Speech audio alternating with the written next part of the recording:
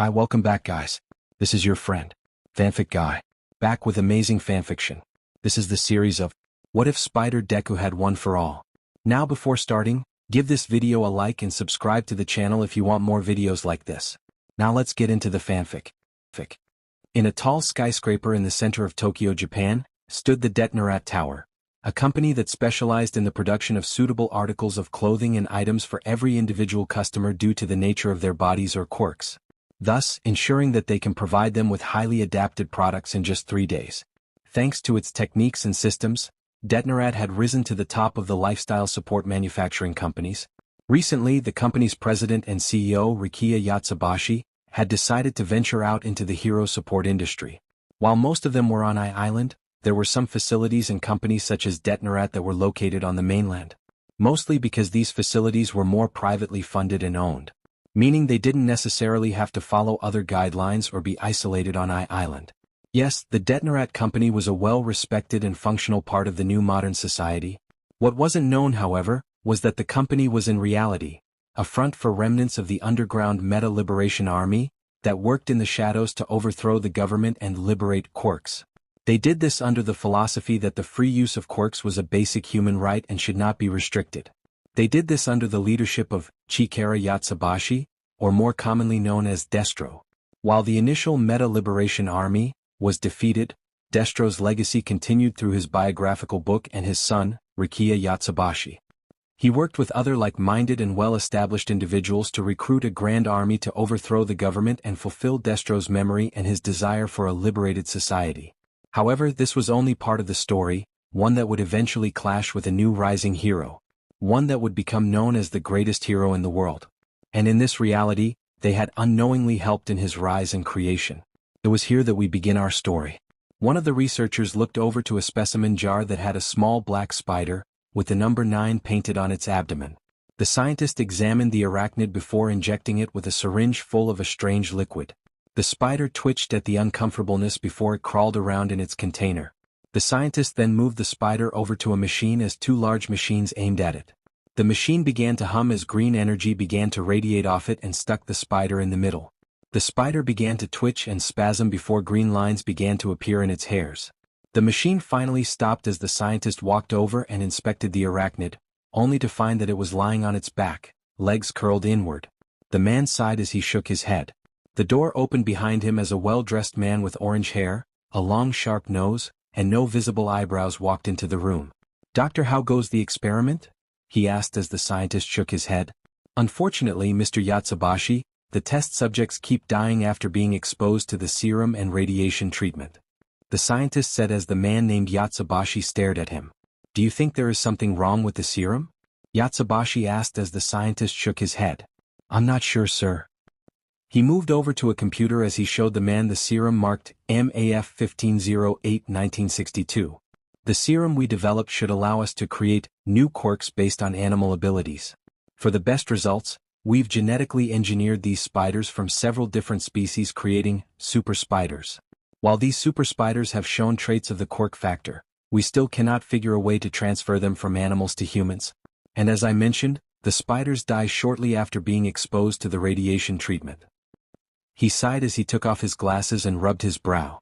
To this day still have no idea how quirks initially came about or even if they can be implanted into another host. The scientist explained as the man nodded. "So what you're saying is that it's impossible?" he asked as the scientist shrugged.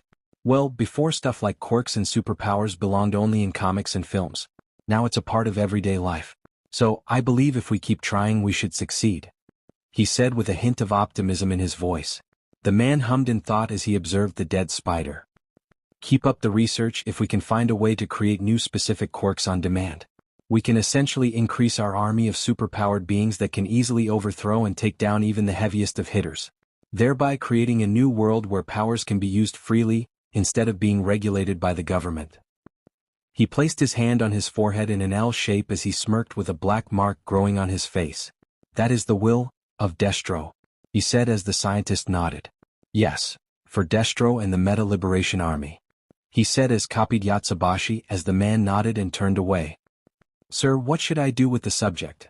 the scientist asked as Yatsubashi looked to the dead spider. "Collect the data then throw it in the trash, It's no good to us dead anyhow. He ordered as the man nodded and took the cylinder container to a trash chute and dumped the dead carcass down the shaft. The spider's corpse and container bounced around the metal chute before landing in a garbage pile. The trash was then collected by a garbage collection team as they dumped the garbage into the back of their truck and drove off. Now, normally sanitation would take their load to the dump, to be properly organized and disposed of. But these were a particularly lazy bunch and decided to take the pile to a place where trash was dumped regularly, Dagoba Beach. The truck pulled up in the dead of night as the two trash collectors dumped the trash in with all the other garbage that had washed up on shore. The once pristine beach looked like nothing more than a huge garbage dump and ruined what was once a romantic spot. The truck drivers then drove off without a second glance or care in the world. Hours later, the dead spider suddenly began to twitch in its cracked container, as it suddenly springs back to life. Its beady little eyes looked around in confusion before it crawled its way out of the container and looked around and looked at the large pile of trash. It crawled its way through the twisted metal and plastic waste as it soon spotted two individuals amongst the trash. One was a skinny, almost skeleton-shaped man with shaggy blonde hair and sunken eyes with only blue pupils exposed in the darkness. The other was a young scrawny kid with a mess of dark green hair, freckles on his cheeks and emerald green eyes. These two were Toshinori Yagi, more commonly known as the number one hero, All Might, and his would-be successor, Izuku Midoriya. To recap, All Might was looking for a successor to his power, one for all. He found it when Izuku, after discovering his secret, attempted to save the life of his childhood friend/bully from the grip of a massive sludge villain. That brave act alone showed All Might that this young man was worthy of being his successor. For he had the heart of a true hero. But his body was that of a wimpy nerd and wouldn't be able to handle the extreme power of one for all. So, All Might took him on as his apprentice and started to train the boy's body to become a worthy vessel for the powerful Quirk. Which was why they found themselves here, to clean a section of the beach and instill the lesson of what it means to be a true hero. Come on, put your back into it. All Might yelled as Izuku carried a tire on his arm. The entrance exam is only 10 months away. We got to get you in tip-top shape before then. He yelled as Izuku stumbled but got back up. Why yes sir, he said as he pushed himself up. While Izuku continued to move bits and pieces of trash off the beach, the small spider with the number 9 on its abdomen wandered over as it crawled on the trash. It soon found its way towards the young boy's backpack as it crawled its way inside, hiding out amongst the notebooks and All Might memorabilia. Hours later, Izuku placed down one of the heavy pieces of trash by the entrances as he wiped the sweat off his brow. Man, there sure is a lot of this, he said as he looked over the trash, realizing that there was still way more to go than expected. You are not thinking of giving up, are you, kid? All Might asked. I mean, it's only been one day. I thought you wanted to be a hero? He asked with a smirk as Izuku shook his head. No way, All Might. I want to be a hero more than anything. If it means I must clean this whole beach, I'll do it, he said, reaffirming his drive. I'm just surprised that no one has taken the initiative to try and clean it. Well, that's how it is nowadays, young Midoriya. Heroes are too focused on fame and fortune. They forget the little things that made heroes great and respected in the first place. Did you know that the first heroes started with community work to earn the public's trust? He said as he looked over the trash. Did you have to do this when you started? He asked as All Might thought back to his early days with his master and predecessor, Nana Shimura. A faint smile on his lips as her face passed his mind. Yeah, I did actually. Of course back then I was more fit than you were, so I inherited one for all a little earlier. He commented as Izuku looked down at his skinny body and frowned slightly. But you know the old saying, Rome wasn't built in a day. This is only the start of your journey, kid. There are no shortcuts, he said as Izuku nodded. Well, the sun is almost down, time to pack it up and go home. I'm sure your mother will be worried about you. Don't forget to show her the diet plan, it's important for the all-American dream plan. He instructed as Izuku nodded. He reached for his backpack strap and pulled it up, only for the spider to crawl on his hand and startle the boy. The spider, acting on instinct, sunk its fangs into his hand as Izuku yelped in shock. The venom of the spider began to enter Izuku's bloodstream as it spread itself to his blood cells, changing and altering them into a green shape as they spread throughout his body. The spider then fell off his hand as it shot off and crawled under a piece of garbage. Young Midoriya. All Might yelled as he rushed over to the boy. Are you okay? He asked as Izuku nodded. I think so, a spider just bit me, he said as he looked at the bite mark on his hand. Should I be worried? He asked as All Might inspected the bite. Normally I'd suggest going to a hospital, but the bite doesn't look that bad. I don't see any fluids coming out and it's not a bullseye mark either. How big was the spider? He asked as Izuku made a relatively small shape. Then I wouldn't worry about it too much. Spider generally doesn't have enough venom to end a human. The only dangerous ones in Japan are the Joro spiders, and the one you described was too small to be one of those. Just keep an eye on it and see a doctor if you start to feel anything. He instructed as Izuku nodded. He looked down at the small spider bite before he placed his backpack on and started to walk home. His mind kept wandering back to the strange spider and was wondering if he should be worried. But All Might told him not to worry, so there shouldn't be much to worry about. But as he started home, he noticed that his body was beginning to feel a little sluggish and tired as he opened his front door. "Mum, I'm home," he called out as he took off his red shoes. "Welcome home, Izuku, I've made katsudon," Inko called out as he smiled at his favorite food. Until he felt a wave of nausea and he placed a hand on the wall to support him.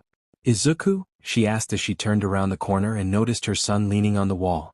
"Aye, Izuku," she cried out as she rushed to her son. "Are you okay, baby? What's wrong?" she cried with trademark Midoriya tears in her eyes as Izuku raised his hands.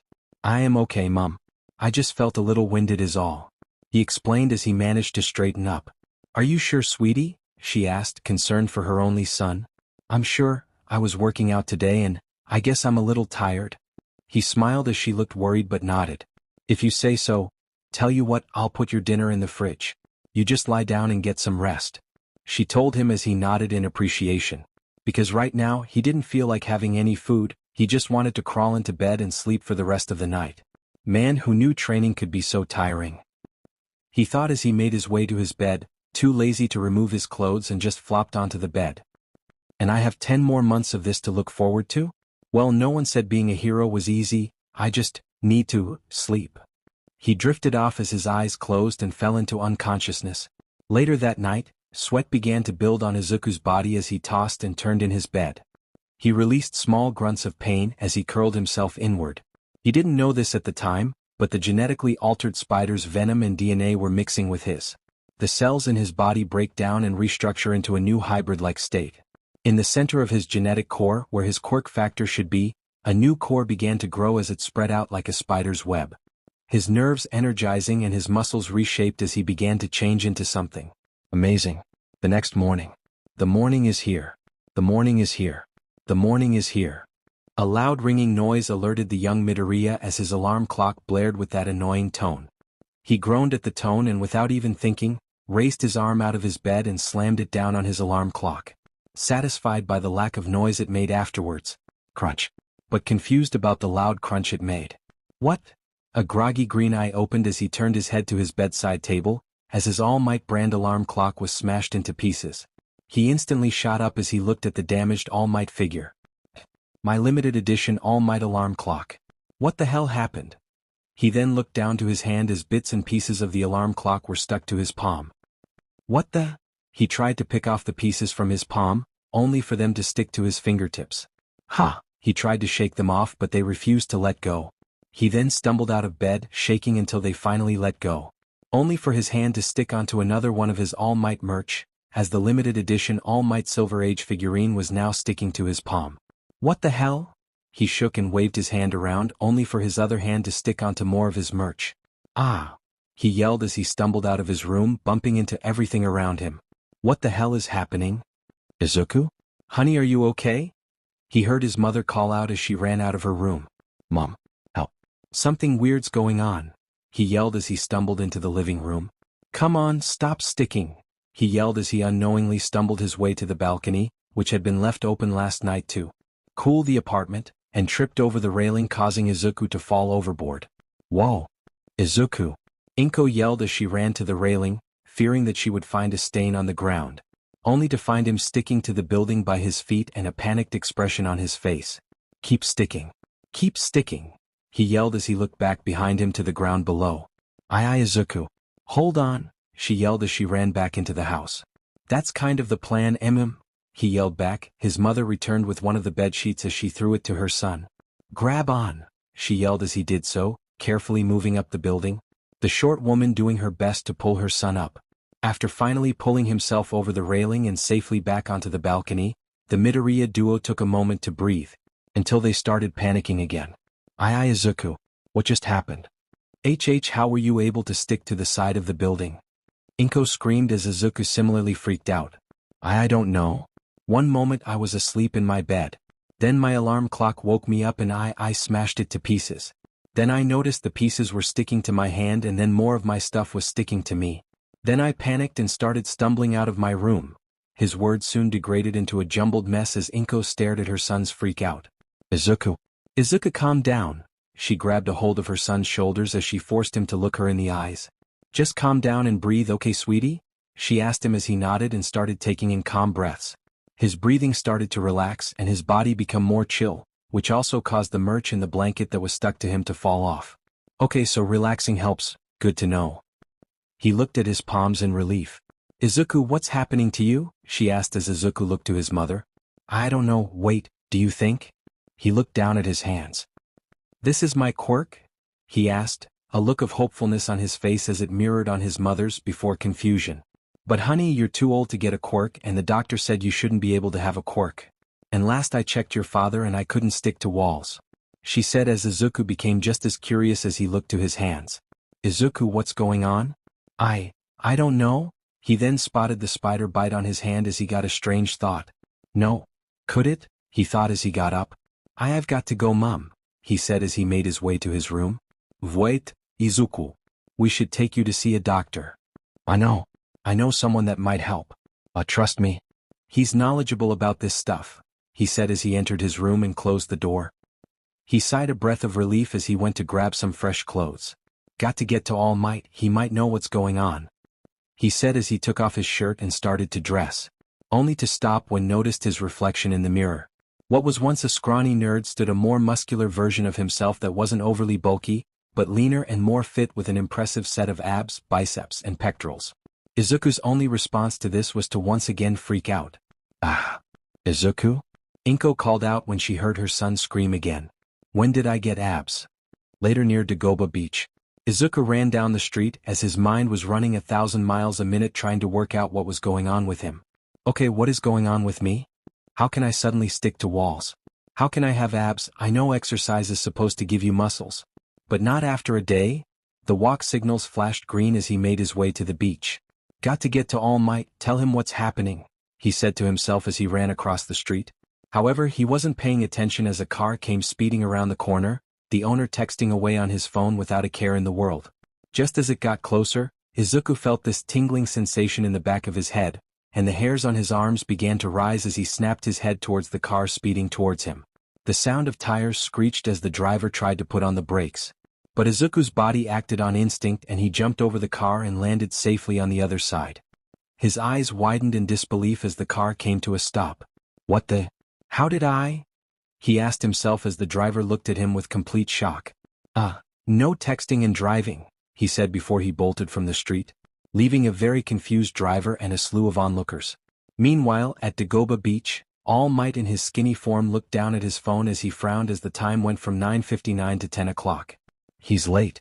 Then again, I did work him hard yesterday, must be suffering from the effects of excessive exercise. He'll be sore, but that's part of the process. Might need to alter the plan a bit considering. All Might. He gagged a torrent of blood in shock as he snapped his head to see his green-haired protege running towards him at full speed. All Might. Izuku yelled as he stumbled down the stairs of the beach until he was in front of the hero. All Mig-ga. He was cut off as Tashinori placed his hand over the boy's mouth. Keep it down, kid. No one knows about my real form. He snapped his head left and right, making sure no one was around. He sighed in relief, no one was here yet and it was a Sunday. Okay, now calm down and tell me what's wrong, he said as Izuku began to talk. Big mistake. All Might. Something weird is going on. After I left here yesterday I started feeling a little weird, then I went to bed last night and I didn't get a good enough sleep because I felt really funny. Then I woke up this morning and suddenly I smashed my alarm clock to pieces, then the pieces started sticking to my hand, then everything else started sticking to me and then I fell off my balcony. And then blah blah blah blah. All Might had to recoil back as he was assaulted with a large assortment of incoherent blabbering as the world seemed to distort from the boy's mouth and the word mutter circled him. So, there was only one way to knock him out of it. He karate chopped the boy's head while yelling. Nonsense. The boy managed to shut up as he returned from mutter mode. Now explain everything to me slowly and tell me what's wrong. What was this about you falling off a balcony? Oh, okay, so I woke up this morning and suddenly things started to stick me? Then I kind of stumbled and fell off my balcony. What? Are you okay? Why did you fall off your balcony? I didn't mean to. I just got startled when things started sticking to my palms. But luckily I managed to stick to the building by my feet and my mum pulled me back in. Anyway, I didn't know what was happening, so I decided to come and find you. But when I went to change my clothes, I found this.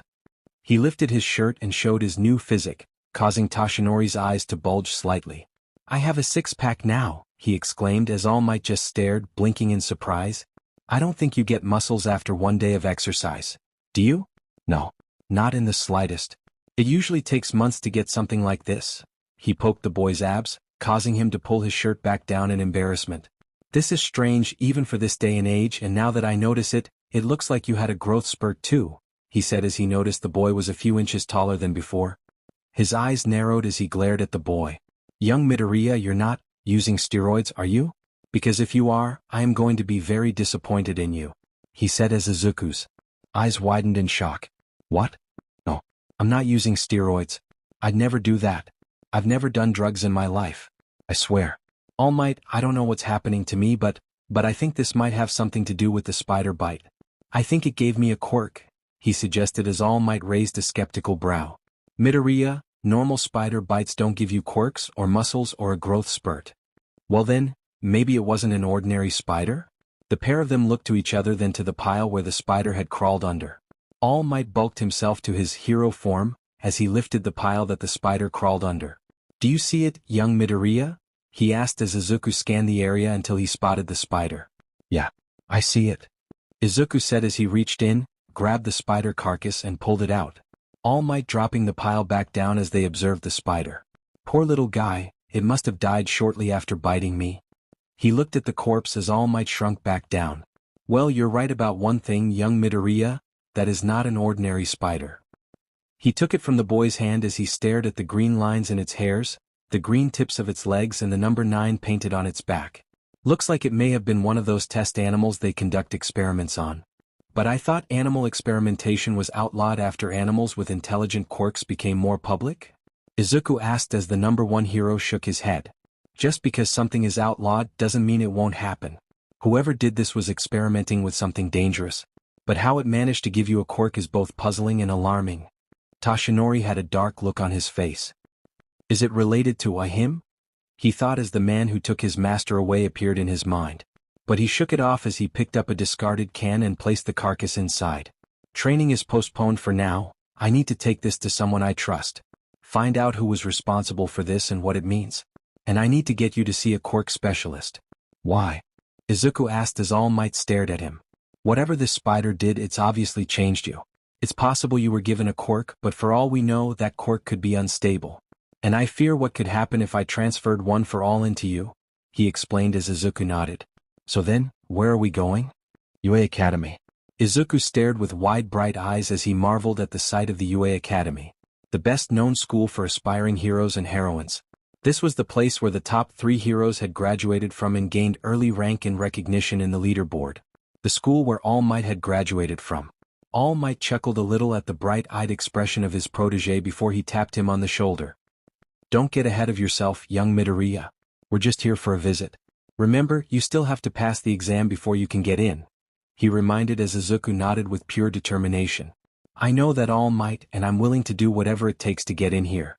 Even if I must break every bone in my body to do it, he said determinedly, as All Might blanched the idea of Midoriya covered in bandages and casts. A sight, unfortunately, he would come to see very often. Very frequently. Well, don't try too hard, young man. You can't be a hero if your body doesn't work anymore. Boy, am I one to talk. He muttered to himself as Izuku looked at him with confusion. Anyway, we're here, he said as they stood outside the infirmary. The infirmary? Why are we here? Izuku asked as the man smirked. This is where a friend of mine works. She's the best medic and quirk analyst anywhere in Japan. She's also one of the few people who know the truth of my quirk. She was close friends with my predecessor and my mentor. Really? He asked as the man nodded and knocked on the door. Come in, an elderly voice said as they opened the door. They walked inside to find a short, elderly woman with gray hair styled into a bun with a syringe looped through it. She also wore a doctor's lab coat and a dress with yellow and red vest-like designs on either side. 2 yellow buttons, a pink belt, pink boots, and has a helmet on her head. Beside her was a cane designed like a syringe. Tashinori, the old lady said as Izuku blinked at the name. I'm surprised to see you here. You're not due for a checkup for another 2 weeks. And your teaching position doesn't start for another 10 months. Why are you here, and who is this? She asked as the number 1 hero placed his hand on Izuku's shoulder. I'm sorry to bother you, but we kind of have a situation. This boy has a quirk. All Might explained as Recovery Girl sighed. All children around his age should have a quirk, but I doubt you brought him here just for that, she said as he nodded. The thing is, he didn't have a quirk until this morning, he said as she blinked before looking at the boy. It's okay, he knows about my secret. He's the one I plan to give one for all to, he said as looked at the boy up and down as if evaluating him. Isn't it a little soon to give one for all away? I mean, he looks physically capable, she said. She noticed the boy was more toned physically under his clothes, which had become tighter thanks to his new body. But if you've given him the quirk, why are you here at all? That's the thing, I haven't given it to him yet. That caught her interest. He just woke up this morning like this, he explained as she raised an eyebrow. Tashinori, do you expect me to believe this child just suddenly developed a quirk out of nowhere? She asked, finding it hard to believe. I didn't expect you to believe me, which is why I was fortunate to have this. He pulled out his phone as he showed her the picture of Izuku yesterday, scrawny and weak. That was taken yesterday after I decided to train him. He had no muscles and was roughly a few inches shorter than yesterday. Today he looks like this. He gestured to the nervous boy as he waved slightly. She raised an eyebrow as she looked between the photo and the boy. That is peculiar, but quirks have been known to change a body at random. What makes this boy special? She asked as he produced the can from his pocket and deposited the spider onto her table. Because we think he got his quirk from this, he said as Recovery Girl eyed the spider carcass. She grabbed one of her pens and she lifted it by its curled legs. A spider? You expect me to believe a spider gave him a quirk? She asked as All Might nodded. And what evidence do you have for that? She asked as the boy showed the bite mark. Well, there's this bite mark and then there's this. He walked over to one of the machines and stuck his fingertips to the side of a heavy-looking machine, and then easily lifted it like it was nothing. And all of this happened after it bit me. I see, she said as he placed it down and relaxed his grip. I understand why you'd bring him here, but shouldn't you take him to the hospital? My infirmary isn't fully equipped to analyze this phenomenon, she said as he shook his head. You're the only person I could trust with this. I want to make sure nothing could go wrong with him when I give him one for all, he said as Izuku looked back with a small smile. Recovery Girl sighed as she placed the spider in a small glass vial. Okay, but first we should do a physical examination before anything. I'll alert Principal Nizu and let him know the situation. But for now, young man, she said as Izuku stood up in attention. Please take off your shirt so I can run some tests, she said as he blushed slightly and looked to his mentor, who nodded. I'll also need your mother's contact details so I can have her send copies of your medical certificates. Something I can compare them to, she said as Izuku nodded and gave her his mother's number. He then took off his shirt as he was left in his pants and shoes. She ran a few tests as she checked his new muscular structure. Seems as if your muscular structure has been altered to compensate for your new abilities, such as enhanced strength, she said as she pointed to the machine he lifted. I theorize that this may allow you to crawl on walls, she said as Izuku hummed in thought. That makes sense, I kind of fell off my balcony this morning and my feet stuck to the side of the building, he said as she blinked in surprise, before shaking her head and writing that down. I see. Now, aside from the ability to stick to things, have you noticed anything else? She asked as she wrote down her findings on a clipboard. Well, I nearly got hit by a car this morning and… You what? All Might yelled, blood rocketing out of his mouth, causing the boy to shriek in fear. Why didn't you tell me that? He yelled as Izuku held up his hand in defense. I didn't mean to, but it's okay because I didn't get hit, he managed to explain. Well, that's obvious, he said, but still gave him a stink eye for not telling him. But the strangest thing is I kind of sensed it was coming towards me, he said as both All Might and Recovery Girl raised an eyebrow. I don't know how to explain it, but when it came barreling at me, the back of my brain started tingling, I guess you could say. Next thing I knew, my body reacted on its own and jumped right over the car. Interesting. Could you describe what it felt like? Recovery Girl asked as Izuku looked down at his hands as he flexed them. It was like all of my other senses got cranked up to 11, the slightest breeze, the smallest touch, the subtle vibration from the ground, and even the tiniest noise was overstimulating. It was honestly a little too much, but if it wasn't for this sense, that car probably would have run me over. He explained as Recovery Girl and All Might looked to each other as they registered this information. Interesting. I've heard that spiders have a unique ability to sense danger. Mostly due to the fine hairs on their bodies that are sensitive to even the slightest alteration with air and moisture changes. Yours, on the other hand, may have possibly evolved from the supposed sixth sense that science still hasn't been able to explain. But it also seems to be linked to the body's fight or flight instinct to move out of the way of danger. Recovery Girl said as Izuku nodded in understanding. Well, at least it will help him avoid danger, All Might thought to himself. Although given Midoriya's track record of running towards danger, that seemed unlikely. What about webs? Spiders can produce webs from their bodies. Can young Midoriya do the same?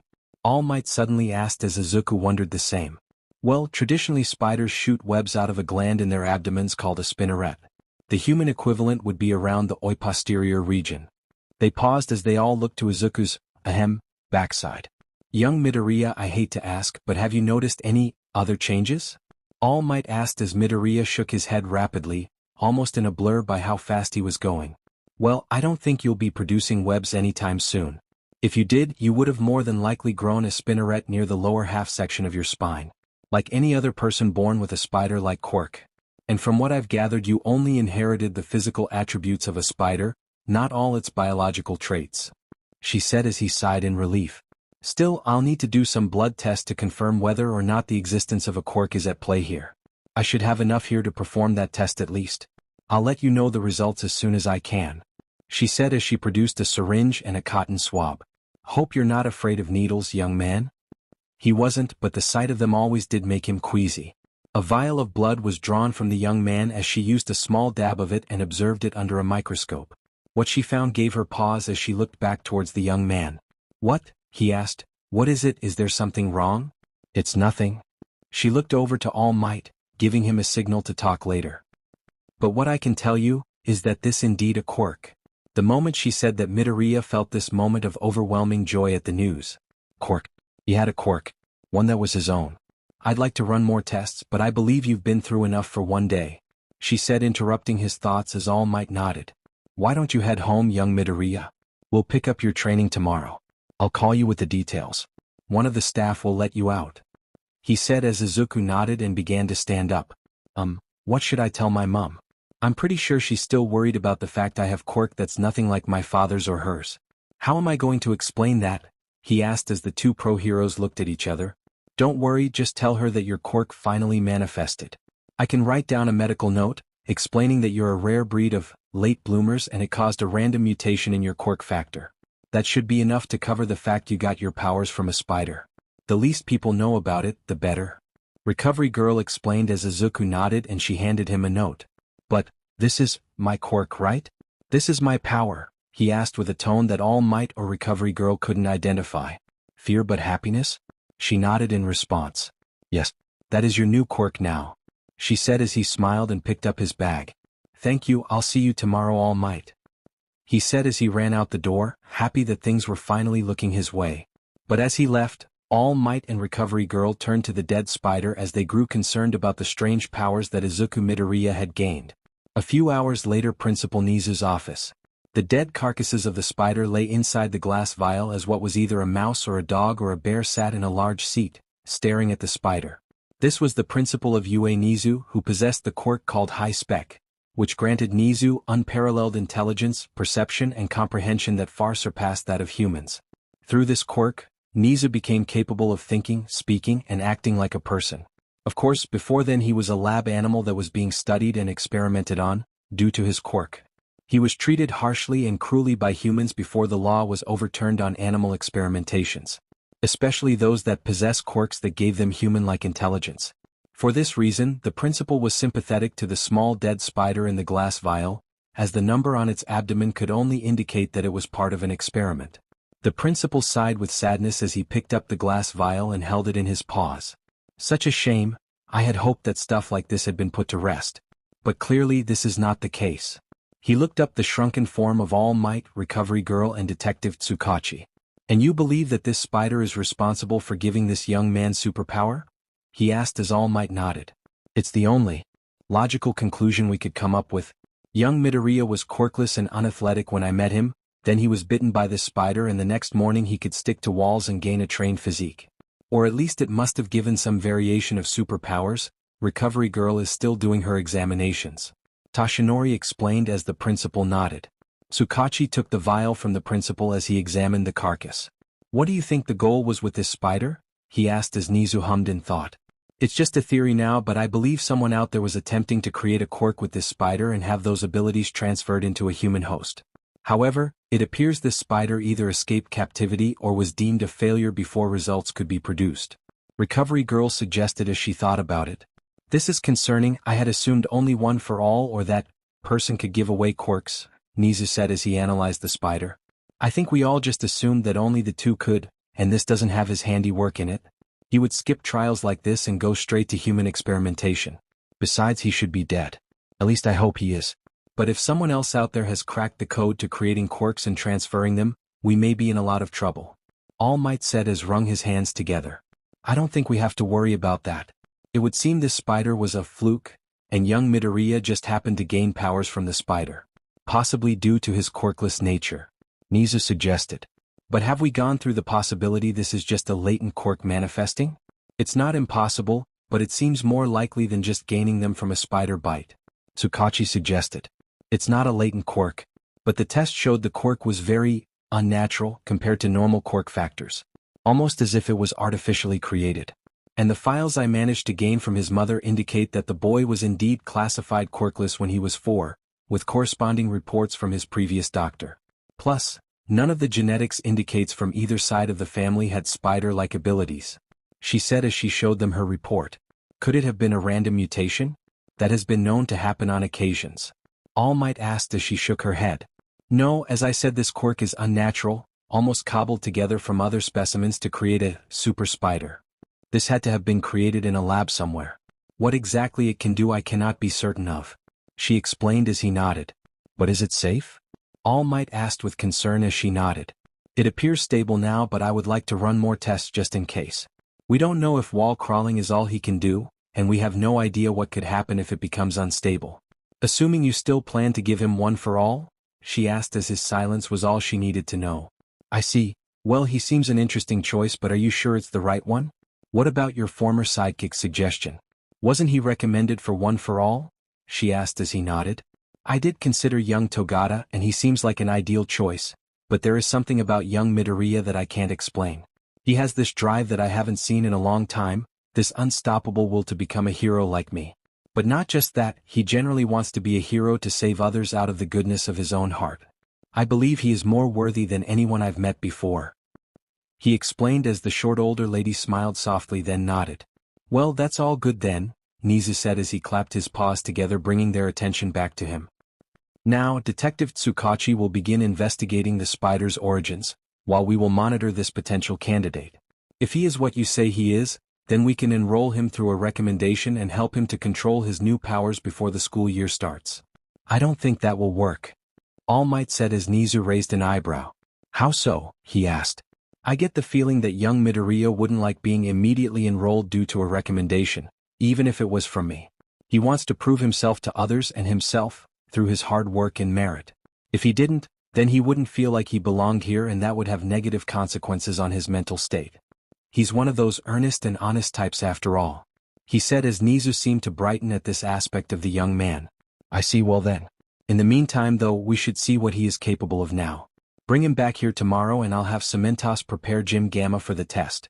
The more we understand his powers, the better we can help him control them. Should we be worried about the other members of the faculty? I don't want them to know about Mai and Midoriya's relationship, lest it interferes with their judgment. I can already tell Aizawa will be annoyed we let in a civilian without justification. All Might asked as Nizu waved his hand. Fear not, Cementos is your biggest fan and he will keep this secret well. As for Aizawa, he will be busy doing hero work tomorrow, seeing as he expelled his entire class after the first day. Nizu said as Recovery Girl sighed in frustration.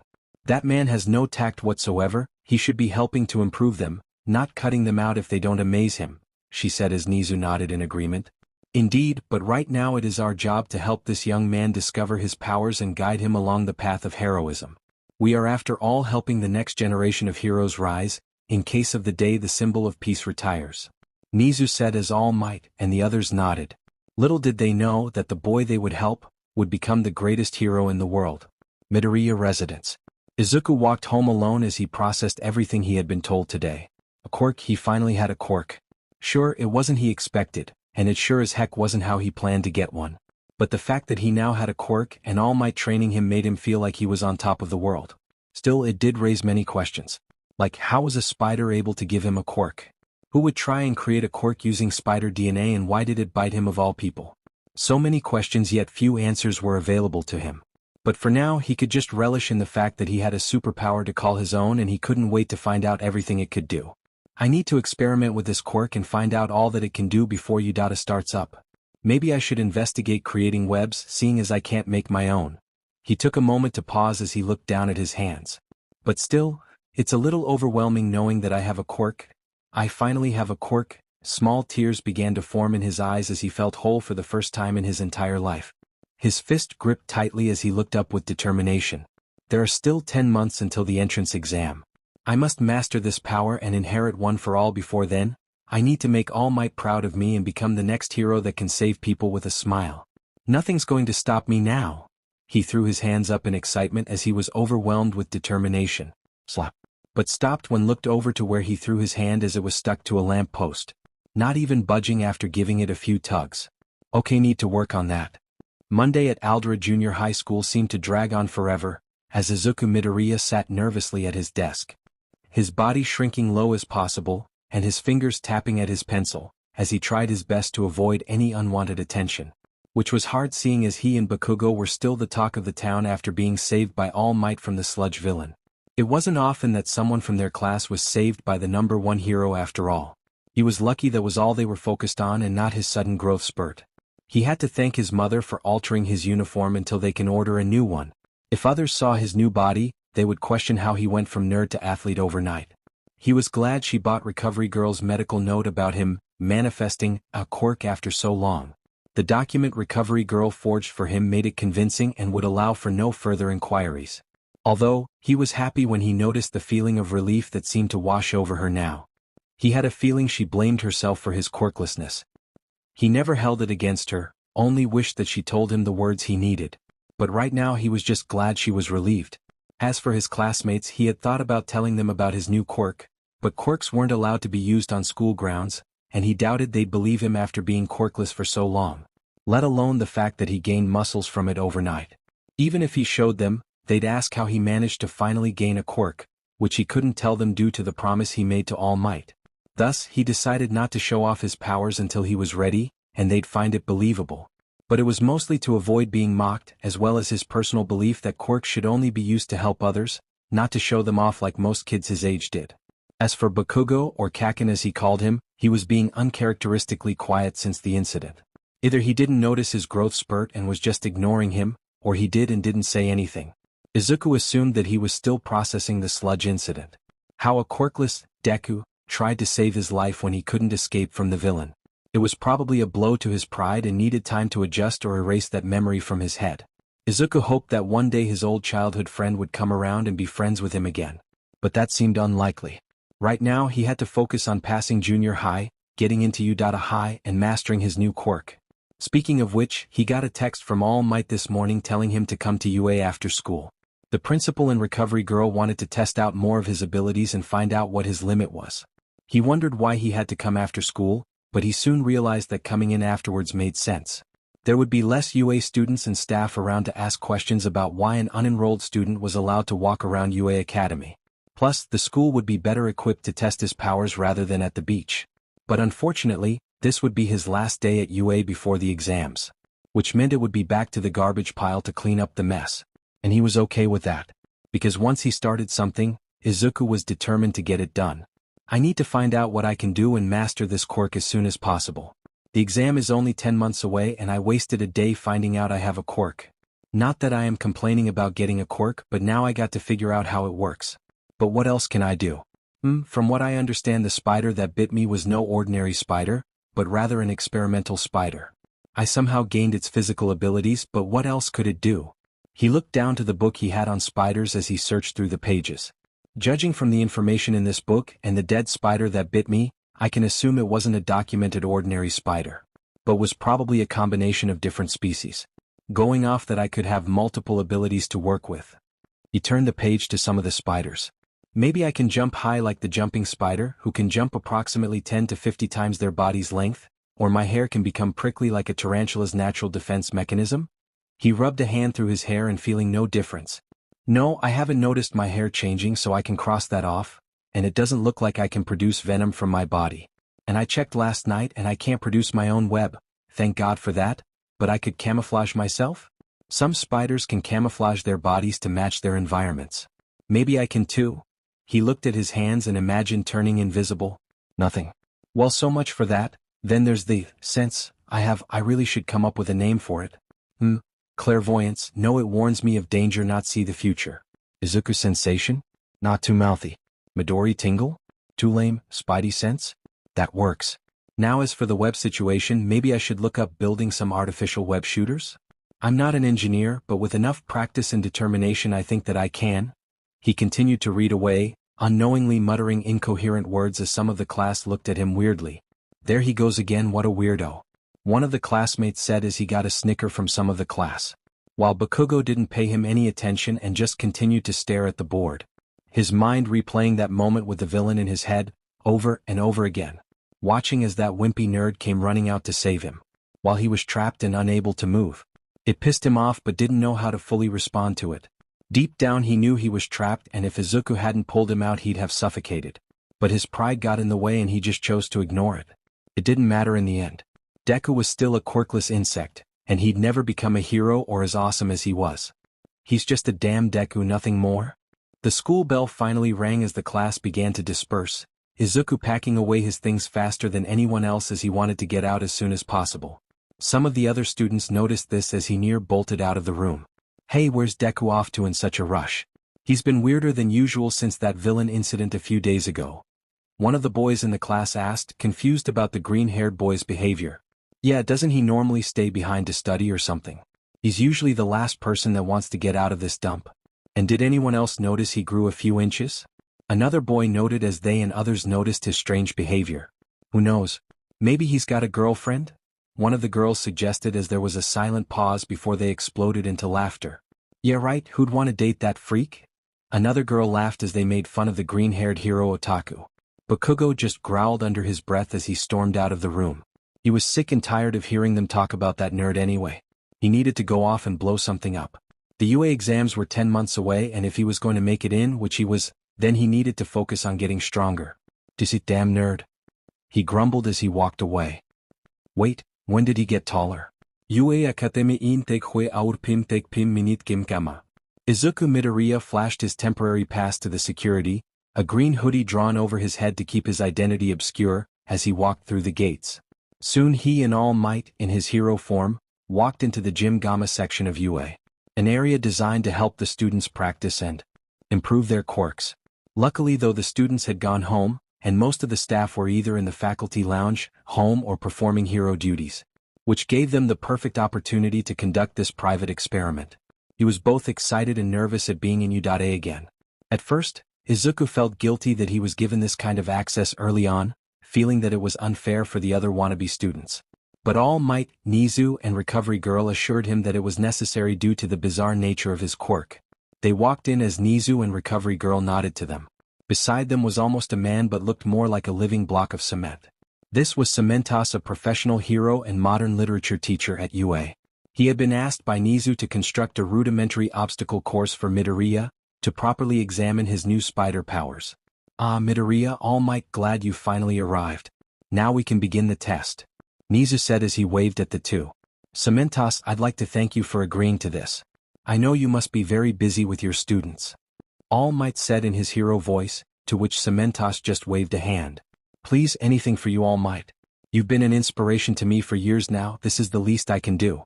Although I am surprised you've taken an interest in this young man here. He said as he looked down at Midoriya that was ramrod stiff. He must have done something to impress you, were you perhaps interested in offering him a recommendation? Ah. Nothing like that. I just happened to run into this young man who had a sudden development with his quirk. The poor boy was confused and I wanted to help him. So, I thought what better place to help him than you. Seeing as I am about to start teaching here, I figure this will be an opportunity to help me teach students. Besides, this young man will have to go through the exam like everyone else. This is just a freebie on the side of life. So, I hope you judge him fairly when the time is right, ha ha ha. All Might said in his boisterous voice, to which Cementos nodded in agreement.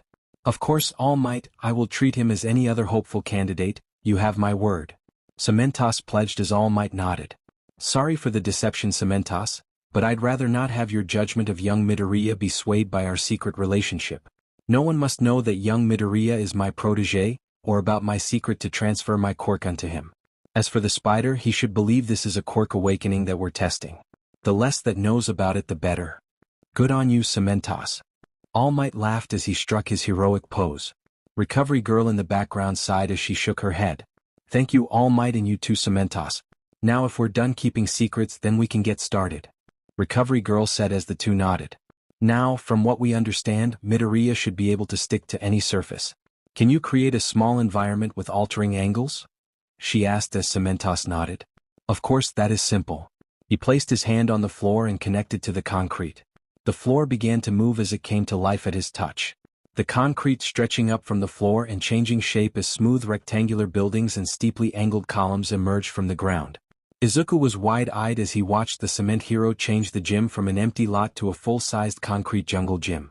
Will this be enough? He asked as All Might nodded. Wow, your quirk is so cool. You must have loads of applications for it. Reconstruction, property repair, capturing a villain, maintenance. What is the limit of your quirk? Is it limited by how much concrete there is? Do you have to be using both your hands to control concrete, or can you control it from any part of your body? Can you use other types like quick drying or high-strength concrete? Midoriya began, his fanboy mode activated, and he bombarded the hero with 20 questions a second. So much so that Cementos was having a hard time trying to catch or decipher his words. That enough, young Midoriya. You're scaring the pro. All Might managed to break through his ranting as Izuku blushed in embarrassment. Sorry, I get excited when I see quirks. He apologized as Cementos waved a dismissing hand. It's quite all right, young man. You have a very sharp mind on you. I think you.A will be a perfect fit for you. Provided you pass the exams, he encouraged as Izuku nodded. Alright, Midoriya, we're going to do a basic test of your abilities. Your wall crawling ability, your strength, speed and agility. But before then we should probably start with a light warm-up, a few stretches, squats and jumping jacks should do. Recovery Girl suggested as Izuku nodded. He quickly changed into his workout uniform and stood before the adults. After doing a series of stretches, some that would put a professional gymnast to shame, he got to start the squats. However, he didn't consider his new spider-enhanced physiology, and when he started to get back up he put too much effort into his legs and slam. And managed to jump 83 meters in the air and slam into the ceiling of the gym. Young Midoriya.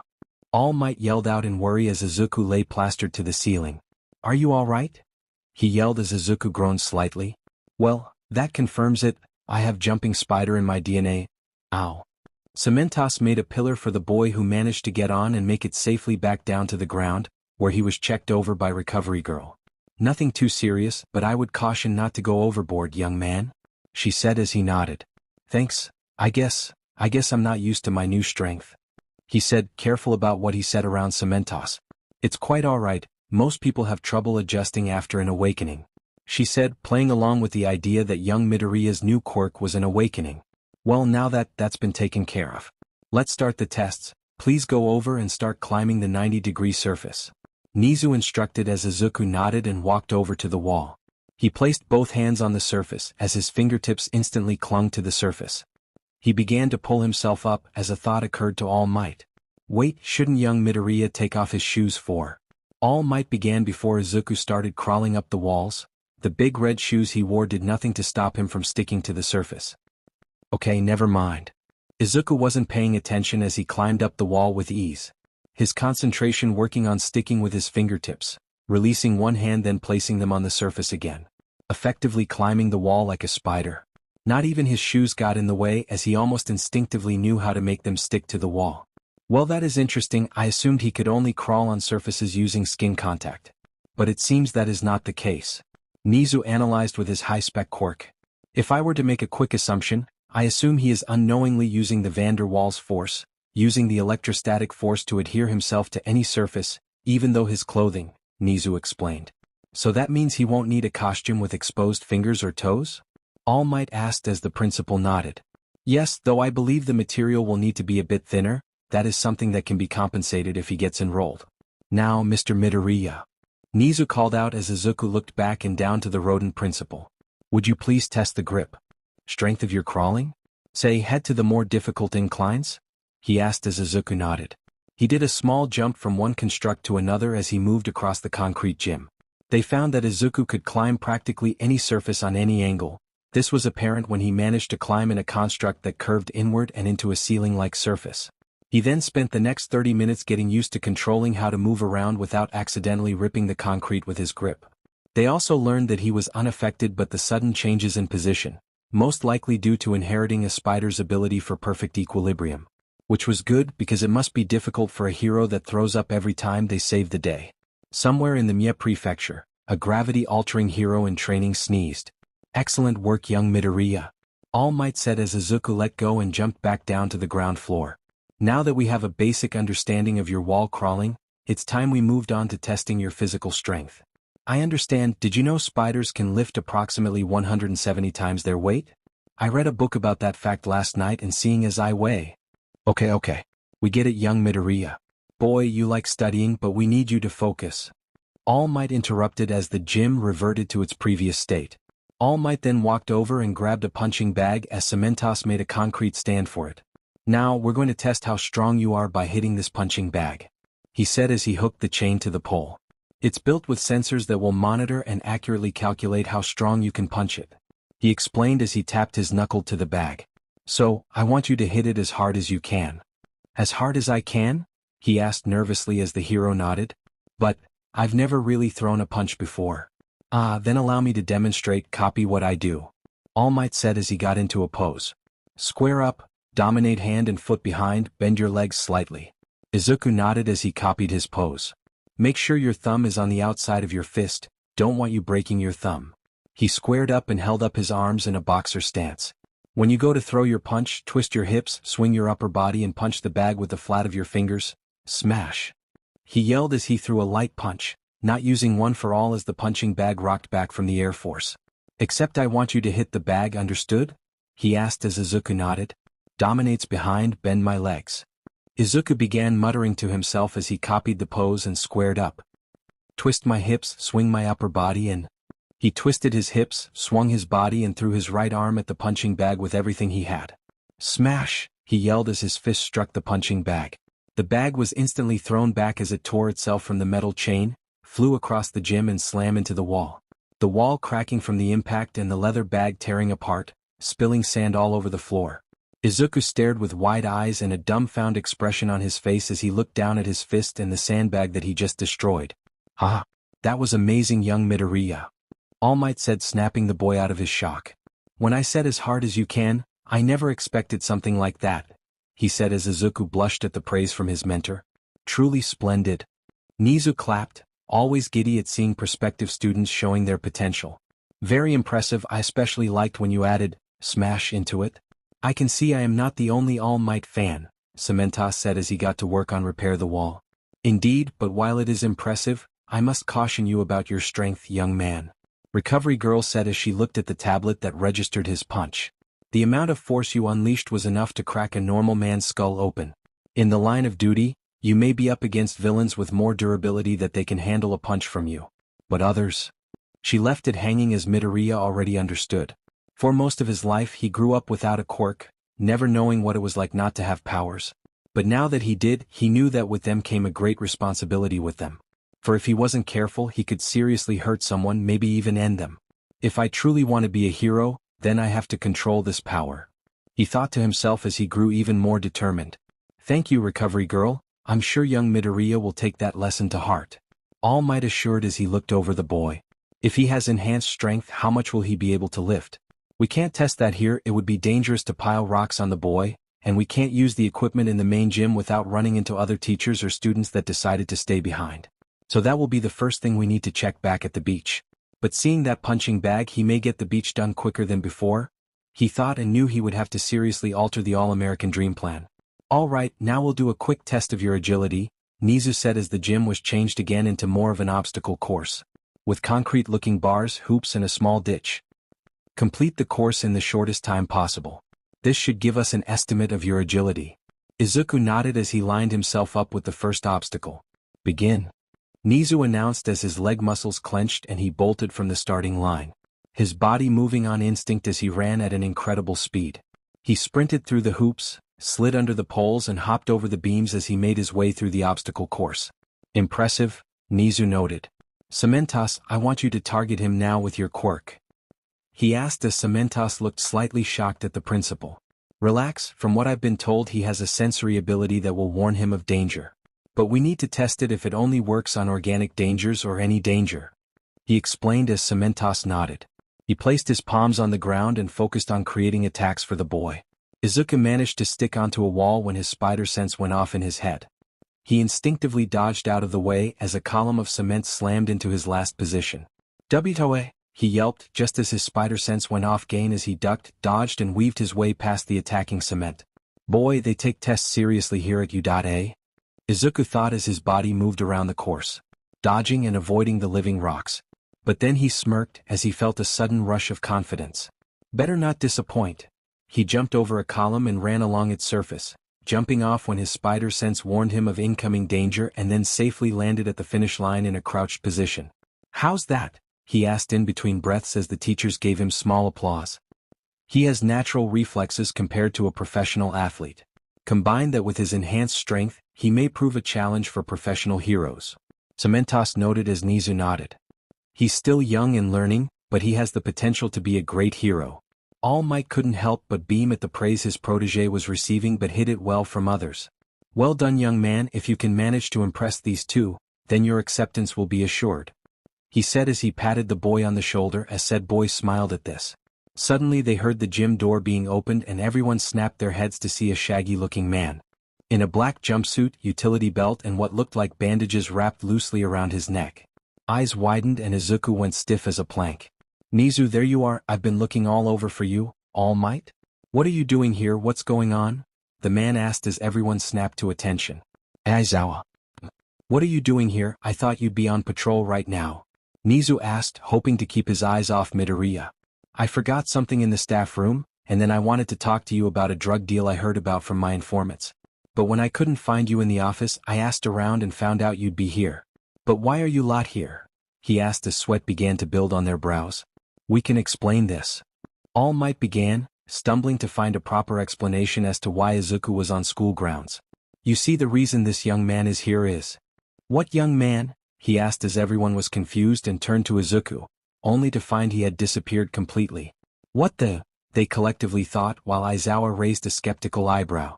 "Is there a student here? I thought everyone went home?" he asked as he looked around the room. "Question is, why are you here and Cementos too?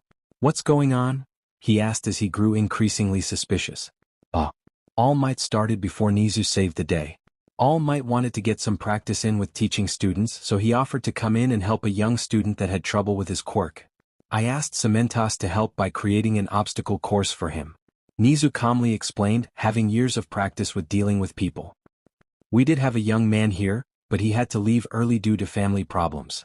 I can assure you this is all above board," he said as Aizawa stared before shrugging. "Whatever, glad to see the showboat is wanting to put some effort into teaching. That's rich coming from you," Recovery Girl thought. "I have some things to discuss with you, but we'll do it later in your office.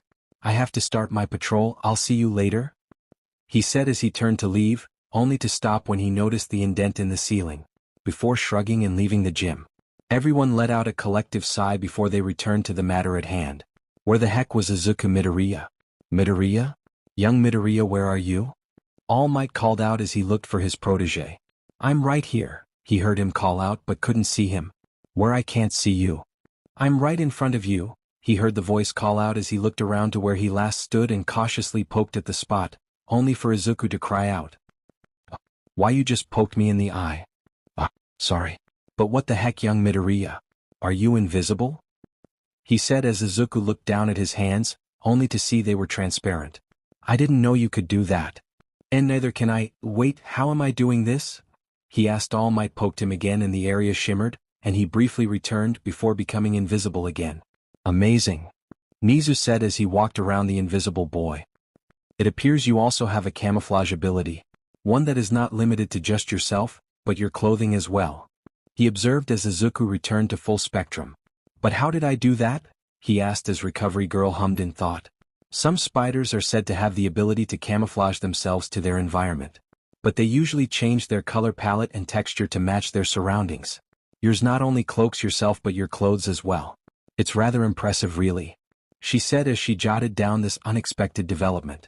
Tell me, what were you thinking just now? She asked as Izuku pondered. Well, I didn't want to get in trouble from, what was his name, Aizawa? He asked as she nodded. And all I could think of was that I had to disappear. Next thing I know, I was gone, Izuku said as she nodded. Do you think you can do it again? She asked as he concentrated but couldn't do it. Not at the moment, he sighed in defeat as she nodded. I see, this ability may be linked to your flight or fight instinct. You felt scared about being caught here by Aizawa, and your body reacted by becoming invisible. Nizu suggested as he too was curious about the boy's ever-expanding abilities. But for now I think it's best we call it a day. I was sure that Aizawa would be away for longer, and we better not risk anyone else stumbling upon this. He suggested as they nodded. He then gestured Izuku to bend down as he shook his hand. Thank you for your cooperation in this matter, Mr. Midoriya. We hope to see you here at UA Academy next year. He said as Izuku nodded. And fear not, when the time comes, we will judge you fairly as we would anyone else, Cementos assured as Izuku felt relief at that. I'll show you two out. He said as they both left, leaving Recovery Girl and Nizu behind. Well, this was unexpected. Do you think he has any more abilities that we're unaware of? Nizu asked as Recovery Girl looked over the data. It's possible. Like I said, his quirk was unnatural and more than likely man-made, using various spider species that I haven't been able to fully identify yet. There's no telling what else he could develop over the next 10 months. Tashinori will have to keep a close eye on the boy in case the worst was to ever happen. She advised as the principal nodded. Still, he has potential. I can see why Tashinori chose him. He could become a great hero if properly guided. That is, however, if he passes the exam. He then gave a small smirk as the two shortest members of the faculty staff walked away. But somehow I suspect he will find a way to impress us. Meanwhile outside, after making sure they were out of sight, steam started to drift off All Might before he transformed back into his skinny form. That was close, didn't know how much longer I could hold that for, he said as he wiped off the blood from his chin. Are you okay? Izuku asked with concern as the pro hero nodded. I'm fine, it's just something I need to get used to once I start teaching here. Still, I think that went rather well, don't you? He asked as Izuku nodded. We got a baseline of your powers and we learned that you have a new ability to master. Yeah, still can't believe I can turn invisible. I thought for sure I was going to get in trouble by that Aizawa guy. He seemed rather intense about things. He didn't seem to like you though, he said as All Might chuckled. Yeah, that's Aizawa for you. He and I don't get along because he believes that a hero's work should go unnoticed and that media attention just gets in the way. I think he believes I'm nothing but a showboat that likes to flex his muscles for the camera. You would partially right. But being a hero isn't just about doing what's right. It's about reassuring people, making them feel safe. If that means a little quality time with the media, then I am more than happy to oblige, even if they do get annoying from time to time. He said, remembering all the interviews that tried to pry into his private life. He had one too many close calls with them discovering his secret. But luckily no one knew his true form. I see, that's deep. All Might, Izuku said as the man nodded. Still, I wouldn't want to cross off that guy. He seemed intense. And he's a teacher here? He asked as All Might nodded. Oh boy, wouldn't want to be one of his students. He said as All Might chuckled. I don't think you have to worry too much about that. I highly doubt you'd be placed in his class. Reassured, not knowing that the universe has a wicked sense of humor. Now let's head home for the day. We'll meet up again at Dagoba tomorrow. You still got a beach to clean after all. He said as Izuku nodded and they went their separate ways. The next day, Dagoba Beach. In the middle of the trash-littered field of Dagoba Beach, among the pile of discarded scrap and metal, a young hero in training was pushing himself to his limits as he lifted a large fridge over his head. The young man holding it above his head as he carefully walked it to the staircase, before tossing it to the pile in the car park for pickup. He then picked up a large set of lockers and hefted them up with little to no resistance. All Might in his true form, watching with caution as his young protege displayed incredible feats of strength, which he did not possess 3 days ago. So far they were testing how strong the young man was. They had seen what he could do to a punching bag, but now they wanted to see how much he could lift. There was a difference in brute strength and proportionate strength. So far he seemed to have no troubling lifting heavy fridges, lockers and even an old beat-up car that was over 2 tons. They theorized he could potentially lift more, as an average spider could lift objects roughly 170 times their body weight. But unfortunately they couldn't safely test that theory without safe supervision, and Recovery Girl would be too busy with U.A and the exams in 10 months. So, for now they were content with the knowledge that young Midoriya was stronger than an average human. Izuku lifted the large piece of metal over his head and placed it down as All Might watched on. You know, watching you pick up trash like this, compared to how you started, is mind-boggling, he said as Izuku nodded with a small smile on his face. I know, how do you think I feel? I grew up not having a quirk at all, now that I have one it's all so unreal, he said as he lifted more heavy pieces of trash and carried them to the car park. So, does this mean I'll be able to handle one for all now? He asked as he continued to move the trash. Yeah, about that, he said as Izuku paused. Wait, are you rethinking about not giving it to me now that I have a quirk? He asked with a small hint of worry in his voice. No, nothing like that at all, my boy. I still plan to give you my quirk. There's no doubt about that. But I think for the moment we need to focus on developing and understanding the basics of your quirk before giving you another to master, he said as Izuku raised an eyebrow. See, the thing about One for All is that it's a stockpiling power. It carries with it the combined strength of 7 other users, 8 when I pass it on to you, he explained. When I use this quirk, I use it to increase my strength and speed to inhuman levels. However, my predecessor before me had a quirk, and while it also gave her an increase in physical strength, she said that One for All can boost a user's natural quirk. Before this spider bite, I plan to teach you how to use the quirk like I did because we were both quirkless. Izuku's eyes widened at that. You were quirkless too? He asked as the man nodded. That's right, I too was born quirkless just like you. But now that you have your quirk, one that came about unnaturally, I'm nervous about what would happen if I give you this power. We still don't know the full lengths of your abilities. You already can climb walls, lift objects 100 times your own weight, turn invisible and can sense danger from any source. If I were to give you this power before you have a handle on your quirk, I don't know what would happen to you. For all we know you could get an increase in power, or it might cause your quirk to become unstable and turn you into some kind of man-spider monster. Both had a strange image of a 6-armed man-spider monster with a spider's head and Izuku's green shaggy hair and freckles. They both shuddered at the thought. So, for the time being, I think we should master your own quirk before I give you One for All. But fear not, young man, you are worthy of this power. But your safety is also my concern, as both your master and teacher, he said as Izuku nodded. I understand, All Might. And honestly, I want to experiment more with my power anyway. If I'm to be honest, I have been having a little trouble controlling my strength since it showed, and I keep sticking to things randomly if I'm not calm and control. This morning I accidentally broke another alarm clock. I get the feeling I'm going to be breaking a lot of them before I can control my strength, he said as the man nodded. I agree, there is still much we don't know about your powers. And I need to re-evaluate my initial plan, incorporate your new abilities to fit the criteria. Also, we need to test out your spider sense further and help you control your ability to turn invisible. We may also want to investigate developing a fighting style to match your new abilities. I know some people that could help, but you should learn to control your powers before we go that far. He then smirked as he patted the boy on the shoulder. Still, it's hard to believe a spider bite gave you superpowers. Sounds like something out of a comic book, he said as Izuku nodded. Tell me about it. But the road to becoming a hero isn't an easy one, right? Izuku asked as he looked down at his hands and gripped his fists tight. All Might nodded in agreement. Nothing worth having come easy, especially with One for All. So, for the next 10 months until I feel you are ready, we'll be training and honing your quirk. I won't always be around due to my hero duties, but I promise you I will do my best to train you and help master it, he promised as Izuku nodded. Now let's get back to it. I'll reorganize my plan, maybe even find a new location to train in once you get this place cleaned up. But I still want you to learn the meaning of being a hero by cleaning this place. It will also be a good way to teach you how to control your strength. And with your new strength, it shouldn't take you more than 5 months I reckon to get this place cleaned up. he said as Izuku smirked in another rare display of confidence. I'll get it all done in 4. He said as the man blinked before expanding to his hero size and patting the boy on the back with a healthy laugh. That's what I like to hear, young Midoriya, he bellowed with laughter as Izuku nodded. Now get to it. This trash ain't going to clean up itself. Yes, sir. And so began Izuku's first steps on the long path to becoming a hero.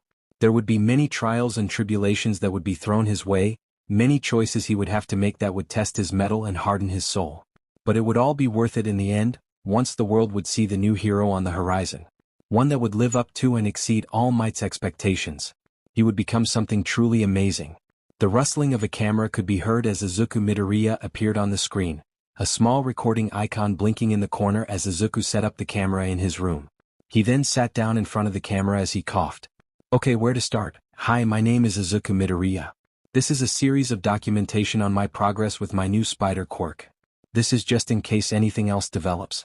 So far, I've gained the physical abilities of an average spider, plus a few other abilities such as a jumping spider's leg strength and the ability to camouflage myself. Still have trouble controlling the camo ability as it only seems to work when I get nervous. He tried to show off the ability, but all it appeared like he was doing was grunting. See? But I shouldn't be discouraged. All Might said that it will take time to control my powers, just like it would if I were to. Well, I can't say in case anyone finds this. He smiled as he then dug around for one of his new notebooks.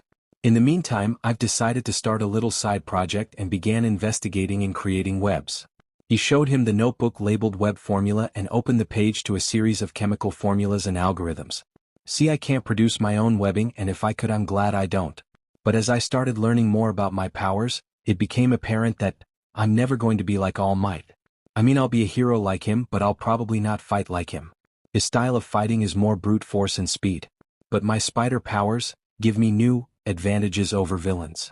He held up the sketchbook of his powers. So, I decided to base my fighting abilities and my costume on that of a spider. During these 10 months, I'm going to be conducting experiments on my new Quirk, testing the limits and strength of my abilities. This should hopefully prepare me for the exam in 10 months. Thanks for the baseline test at UA. I have a rough idea of my powers, but I need to learn more. Unlike most people, I only just got my Quirk. Thus, I'm at a disadvantage from everyone else that has had theirs since birth. He opened the sketchbook as he showed the new plan that he and All Might came up with. I'm also thinking of having him randomly attacking me with something, maybe a beanbag gun, to help me train my spider sense. So far, the sense goes off and I react to it automatically. But I still want to test its limits. I thought it would be a good idea to make my own webs. I mean, what kind of spider hero can't use webs? He asked with a chuckle as he set the notepad down. Luckily, the school's chemistry lab has all I need to conduct my experiments. And I can probably buy what I need online from one of those chemistry sets. No one ever really notices me there, so I can work in peace. First, I need to create the fluid, then I have to figure out a way to properly utilize them.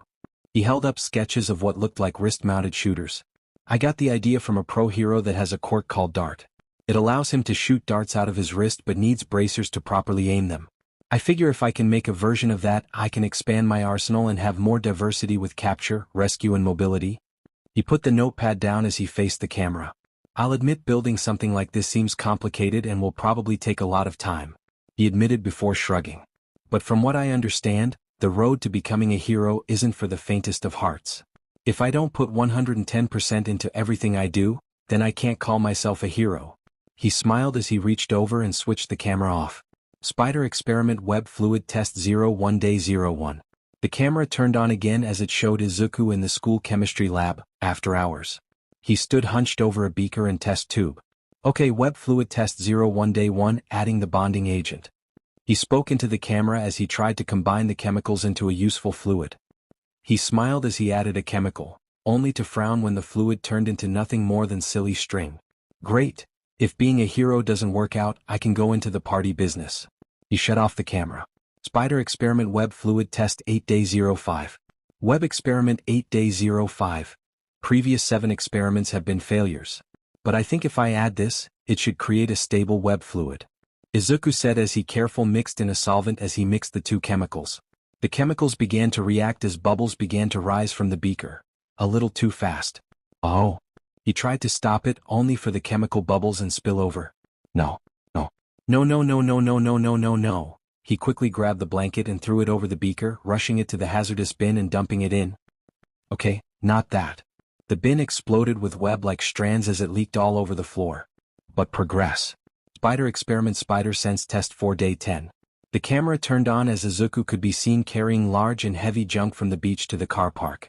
He was being careful not to drop any of it when his spider sense went off, and he expertly dodged a beanbag being shot at him. He quickly managed to catch the items in midair, only for another beanbag to hit him square in the chest. Come on, Midoriya. Don't let your guard down. All Might yelled, holding a beanbag shotgun in his hand. A villain will strike at any moment, whether you're trying to disarm their weapon of mass destruction or trying to evacuate an innocent civilian. You have the advantage to sense that danger, but you have to react quicker, he instructed as Izuku nodded and turned to the camera. You know, even though this was my idea, I think he enjoys it a little too much. His spider sense went off as he dodged out of the way.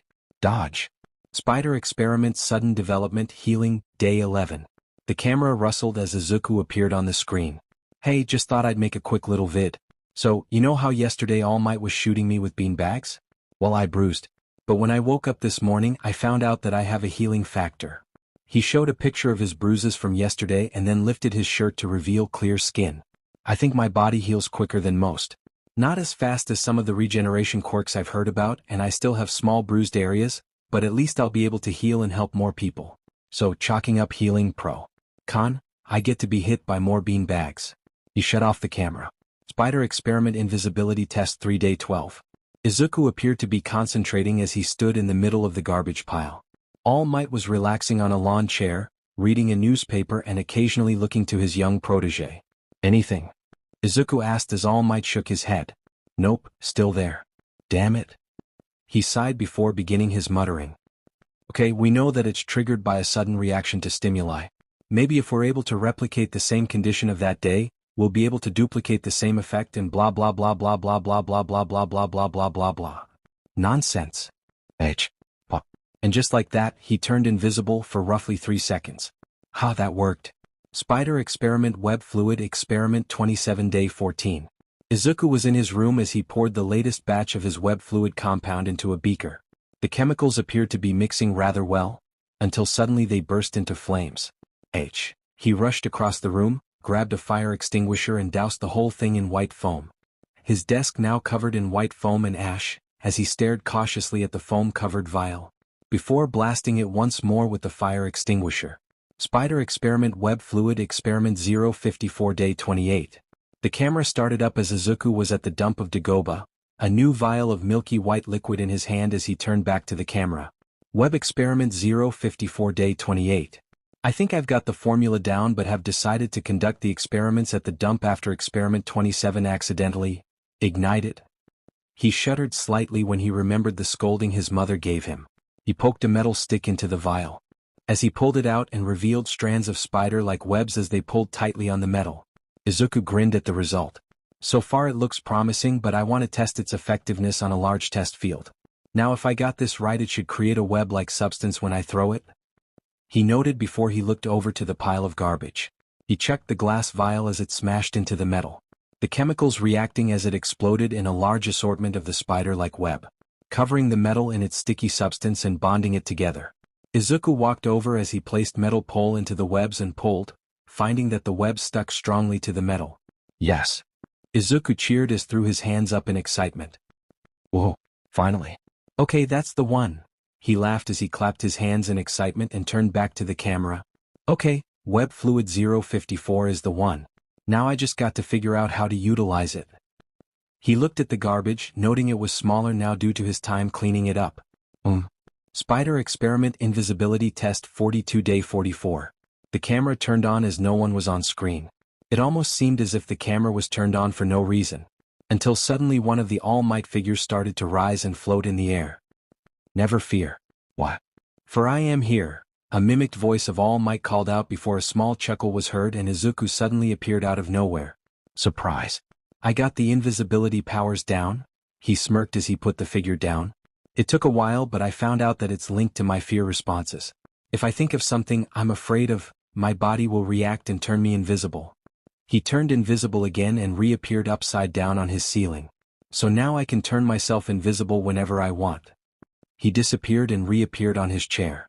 Of course I can't maintain it forever, it takes up some of my stamina to fully maintain it, and sudden movements or actions will disperse it. The longest I've gone invisible is 15 minutes. He disappeared and reappeared on the side of his wall. But it's better than suddenly turning invisible whenever someone yells at me. Luckily they haven't noticed it yet. The advantages of being a quirkless nobody. He disappeared again and reappeared on his bed. You know, I've noticed that I've started changing, and I don't mean the fact I have a quirk. Ever since the spider bit me I've been feeling more confident? Like I finally feel like I belong.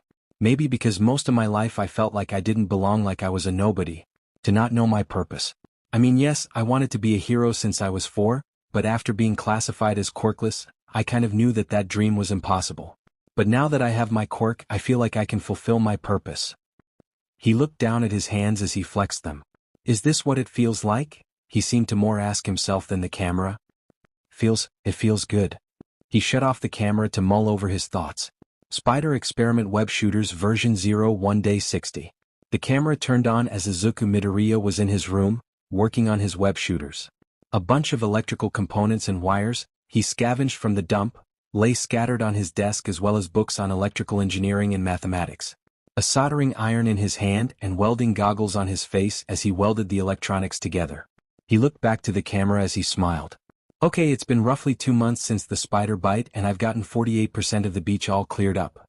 He showed the camera a picture of the partially clean beach. I should be able to make my quota on time with All Might. He's busy with heroics today, so I decided to take some junk, electrical components and parts one found at the dump and start working on my web shooters. After I made sure to disinfect all of them. Hey, they've been in a dump this whole time, you don't know what they could have, hygiene people. Izuku said as he showed him the schematics of his web shooters. It's taken me a long time to read up on electrical engineering, and I watched tons of YouTube videos and reference footage on similar items, as well as other factors to help me make my web shooters. It's hard, but I feel like it will be worth it once I get these babies working. Unbeknownst to him, somewhere in Japan, a pink-haired girl perked up when she somehow felt someone use her catchphrase. Now if I got this right, the web shooter's capsule should be able to hold enough web fluid for several hundred meters and keep them in a liquid state, before ejecting them and hardening when coming into contact with air and tension. By my calculation, the tensile strength should also be around 120 pounds per square millimeter. He explained as he loaded a cylindrical canister filled with his web fluid into the web shooter. Okay, web shooter version 01 day 60, moment of truth. He slowly reaches forward to press the eject button, only for it to spark and burn his fingertip. You mother! The contraption then burst into flames as he screeched. Not again. He rushed over and used the fire extinguisher. Once again his desk was covered in white foam and burnt ash. Izuku. Was that the fire extinguisher again? His mother called out as Izuku panicked and turned invisible out of instinct. Don't you think about turning invisible, young man? Back the drawing board. The invisible boy said as he slumped his shoulders. Spider Experiment Web Shooters version 5 day 72. Izuku was adjusting the circuitry in the web shooter as he went over the schematics again. Okay, if I bypass that, adjust the levels here, that should work. He put the soldering iron down and clipped in an adjusted web canister as it locked into place. Okay, here we go. Oh, wait, he placed on a pair of leather gloves as he adjusted the fingers. Just to be sure. He pressed the button as he hopped for a string of web to shoot out of the nozzle. Only for nothing to happen. What the? He pressed the button again as the shooter didn't fire. What going on with it, Jitch? The device exploded and a thick glob of web fluid slapped him in the face. His muffled voice cried out as web stuck to his face. He fell back out of his chair and into his All Might merchandise as he desperately tried to pull the webbing off his face with little result. He blindly reached around his room until he found a small Stanley knife and cut a breathing hole in the web. Gasp! He breathed in huge amounts of air as leaned over his desk. His breaths came out in pants as he took a moment to catch his breath. Okay, need to adjust that, and now I have to wait 3 hours until this stuff dissolves. His room became silent with nothing but the ticking of his clock. Note to self, make dissolving agent for emergencies. Spider Experiment Web Shooters version 9 day 97. Izuku carefully inserted the newest version of his web canister into the web shooter, as if he was handling a dangerous object. He had learned from the previous times he tried making these things, and he won't end up with either webbing on his face or burnt skin. Or that one time the darn thing exploded the entire canister and stuck him to the side of the wall for 3 hours. A rather amusing sight his mother came back to. He slid the canister in place as he ducked under his desk and slowly inched his finger towards the pressure trigger. Please don't explode, please don't explode. He pressed the button and feared the worst. Thwip. He peeked over the table as he stared at a thick, coiled strand of spider-like web stretching from the shooter to the wall. Cautiously he leaned over and touched the strand, plucking it like a guitar string as it resonated with a small hum. A small smile began to grow on his face as he stared at the result of months of hard work. Yes. Woohoo! He suddenly yelled, doing a small backflip and standing on the ceiling. Izuku, are you using the fire extinguisher again? No, Mom. I just completed my web shooters. That's nice, honey. He looked back to the web shooters as he smiled at the progress he made after 3 months of hard work and experimentation. He had his creation, his tool to help him get one step closer to becoming a hero. He picked up the web shooters and admired their form. They were a tad bulky and appeared to be made from bits and pieces he found at the dump, but not even that could deter their beauty. He strapped them onto his wrist as he smirked. Now for a test run. Spider Experiment Web Shooters version 9 Day 110. Izuku adjusted the camera focus as he stood in front of the large pile of garbage at Dagoba Beach. A row of cans was lined up behind him on the hood of a car, with his new web shooters strapped to his wrist. Okay, now that I've developed the web fluid and the web shooters, I decided to give them a test run at Dagoba Beach. He lifted his hands as he showed the web shooters strapped to his wrist, with what looked like an adjustment. I made a small adjustment last night by adding these pressure triggers to the base of my palm here. He pointed to the small pad at the base of his palm. I've designed it this way so that it requires only these 2 fingers to activate. He bent his middle and ringer finger down to his palm as they touched the trigger. So that I don't accidentally set them off when I make a fist or try to grab someone. I found that out last night. Less said the better. He coughed into his palm as he stood upright. Right now I've designed it so that I can control how much web I shoot out. If I want just a quick burst of webbing, I give it a tap like this. He spun around and tapped the triggers as a quick glob of web shot out and hit the can right off the hood and into the pile of garbage behind it. And, if I want a strand of web, I just hold down the trigger and... He held it down as a strand of web shot out and grabbed the can before he jerked his arm back and pulled it right towards him. I've also found that the elasticity on the web allows me to pull back with ease. This will open up new possibilities like saving civilians, stabilizing structures and increasing mobility when I fight. He smirked at the mechanical devices on his wrist. I've also added this feature if I want a huge amount of webbing to restrain a target. He spun around, adjusted a switch on the shooters and shot out a huge glob of web that hit all the cans and stuck them to the garbage. I call it the impact web. But the downside is that 3 bursts are the limit before I have to reload. He ejected the cartridge that sprung out like a clip and caught it in midair and held it up. When I get into U.A, I'm hoping to upgrade them to incorporate more webbing and maybe slim it down. Because as it is right now, they're a tad bulky and I want to add different web functions. But as they are now, they'll do. He smiled at the web shooters as he felt a feeling of pride in his chest. For now, let's see what they can do. Got 10 more days till the deadline, and I got a promise to keep. The camera shut off as it ended the first phase of his experiments. Dagoba Beach. All Might pulled up to the beach in his truck as he got out to check on his protege. He had been busy trying to balance keeping an eye on the boy, as well as perform his heroic duties that often took him a while. But the times he did, he was very supportive of the young man, especially with how quickly he was getting the beach done. He wouldn't be surprised if he pulled up today and the beach would be clean by this point. So, it came as no surprise when he pulled up and found a pure white sand beach was present before him. A smirk growing on his face as he looked at the achievement his young protege had accomplished. See. He heard as he looked to his left as his protege was descending towards him while hanging upside down from a light post and holding on to a strand of what looked like spider webs. Told you I could get it done in 4 months. He said as All Might chuckled. I never doubted you could, and I see you finished your web shooters. He noted as Izuku held up the device. Yep, thanks to this and my new quirk, cleaning this beach was a cinch. He said as he flipped down and landed in front of him. But I wouldn't have gotten this far if it wasn't for you, All Might, he said as the pro hero chuckled. Modest to the end, that's what I like about you, young Midoriya. He said as Izuku smiled at the praise. Well, now that this has been sorted, we can move on to the final phase. He said as Izuku nodded and stood more seriously. Young man, this power I'm about to give you is not to be used lightly. With it carries a huge weight, a huge responsibility. You've gotten stronger over these past 4 months, learned to master this strange new quirk that's been gifted to you. But also more confident, I worry that you'll get too cocky and misuse this power. He said as Izuku shook his head. I won't misuse it, All Might. I would never do that. You've given me so much, helped me more than anyone else in my life. If I was to betray that trust, then I would give up being a hero and give this power back to you. He pledged as the skeletal man nodded. He then buffed up to his hero form and plucked a strand of hair from his head. Young Midoriya, you've come a long way, gained a power you were unfamiliar with, and worked endlessly to control it. There's a difference between something you were born with, out of luck, and something you earned through busting your ass. Your spider powers may have been a gift of luck, but you pushed yourself to master it, he said as Izuku stood taller and did his best to hold back the tears in his eyes. So, puff out your chest, young man, you earned this fair and square now, he said as he held forth his hand, and said with the utmost serious voice. Eat this. Izuku stared at the golden strand of hair in the big man's hand, then back up to All Might as said, What? With pure and utter confusion written on his young face.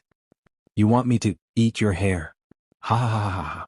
That face is hilarious. Of course, I want you to eat my hair, although it doesn't matter either way so long as you took in something with my DNA. That's how this thing works.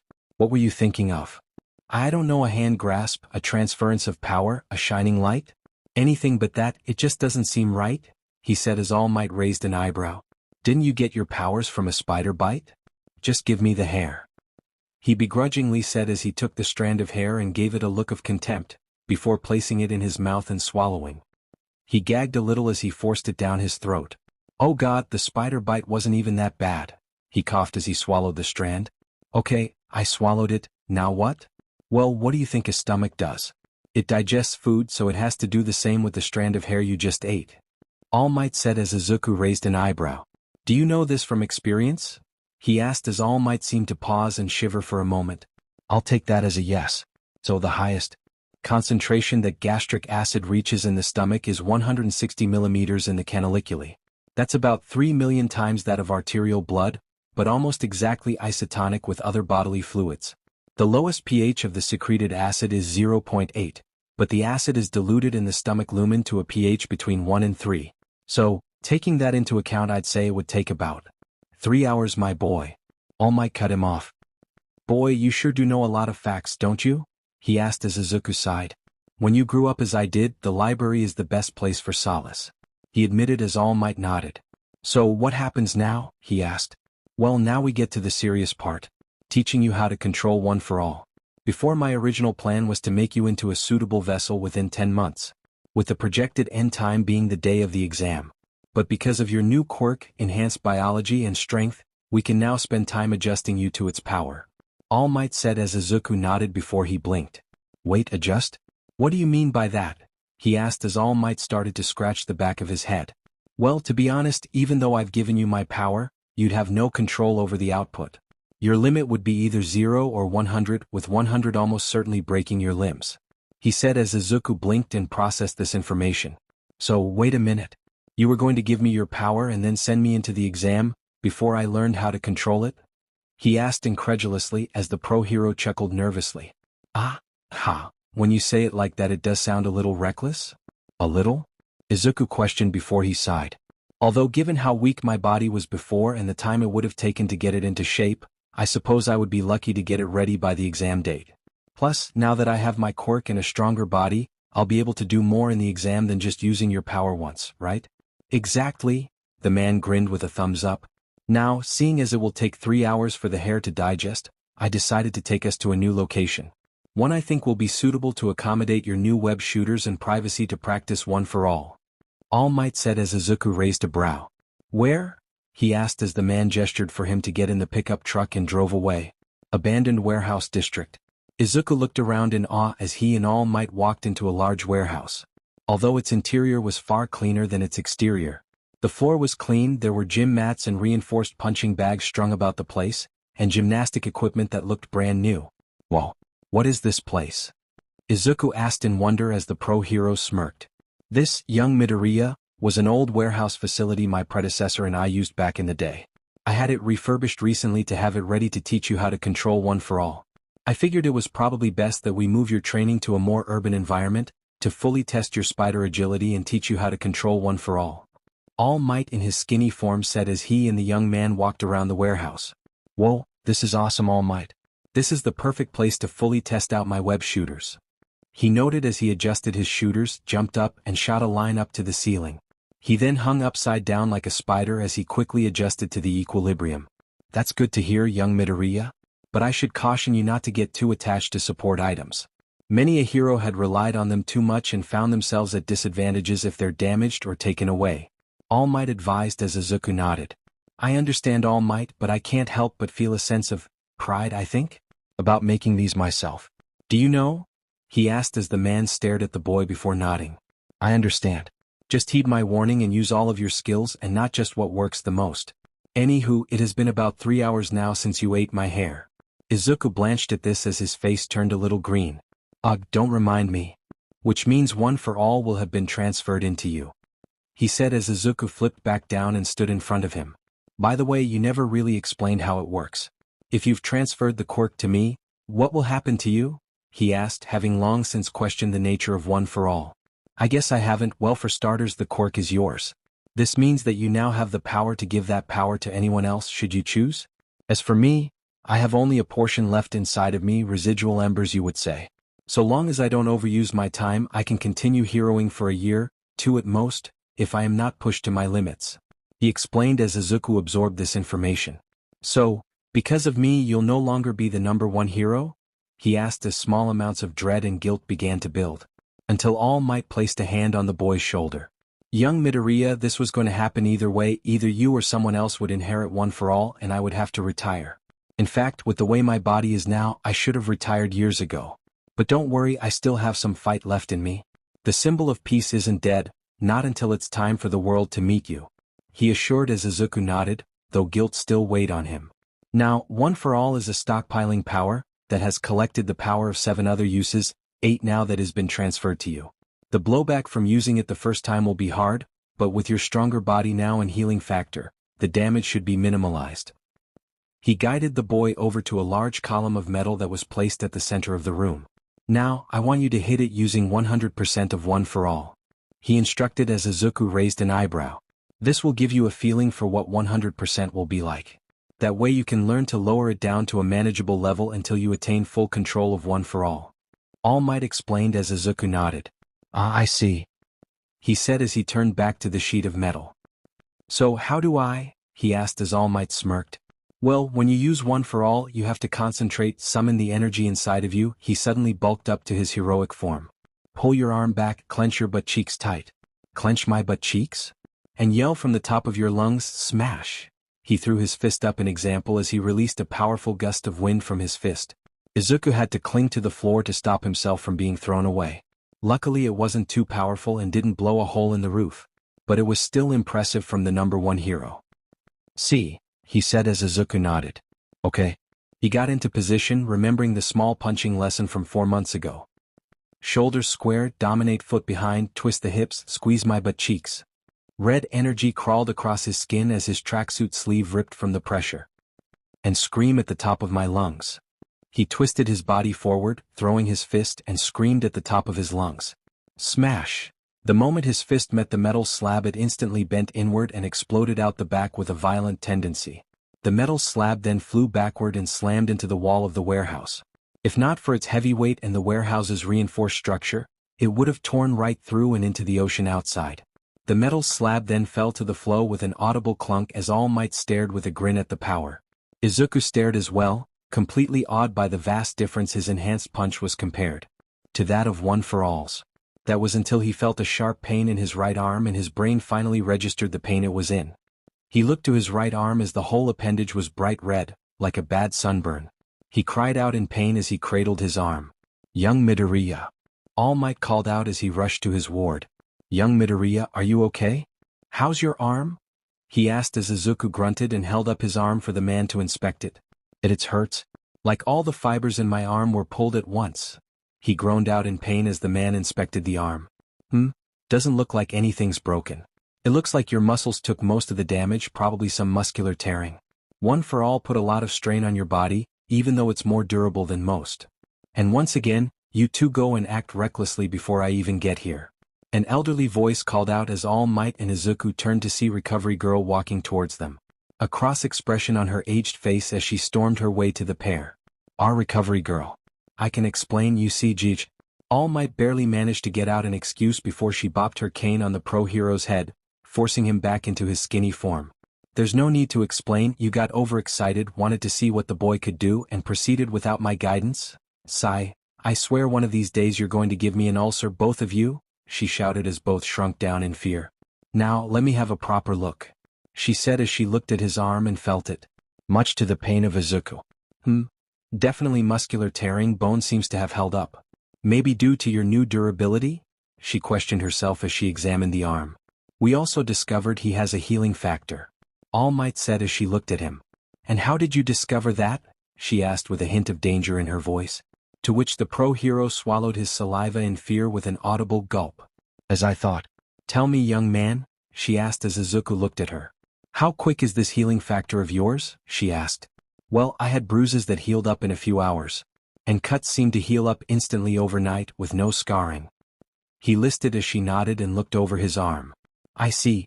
Can you move your fingers? She asked as he managed to wiggle them, albeit painfully as he nodded. Okay, she said and then stretched out her lips and placed them on the arm. Green aura then surrounded the boy's arm as the red skin rapidly faded.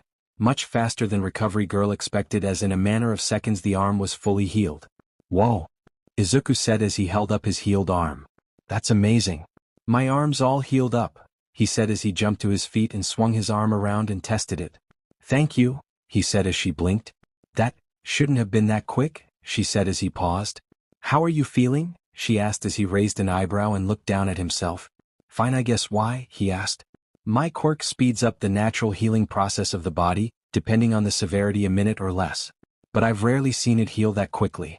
And my quirk is not without its tax. It uses your stamina to speed up recovery. Yet you're telling me you feel fine? She asked as he nodded. Yes, he said as she stared before sighing. This quirk of yours is getting stranger by the minute. But in any case, knowing that your quirk also heals you is a relief. But don't be doing reckless things to test it. She suddenly snapped as Izuku stood straight in attention. Just because you can heal from injuries, doesn't mean you can heal every injury. She warned as he nodded. Now, I need to get back to UA. If anything else comes up, alert me immediately. There is still much we don't know about your quirk and I want you to be cautious. She advised as he nodded and she left the warehouse. Well, that's good to know, All Might said as he nursed the bump on his head.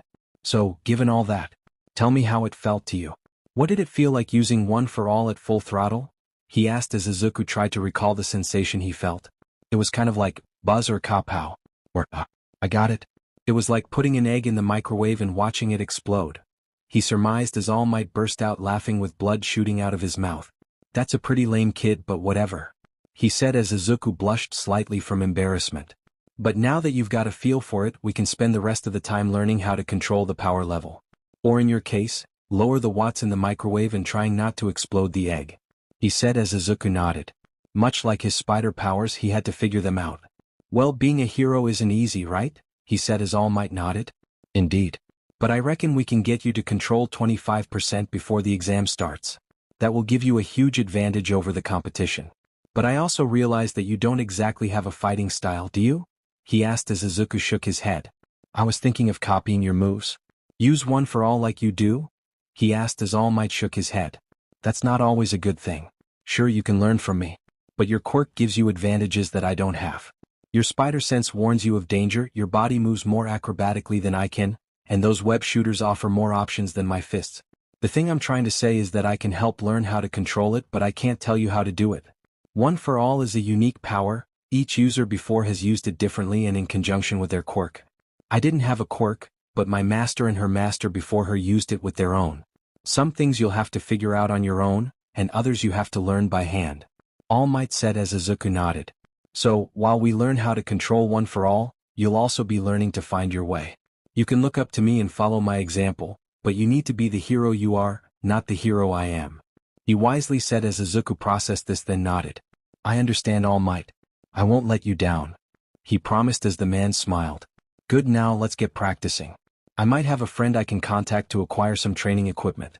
But for now, let's do some physical practice. He suddenly bulked up and grinned at the boy. Ready to learn from the best, young Midoriya?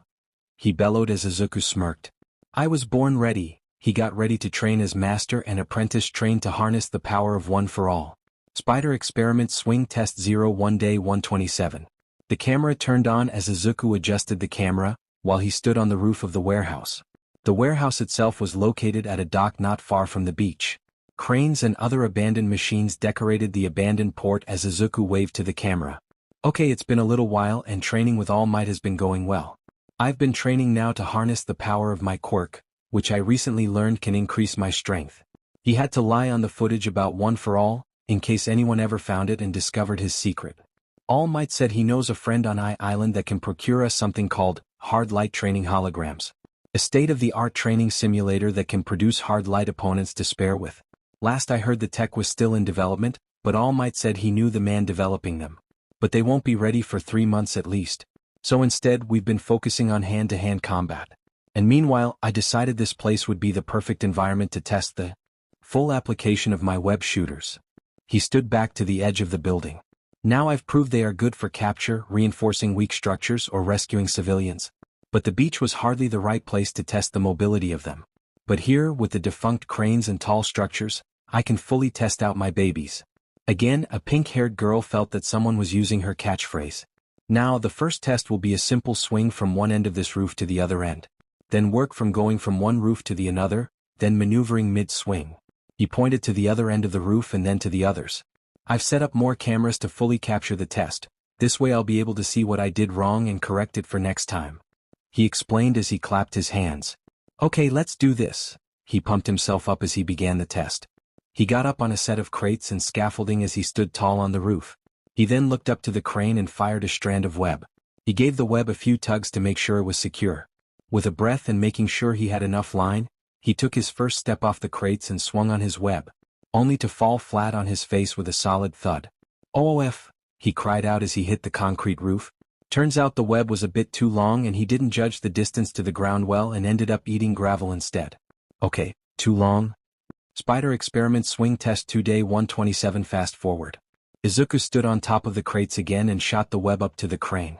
He tugged the line, nodded then jumped again, only to dangle off the ground swinging back and forth like a pendulum. Too short. Spider Experiment Swing Test 3 Day 127 Fast Forward. Izuku shot another line as he swung on the web, his feet running across the ground as he built up speed and swung to the other side of the roof, only to accidentally let go and fall of the roof. Itch. A loud crash was heard as he landed in a pile of garbage down below. Okay. His voice called out. Don't let go. He groaned from over the ledge. Spider Experiment Swing Test 4 Day 128 Fast Forward. A determined Izuku shot his web, checked the line, and swung as he successfully swung past the camera. Yes, he yelled passing the camera until the momentum swung him back towards the crates. And oh, and he smashed into the crates. Oh. Spider Experiment Swing Test 5 Day 128 Fast Forward. Izuku shot his web, swung across the roof and shot another line and swung past the camera. Whoa, he yelled as he swung across the other roof. But the wind was so strong against him he couldn't see properly, and he swung straight towards an old billboard sign. Ish! He screamed as he came barreling towards a large billboard sign and slammed into the old advertisement, which ironically was an old billboard selling car windshields. He remained there like a bug on a windshield. That's just insulting. He groaned as he remained stuck to the billboard. Spider Experiment Swing Test Intermission Day 130 Fast Forward. Izuku was in his room as he looked at the camera. Okay, so I learned something while swinging, wind resistance. When I swing on the web I'm fighting against the wind, which makes it very difficult to see. And if I can't see where I'm swinging? Footage of him face planting the sign showed on his computer as he nodded. That happens. He then smiled. Luckily, I found a solution to that. He brought up a pair of goggles that were oddly designed with sharp-looking eyes and what looked like shutter lenses. All Might manage to get a hold of these special goggles that will help to combat wind resistance. They apparently will also help me control my senses, as there are people with heightened senses quirk like mine, which should help me focus. I also learned that my spidey sense makes it easier to swing as I just instinctively know where I am aiming. Cool, right? He asked before he frowned. The only other problem I found though, was bugs. He grimaced as he suddenly started spitting in bad memory. Yeah, turns out while swinging, bugs will fly into my face. Which is why I have. He reached down and pulled out a black balaclava with 2 eye holes. It should help to stop bugs from flying into my mouth. Combine that with these goggles. He placed them on a mannequin head he found at the dump and started sewing them together. And these will help me control my powers. He finished up as he admired his work. Now. He pulled the mask over his head as he adjusted the mask, before turning back to the camera, and the shutter eyes moved like they were his real eyes. Let's give them a test drive. He then looked to the clock and noticed how late it was. Tomorrow? Spider Experiment Swing Test 6 Day 131. Fast forward. He started to get the hang of it as he swung across the rooftops, using his second web shooter to pull himself away from the billboard sign. He quickly started to get the hang of it as he swung around the abandoned docks. His eye lenses adjusting with him as he swung with more ease. He flipped in the air as he felt weightless, before shooting another line and swinging again. "Whoa!" he yelled as he swung with improved grace compared to last time. He felt a sense of freedom and excitement he had never felt before.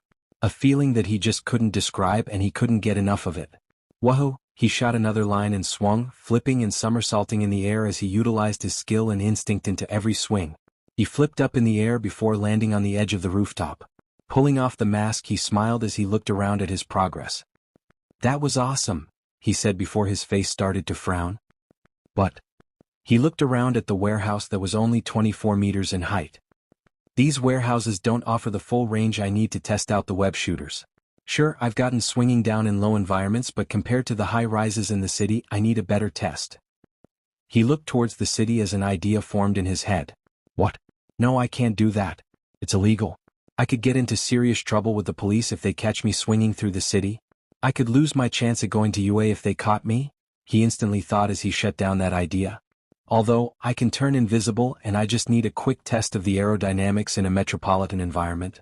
He pondered. But still, would I be willing to bend the rules just to test out my web shooters? He asked himself as he looked down at his mask in his hands and stared at his reflection in the lenses. Then again, if I don't try 110% in everything I do, I can't rightfully call myself a hero, now can I? He asked himself as he sighed. He looked around to make sure no one was listening, not even All Might as he crouched in front of the camera. Okay, this might get me in trouble. But it will only be for one night only and just to prove my theory. I'm going to the top of the tallest building and swing across one block to test my web shooters. I can only remain invisible for 15 minutes, so that should give me enough time to do a quick test then make it back home. What could go wrong? He shut off the camera as the screen went dark. Spider Experiment Untitled Day 132. The camera turned on as Izuku Midoriya sat in front of his desk. His face had small bandages, his hair was messy and small bruises lined his face. So, he spoke as he rubbed a hand on his neck. I nearly destroyed my hero career before it even started. He admitted as he rubbed his neck. But it's not what you think, he quickly said. No one saw me swinging across town and I didn't get caught. He explained. Well, I had to explain to All Might what happened, and let's just say, he wasn't impressed. He rubbed his arm in shame. All Might managed to smooth things with the cops, and they won't press charges for vigilantism, seeing the situation I was in. But he says I'm lucky I'm not in the slammer right now. And now, Mom knows too. I had to tell her my secret relationship with All Might, the truth about my quirk, everything. Leaned back into his seat as he rubbed his face. I nearly messed everything up. He leaned forward on his desk and rubbed his hands over his face. He peeked an eye through his fingers as he stared at the camera.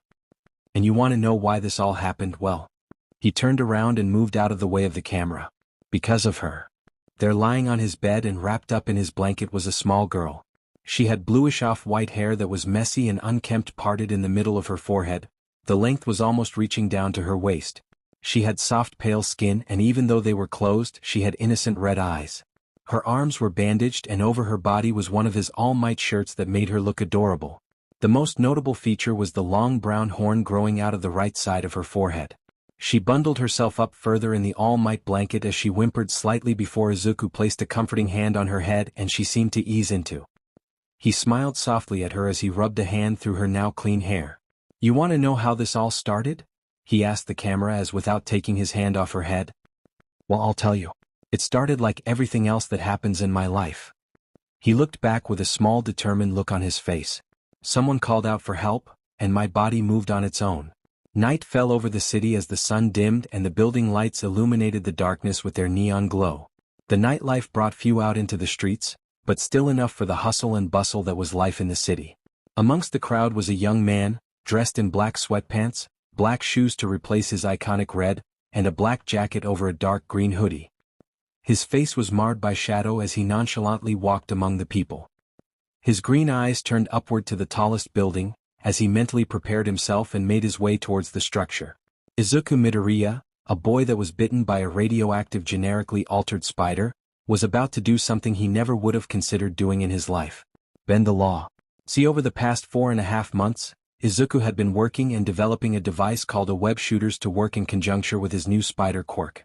The initial tests at the warehouse were promising and showed their diverse practicality. But Izuku felt they needed a bigger test run, something the warehouse could not provide, and that required him to go into the city to fully test them out. Now, normally Izuku would be hard-pressed to break the law, other than to save someone else's life, but he felt he had to do this. He couldn't rationally explain why he was doing this. Maybe the spider bite had altered his personality somehow, making him more confident than he was before. Maybe the feeling of power made him want to prove himself more after being useless for most of his life? Or maybe it was that rare rebellious teenage thing he heard about. Whatever it was too late to stop now. Too late to go back now. He thought to himself as he snuck into the fire escape of the tallest building. He subtly made sure to avoid the security cameras as his body was shrouded in his invisibility. Until finally he made it to the roof and decloaked. After making sure there were no cameras on the roof, he pulled out his gear. The web shooters, a utility belt with spare web cartridges, his improvised mask and black gloves. The last one was so he didn't leave fingerprints for cops. Geez, I almost sound like a cat burglar with this stuff, he thought to himself as he strapped the shooters on, making sure they were secure. He clipped the belt to his waist and put the mask on his head. He left it partially off until he felt ready. He looked down to the bustling city below as he felt a twinge of nervousness and regret, as his invisibility fluctuated in response.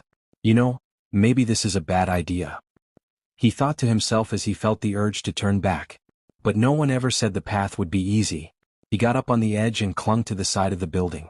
The cold wind swept across the skyscraper as Izuku gripped tightly to the concrete edge. He took this moment to rationalize his actions. If he jumped, he could risk everything he had worked so hard for. His life, his chance to become a hero, everything on a simple test that he could just wait to conduct at UA. Would it truly be worth risking it all on a stupid test? But then again, the acceptance rate at U.A was infamous for being so low and the difficulty rate so high his chances of success were limited, even with All Might's powers. Would he even pass it all? Don't think, he thought to himself as he leaned back, and with a calming breath pulled the mask over his face. Just jump. And with that he jumped off the building. Small bits of concrete clung to his fingertips as the last bit of nervousness carried with him. And then he fell, plummeting towards the ground at high speed. The whole world was turned upside down as fell towards the earth. His invisibility fluctuated as he plummeted to the ground, and he for a moment felt he was going to die. Until he remembered his web shooters and fired 2 lines of web into the air. The strands of web trailed off as for a moment he felt fear that he missed and would now be nothing more than a stain on the ground. Until the webs went taut and he swung away from busy streets. He took a moment to admire the city lights as he swung high into the air. A small smile on his face as he felt a sudden rush of adrenaline and excitement as he swung through the city. This awesome, he thought as he swung high above the streets. I've never felt anything like this. Holy cow! He noticed his reflection in the glass skyscrapers as the people in the building hadn't noticed him yet, but they were starting to turn. Oh shit, that's right. Invisible. Turn invisible. His body disappeared from view as he continued to swing through the city. Phew, that was close, he thought to himself as he swung across the streets. All right, just need to hold it until downtown, then I find an alleyway and make it to the train station. Izuku thought to himself as he continued to swing, using the buildings to build momentum and almost fly across the streets. He flipped in the air, somersaulted and performed great acrobatic feats as he fully tested the applications of his web shooters. Still, this is pretty awesome. Is this what All Might feels all the time? He asked himself as he held in the urge to cry out in excitement. After roughly 10 minutes he made it downtown and he landed on a deserted rooftop. His body returned to normal as he looked around for anyone and sighed in relief when no one was around. He pulled his mask off his face as he took in multiple breaths to calm down his racing heart. That was amazing, wish I could have recorded that, he breathed out before he released a calming breath. Okay, need to get back home. Mum will start to get worried if I don't get home right away. Crash. Suddenly he heard a small crash in the alleyway as he turned his head towards the sound. What the? he asked himself as he made his way to the alley. He looked around the deserted alley until he heard more sounds coming from further in. He crawled down the walls of the alleyway as he followed the sound. He crept along the walls as he soon came across the source of the sound. There at the dead end of the alleyway was a small girl no older than maybe 5 or 6 years old. She had long bluish-white hair with red eyes, pale skin, and a long light yellow-brown horn on the right side of her head. She was wearing a plain, short-sleeved dress, which was a dirty and a pale tan color. Bandages were wrapped around both her arms and legs, stopping at her wrists and ankles. A child? He asked himself as she seemed to be desperately trying to find somewhere to hide or escape. Suddenly he heard footsteps coming from the other side of the alley as several men dressed like thugs walked towards the girl who turned in fright. "Ah, there you are. We were so worried about you," one of them said mockingly as they sauntered over to her. "Who the heck are these guys?" Izuku asked himself as he watched the thuggish-looking men walk towards her. "That wasn't very nice of you running away like this. You know how mad Kai will be when he finds out," he said as they drew closer. The small girl pressed her back against the wall as tears began to form in her eyes, something that made Izuku very angry. "Please, no," she whimpered as they drew closer. "I don't want to go back."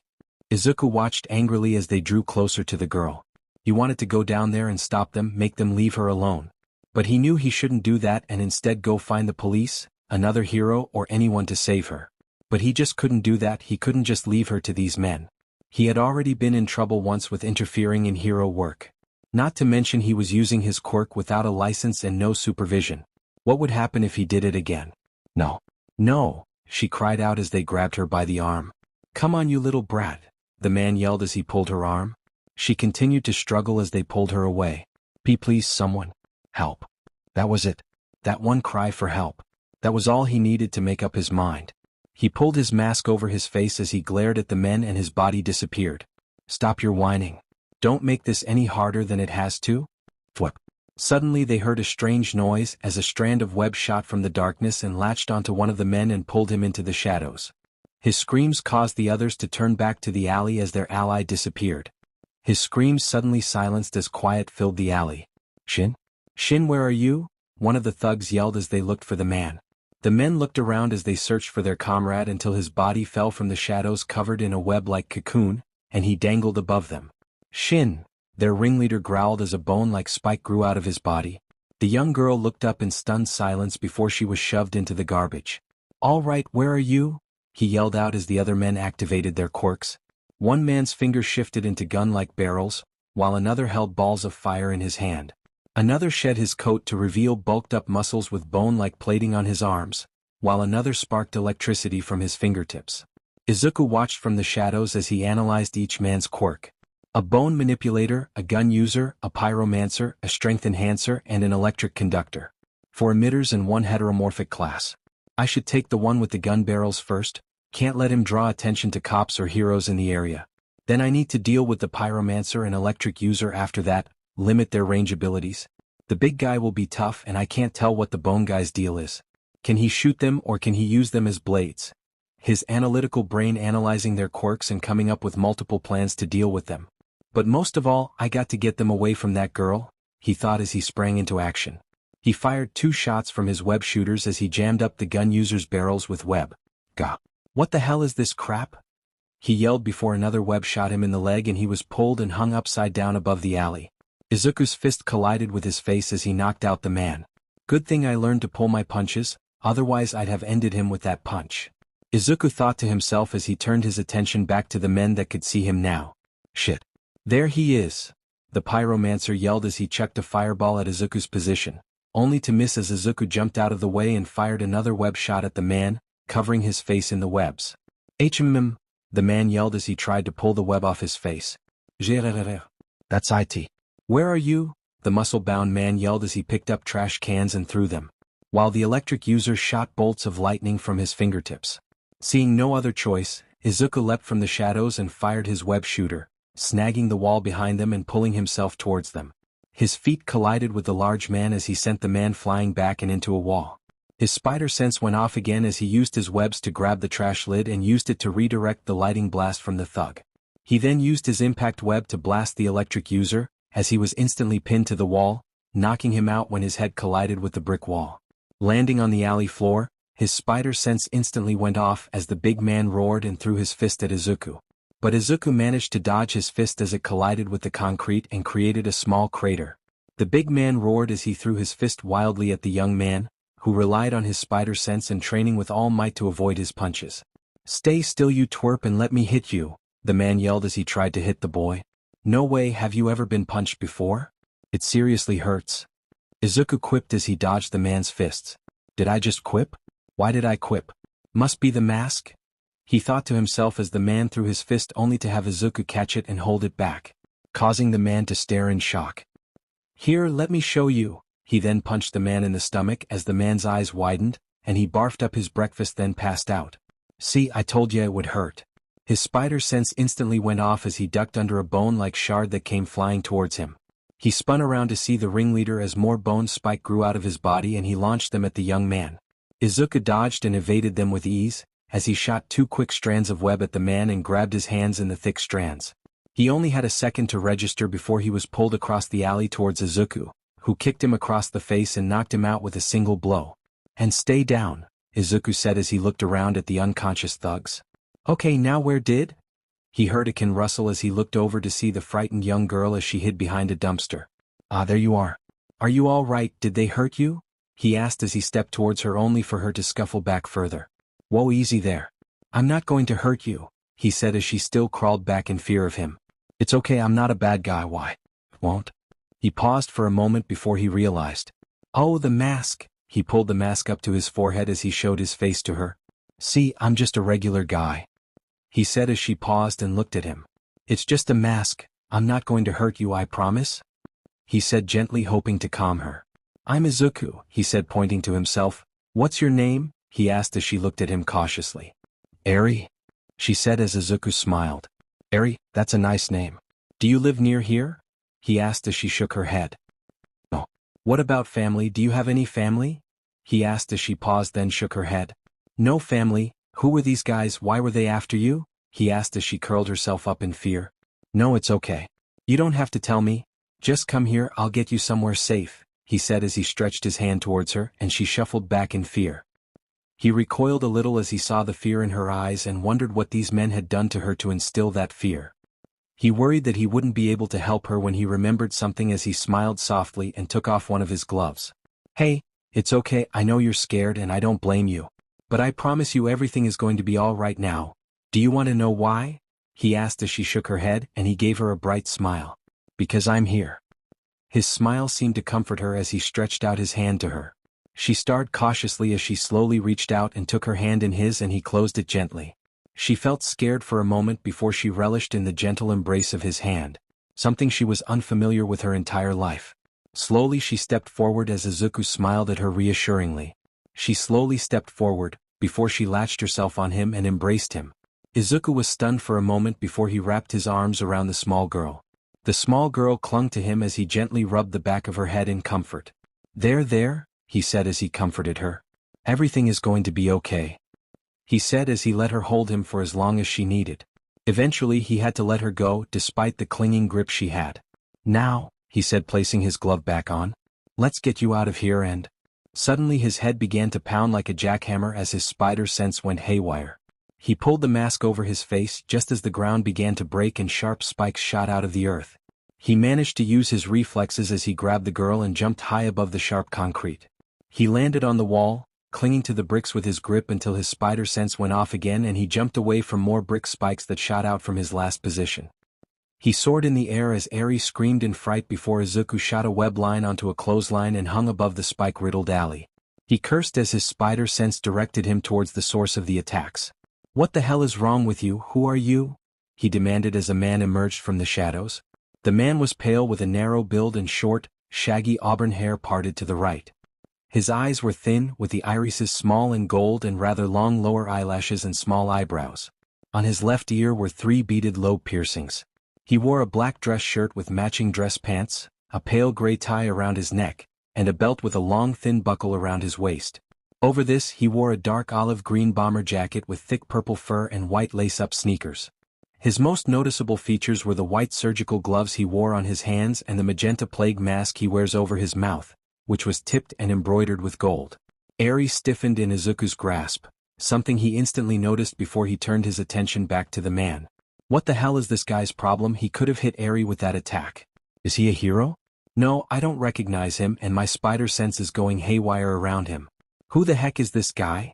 He narrowed his gaze as he eyed the man. Whoever he is, I need to be careful. He surmised before he began to ask questions. What the hell is wrong with you? You could have hit Eri. Izuku demanded again as the man narrowed his gaze and almost seemed to glare at Eri. The girl trembled in his arms before the man appeared to have a more dignified expression on his beak-covered face. Apologizes, I thought you were one of these low-lifes that wanted to hurt Eri, he said in a way that rubbed Izuku the wrong way, but he shook it off as the strange man gestured to the unconscious thugs. I was merely overreacting to someone stranger approaching her. I'm sorry if I startled you, he said as Izuku glared behind his mask. Overreacting? Is this guy for real?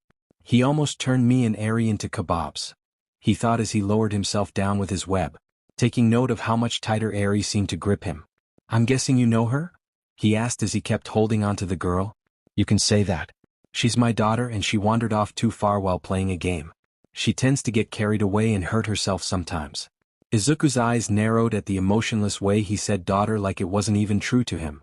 I thank you for protecting her from these hoodlums, but I'll be taking Eri back with me. She needs to come home now, he said as he gestured to the girl to come to him, only for her to shrink away in fear. Come along Eri, it's time to come home, he said as stretched his gloved hand to her. Izuku glared at the man as his spider sense continued to warn him of the absolute danger that man was. Please? She whispered into Izuku's ear. Don't let him take me, she silently begged as Izuku's mask lenses widened and then glared at the man. Your daughter. She seems scared, Izuku said as he slowly wrapped his right arm tighter around her, while his left arm inched out of view. His left fingers inched close to the trigger of his web shooter, prepared for anything. Well, she knows she's going to be scolded for getting into trouble? The man tried to convince him as Izuku glared. Children will do anything to avoid being scolded. But these bandages, Izuku mentioned as he gestured to the small girl's arms and legs. They don't look like something you get while playing around? He accused as the man's gaze narrowed dangerously. She happens to fall a lot. She's quite a clumsy troublemaker, he reasoned, but both Izuku's spider sense and bullshit sense were going off. This much? And to the point she's trembling right now? Not to mention the entire time she hasn't said a word to you, if I didn't know any better? His lenses narrowed into an almost intense glare. I'd say you're the one doing this to her. The man's eyes glared dangerously as his hand slowly inched towards his glove. That's a very rude thing to say, accusing a father of hurting his child? You don't know what you're saying, he said with a hint of venom in his voice. All I know is a small girl is frightened. And if I look the other way, I'll never consider myself a hero. He glared back as the man grew increasingly annoyed. Boss. A small groan came from the ringleader as both eyes widened. Boss, Kai, watch out, this guy, he's dangerous. The man groaned out as he reached for him. Izuku's eyes snapped back to the man as both seemed to realize what had just been revealed. Boss? Kai. They work for him. Izuku freaked out as he held onto Eri tighter. Kai turned his glare down to the man as he sighed. Why couldn't you keep your mouth shut? He asked, and before Izuku could even stop him, he placed his hand on the man and he exploded in a large gore of blood. Izuku and Eri's eyes widened in terror as blood painted the alleyway from wall to wall. The man's hand hovered over the stain on the floor before he turned his attention back to Izuku and Eri, as he stood up to full height. Well, that was unpleasant. He spoke nonchalantly as he flexed his fingers. Now that the cat's been let out of the bag, how about we make a deal? Seeing as you managed to take out my boys, I'll make you a deal. Give me back Eri, and I promise to let you walk out of here with your life, he offered as Izuku glared. Why do you want Eri? Why is she so important to you? Izuku asked, still trembling slightly after watching a man be blown to pieces. That is none of your concern. All you need to know is that if you don't give her back to me, I can't promise you'll make it out of this alley alive, he said as Izuku held on to her tighter. Now, why don't you do the smart thing and hand her over? Not going to happen, Izuku countered as the man glared. Shame. Eri, if you don't come here right now, I will make sure there is nothing left of this boy to fit inside a Ziploc bag. You don't want to be responsible for another person's death, he said with accusation in his voice as Eri trembled and tears started to leak from her eyes. She looked to the dead thug's body, or what was left of it, as she looked back to Izuku as she feared the same result happening to him. The ender intent rolling off Kai made her know how serious he was. He was fully prepared to end him, and he would remind her that it was her fault an innocent person was ended. She couldn't let that happen and knew she had no choice but to go back to him. But just as she was about to hop out of his arms, Izuku held on to her tighter and placed a comforting hand on the back of her head. She blinked in muted silence as he glared at Kai. "She's not going with you." Izuku glared as the man blinked. Izuku swallowed his fear as he decided to take a page out of Kaken's book. "I don't know who you think I am. But if you think I'm going to let Eri go with some child-abusing toucan-looking psychopath, then you've got another thing coming. So why don't take that glove, take your offer and shove it up to your ass, big bird," he roared as he channeled his inner Kaken. Because a hero never turns his back on someone in need. Especially a crying child. Eri's eyes were wide as she felt something swell in her chest. A feeling she had never felt before. "Oh." Kai growled as he removed his other glove and flexed his hands. "So be it." Izuku's spider sense instantly went off as he leaned his body back, just as Kai's hand came rushing towards his face. "So fast." Izuku exclaimed as he used his spider-enhanced leg strength to jump back from the man. Kai's hand slammed into the ground as it broke apart, suddenly reformed into sharp spikes, as they tried to piece the young man's body. The spikes grazed him as he did his best to avoid the spikes and keep Eri out of harm. He jumped up onto a wall, then off again as it suddenly turned into spikes. He'd be Swiss cheese had he not jumped off a second earlier. Holy crap. That was close. Izuku yelled out as he did his best to avoid the spikes. "Okay, let's find out how his quirk works." He touches something, it explodes but then reshapes. He must have some sort of quirk that allows him to alter matter. But there has to be a limit or a weakness. He analyzed as he jumped from wall to wall, avoiding the deadly spikes. His spider sense went off as Kai came rushing towards him on a pillar of altered stone. "Oh no, you don't." Izuku fired several shots of web as they flew at the man, causing him to avoid them and fall off the pillar, landing in the garbage. A fierce look crossed his face as Kai growled in annoyance. "You little..." he growled out as he sent more spikes at him. Izuku still dodged and avoided them while holding Eri tight to his chest. Okay, so his quirk also gives him control over the terrain and extra mobility.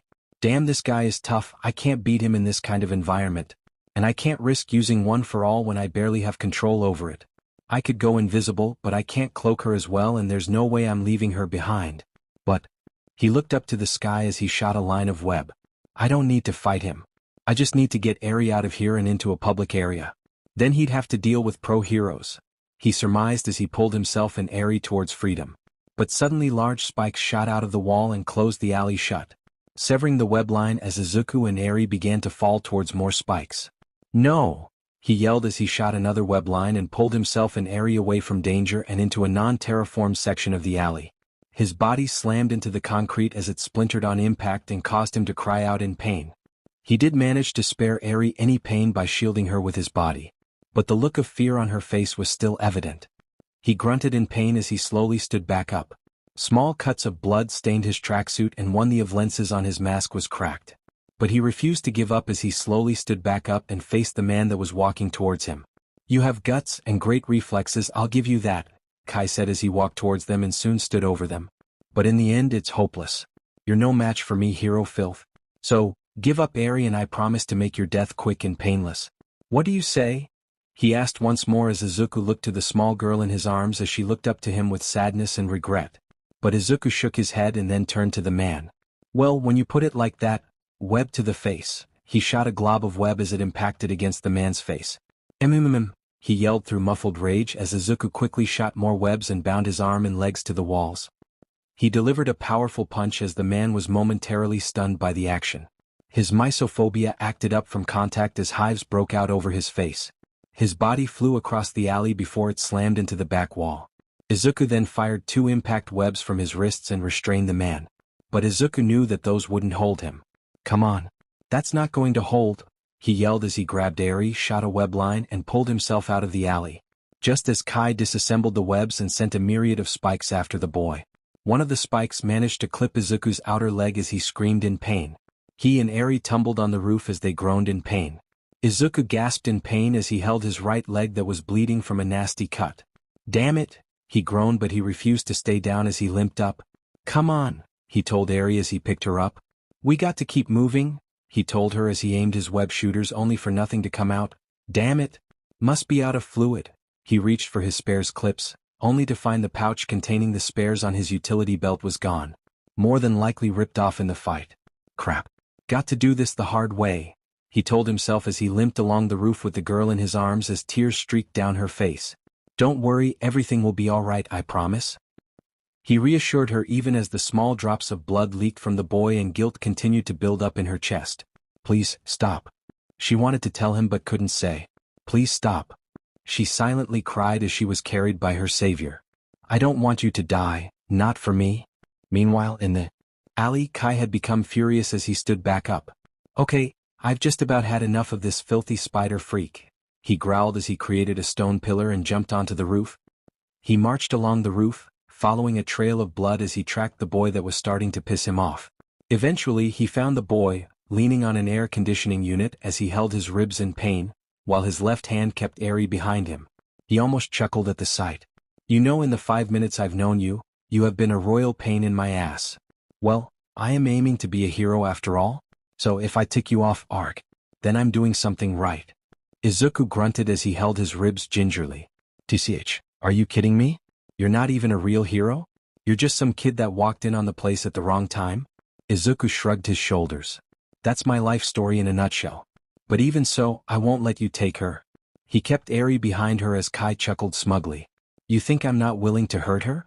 Look at her arms, the things I've done to her. I can pierce your bodies together and then put her back together like nothing. He told him as Izuku's glare hardened even further. And here I thought you couldn't get even more despicable. He retorted as Kai chuckled. No matter, this is the end for you. He said with a raised hand, but Izuku only chuckled as he shook his head. It doesn't matter what you do to me. So long as she gets out of here, I've done my job. He looked up as he smirked under his mask. Because that's what heroes do, he told him defiantly as Kai narrowed his eyes and prepared to end the boy's life. Izuku getting ready for anything as he prepared to sacrifice his life. Wahahahahahaha. Suddenly they heard a familiar laugh as they looked to the sky. Everything will be all right. Why? A voice called out before a speeding object smashed into the rooftop. The dust was then blown away as all eyes widened and the man grinned. Because I am here. All Might? Izuku and Kai yelled out, one in awe and hope, while the other was in surprise and fear. The number one hero grinned as he showed a thumbs up to the boy. Are you all right, young man? Has this rapscallion been giving you trouble? All Might proclaimed, careful not to reveal his and Midoriya's connection. All Might, thank God you're here. That man's been trying to end me all because of this girl, he quickly told the pro hero as he pointed to the man. But be careful of his quirk. He can break down and reassemble anything he touches. I think he's been doing it to this little girl, he told the pro hero as he nodded. I thank you for the information, young man. But fear not. This wannabe criminal is no match for the likes of me. All Might proclaimed, but still was cautious of the man. I thank you for the information, young Midoriya, but as soon as this is done you and I are going to have a long chat. He thought to himself as he stood before the man. Now, I think it would be best if you surrender, villain? All Might asked/demanded the man who looked as though he was face to face with the devil himself. All Might? What the hell is All Might doing here? Kai cursed at the sight of the number one hero. Shit. There's no way I can take on the number one hero. Not without backup. But I can't let them take Eri from me. She's key to everything. Hell, I'm going to have to move the whole operation somewhere else to avoid All Might. He thought to himself. Damn it. No choice, I just need a distraction. He slammed his hand into the roof and sent long spikes towards him. And then take Eri back, he decided as the spikes rushed towards the hero. All Might. Izuku yelled out only for the hero to grin and pull his arm back and the wind circled his fist. Detroit. He began to yell and sent his fist flying. Smash. The shockwave was enough to shatter the stone spikes to pieces, as Kai was nearly sent flying away from the air pressure alone. Izuku and Eri had to shield themselves from the wind force as Izuku held her close. Eyes were wide as there was a large hole in the spikes, leading right back to Kai who looked back in fear. Damn it. So, this is the power of the symbol of peace? He asked himself as the pro-hero gave his trademark smirk. Now. All Might asked again as he gripped his fist. How about that surrender? He asked as Kai cursed in anger and turned his glare to Izuku, the boy that had ruined everything. This is not over. Spider freak. He yelled and slammed his hand into the roof, creating more spikes to distract All Might, who easily destroyed them with another Detroit smash and made his escape. I will have Eri back. Mark my words, he swore as he disappeared into the night. Damn. All Might cursed as he rushed to the ledge. But he was long gone. He got away. He is a sneaky one, he sighed before he turned back to Izuku. Are you okay there, young Midoriya? He asked as Izuku nodded. Now that you're here. I wasn't sure you got my message. He pulled the phone from behind his back as it showed a text to All Might with a pin to his location. Well, I figured you're not the one to accidentally send a spam text without a reason. And it's a good thing I was on patrol, otherwise you'd be dead. His grin turned into a frown as he glared at the boy.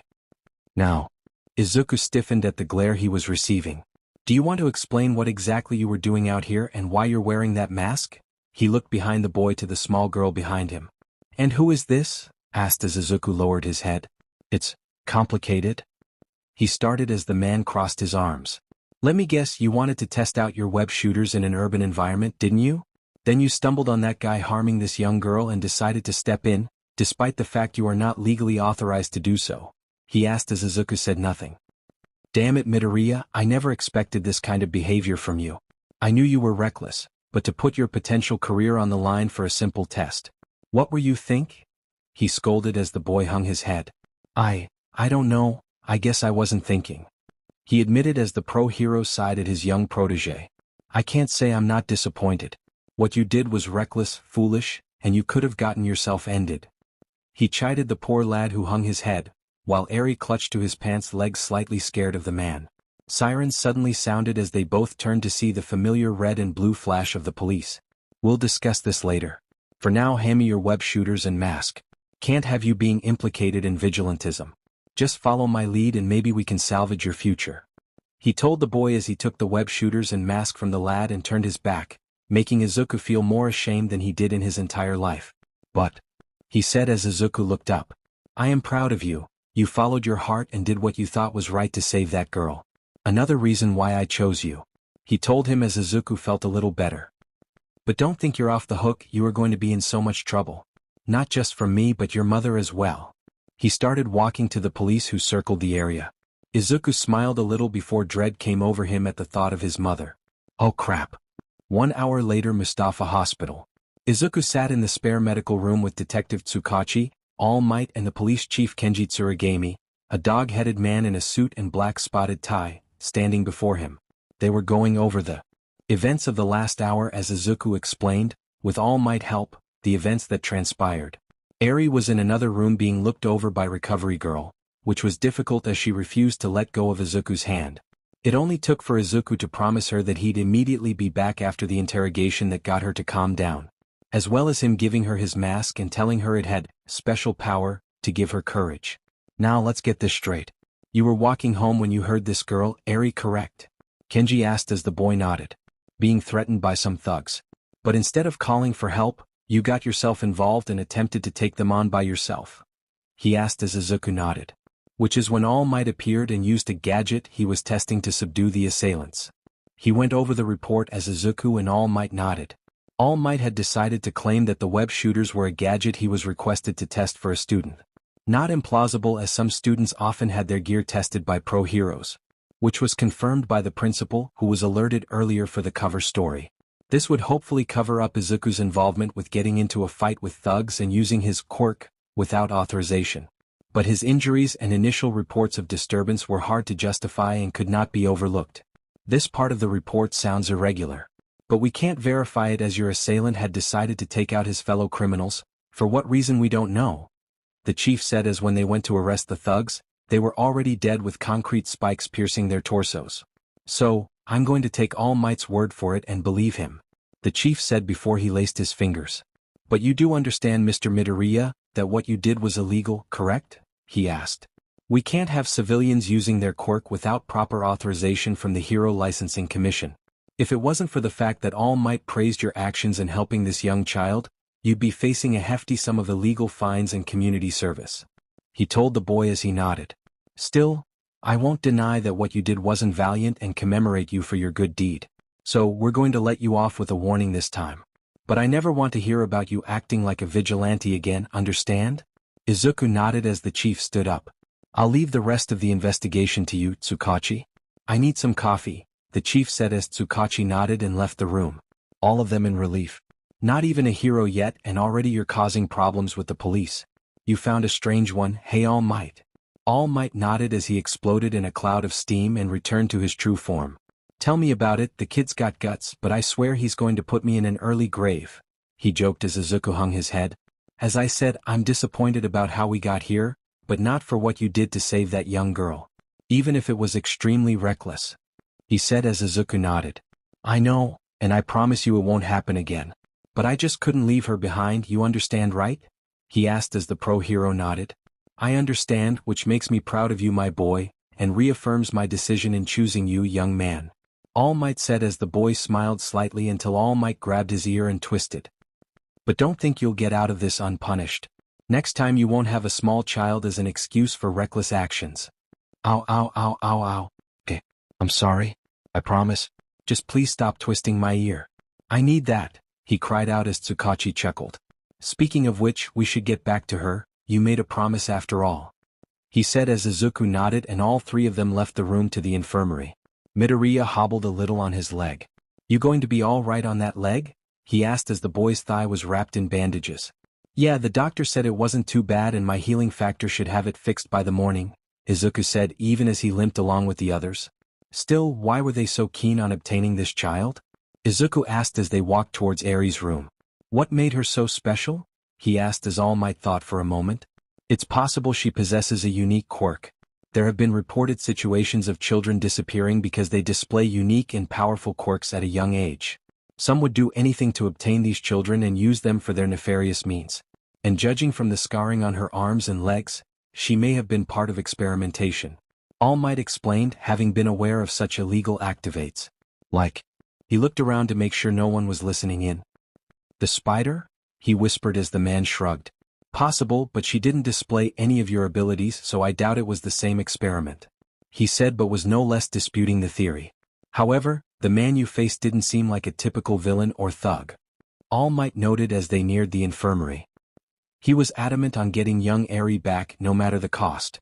If that's the case, then what is her significance to him? Izuku asked as all of them pondered. Who knows? But the important thing is that he didn't get a good look at you, and you refrained from saying your name. So he won't know who you are. But just in case, keep an eye out from strange activates. All Might said as Izuku nodded. From your description, I feel like I've heard about him from somewhere, and you're sure his name was Kai? Tsukachi asked as Izuku nodded. I'll ask around the hero agencies in the area. I'm sure one of them is running an investigation that could help us ID him, Tsukachi said as they opened the door. Eri sat on the medical bed, Izuku's mask held tightly in her hand as Recovery Girl jotted down on a notepad. She was called in to look over the child as she was the most useful dealing with children and had the most expert on handling situations like this. As soon as the door opened and Eri spotted Izuku, she hopped down from the bed and latched herself into his waist. Whoa! Izuku stumbled as she held on tight. It's okay, I told you I'd be back. He reassured her as she nodded. The mask he gave her was still in her hand as she held it close. And see, I told you the mask had special powers, you were so brave while I was gone. He said as she nodded softly.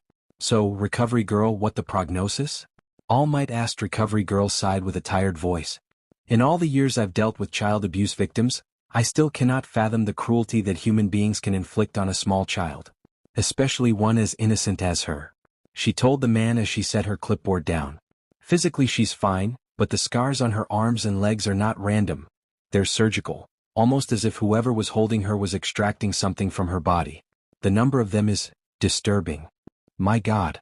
All Might said as he clenched his fist. What kind of monster would hurt such an innocent child? He asked, wanting to take another swing at the man he met. Izuku himself wished he had used his full strength and bust the man's head open. That's not the only thing I found disturbing. She was also too calm when I injected her with the needle to take a blood sample, almost as if she was used to it. And when we ran her blood through the database, no matches came up. And I don't just mean her identity, but nothing on her parents or close relatives. It's almost as if she doesn't exist, she said as All Might and Tsukachi blinked. How is that possible? Tsukachi asked. Almost everyone nowadays is catalogued in the database. Heck, it should have at least told us who her parents are? he questioned as she shook her head. I believe given her circumstances she may have been from a less than the legal background. It's not unheard of for cases like this, but hard to erase that kind of data. Whoever she belonged to was either in on it, was paid off, or was silenced. She suggested as they all looked solemn at this. So, what will happen now? Izuku asked as he looked down at the quiet girl.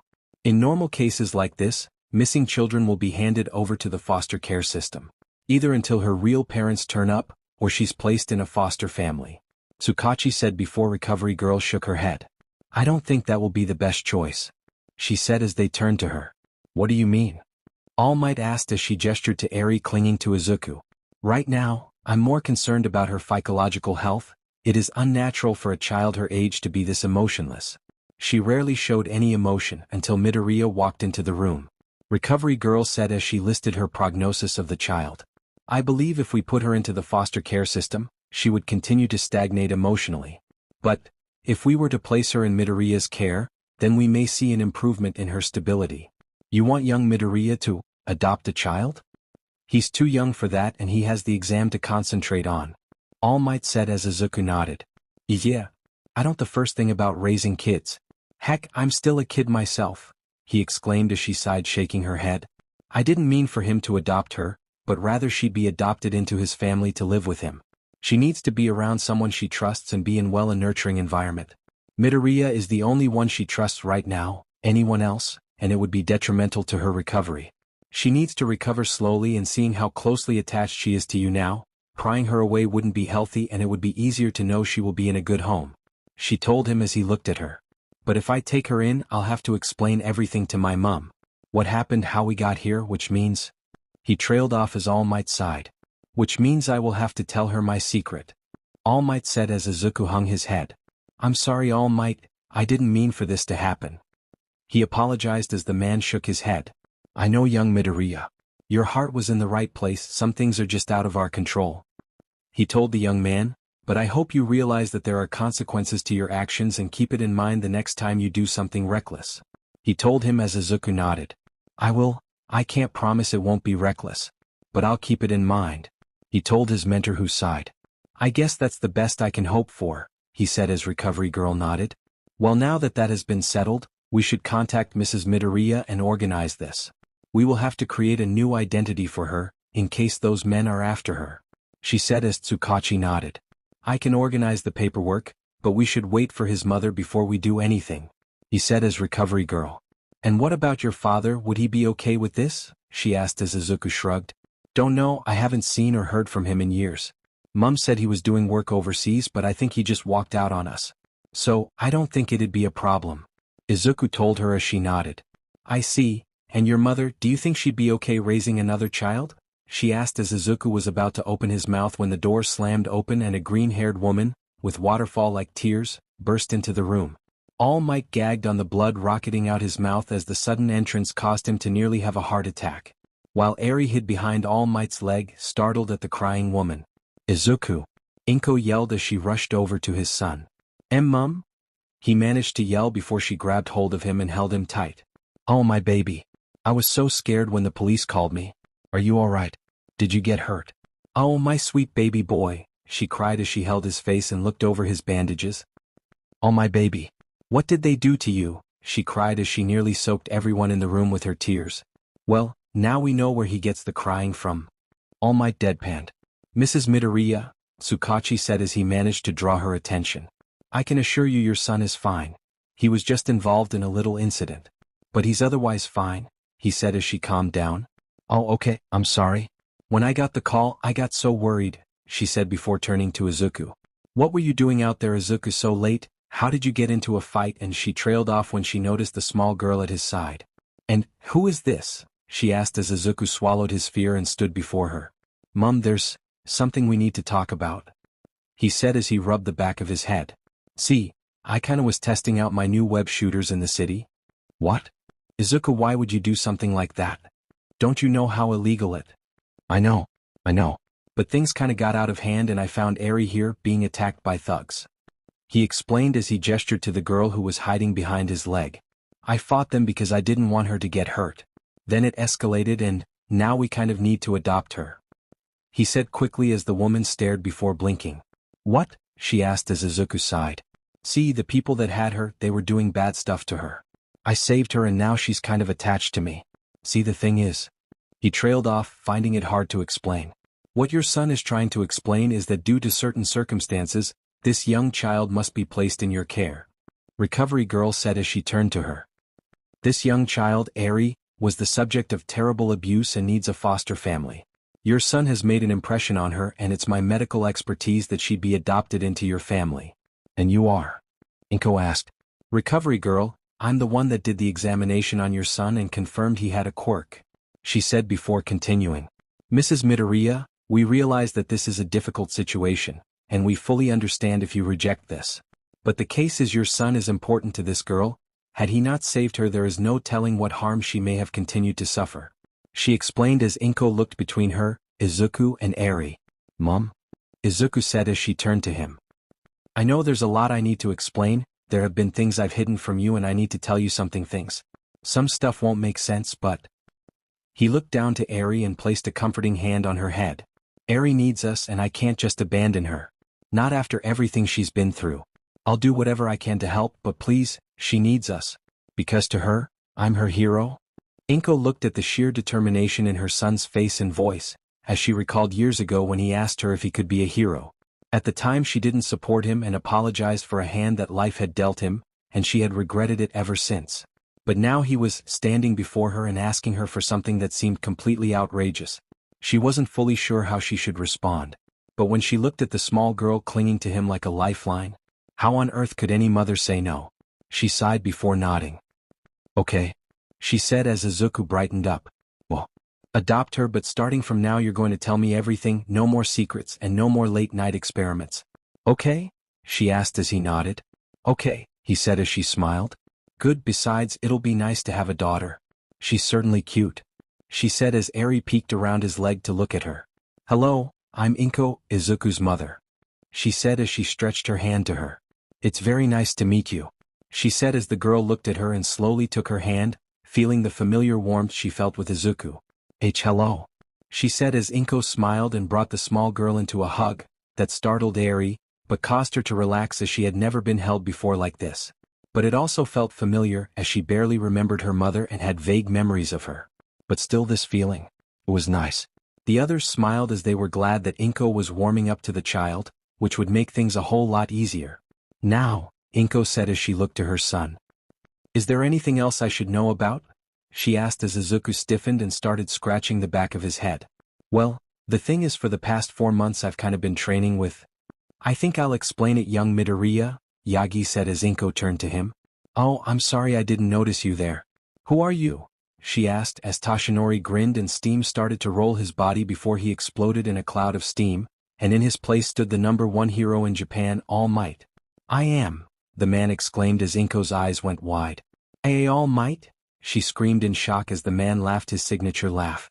That's right, Mrs. Midoriya. You see, for the past 4 months I have been training your son in secret, helping him to master his new quirk, and I asked him not to reveal my secret.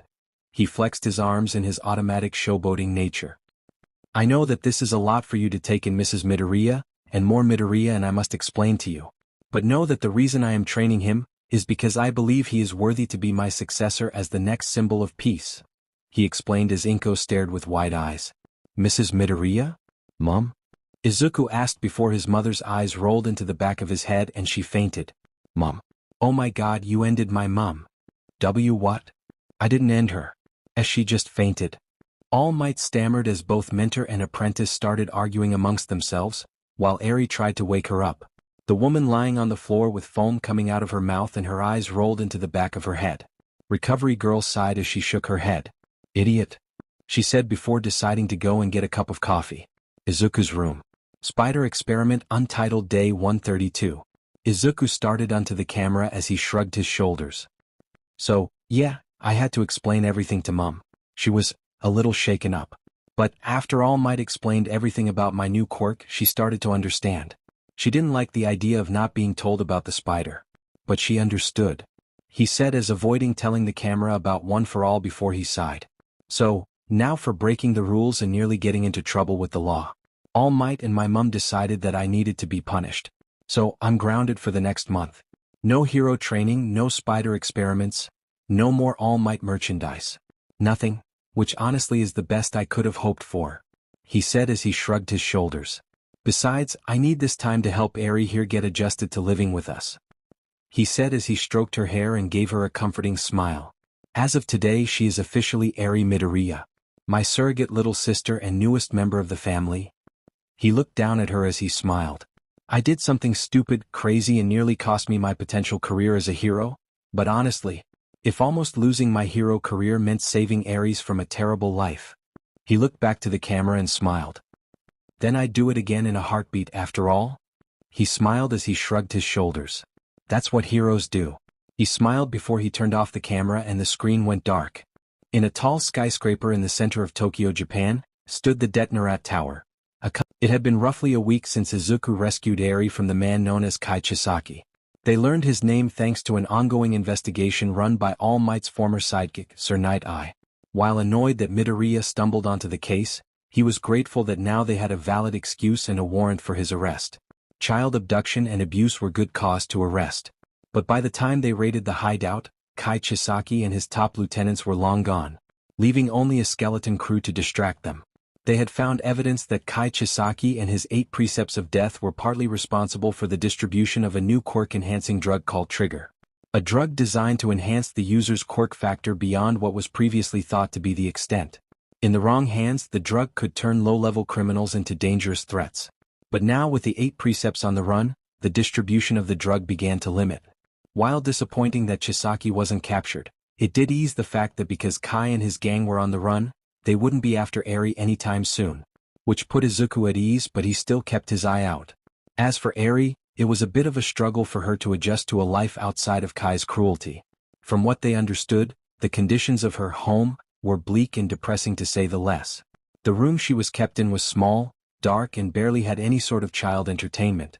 It was almost as if she was just a product for them, to be used and harvested. To what end they still didn't know, as Kai had destroyed the servers and computers with his quirk, making it impossible to learn what his end goal was. So, for the time being, Izuku and Inko did their best to ease Eri into normal life. Although she refused to leave Izuku's side, so she had to stay in his room. At first, Izuku was willing to let her sleep in his bed, while he had a roll-out bed until a more permanent solution could be found. But in the morning he would wake up with the small girl clutching his side. The sight alone made Izuku's heart squeeze. But aside from the curtness of it, it was obvious to both of them that the young girl was traumatized by what she went through, and suddenly being in a non-hostile environment would take some getting used to. So, she would seek out Izuku as an anchor, to help herself deal with the situation. Whatever Kai had done to her, had stripped her of nearly all of her emotions other than fear and guilt. Especially when they found that due to her circumstance, she never had a proper childhood or even learned how to smile. Something that had enraged All Might and Izuku. But they were all more than willing to help her overcome her fears and ease her into normality. Inko wanted to give her a good home and show her the affection she had been denied for so long. Part of it was she felt she had a second chance to do right where she had failed with her son long ago. Not that he blamed her. And Izuku's goal was to erase the darkness that had a hold on her heart. It's a good thing Mum got the school to agree to take some time off to help Eri, otherwise, it'd be harder to help her adjust if I was at school all day, he said to himself as he looked over from his desk to the small child resting in his bed. After what she's been through, she's going to need all the help we can give. He thought before he sighed mentally, the only downside of this is that my training is on hold because I'm grounded. He thought as he closed his eyes and remembered the long and angry chat he had with his mother and All Might. I know what I did was wrong and illegal, but if I hadn't done it, what would have happened to Eri? Would she have been saved eventually or never? And if I didn't act, who knows what could have happened? He suddenly felt a tug on his shirt as Eri had reached out in her sleep and grabbed his shirt. He smiled softly as he patted her head affectionately, effectively calming her down. Still, it was totally worth it in the end. He thought as pulled the blanket more over her body and leaned back in his chair, a small chuckle exiting his throat. I still can't believe that one night in town and suddenly I have a little sister. Albeit not in a conventional way. I'm a big brother now. A pregnant pause filled the room before his eyes snapped open in realization. Oh crap, I'm a big brother? He sat up as he mulled the words over in his head. I'm a big brother? How the heck do you be a big brother? He snapped over to his computer as he started frantically typing and searching the web. Let's see, Big Brother, Big Brother. How to be a big brother. 3 ways to be the best big brother. Nope. How not to mess them up. That doesn't help at all. Audiobooks, YouTube videos, an article. Damn it. None of this help. He listed all the searches on his computer. He paused when he heard a soft groan and Eri sat up as she held the edges of his blanket. Izuku? She asked as he turned to her. Why, Eri? He asked as she looked down nervously. Can I have a glass of water? She asked as he blinked at the uneasiness of her request. Until he remembered about Kai and nodded. Sure thing, he said with a small smile as she hopped off the bed and grabbed his hand, then followed him into the kitchen. After giving her a glass of water, and an apple when her stomach growled, Izuku took her back to his room where he tucked her into the All Might blanket. There, feel better? He asked as she nodded. Yes. Sorry I disturbed you, she said as he shook his head. There's nothing you need to apologize for. If you ever need something, don't hesitate to ask, okay? After all, He took a moment to say the words as he patted her head. Your big brother? He told her as she seemed conflicted about asking for stuff before she nodded and drifted off into sleep. Good night, Eri. Good night, Izuku. She said as she closed her eyes and fell asleep. He looked at her sleeping form before he smiled and brushed a hand through her hair. I guess being a big brother won't be so hard after all. He told himself as he promised himself, he would always take care of her. But I better buy one of those books. The next morning, Masseffect shopping district. Remind me again? Izuku asked as he, Eri wearing a green beanie to hide her horn, his mother and All Might, in his true form, were walking around the Masseffect shopping district. Why are we here? He asked looking around at the many citizens and people walking around and shopping. Well, even though Eri looks cute in your old clothes, I think it's important that we get her more age-appropriate and suitable clothes. I know you're a fan of All Might, Izuku, but she can't be wearing the same t-shirts for the rest of her life. Inko explained as she walked alongside her son. Eri held onto his hand for dear life, as she looked around in both awe and trepidation at the shopping district. Okay, I get that. But why is all dash? He was cut off as All Might slapped a hand over his face. Not out loud, kid. All Might hissed. Call me by true name, Toshinori Yagi, he told him as Izuku nodded. Smorf Alf Mip, sorry All Might. He spoke through the hand before it was removed. Okay, why is Mr. Yagi here? That felt wrong to say. He muttered to himself as All Might shook his head and gestured for Inko to take Eri further along. Inko nodded as she took hold of Eri's hand to lead her away. Eri stared with concern before Izuku nodded to her and let her know it was okay. The two men then huddled closer to exchange a private conversation. Even though Chisaki's operations have been dismantled, that villain remains at large. At any moment he could try and retake Eri back by force. So far Eri has a new identity in the database, but we don't know how far-reaching his contacts could be. So, for the time being, I'll be accompanying you and your family.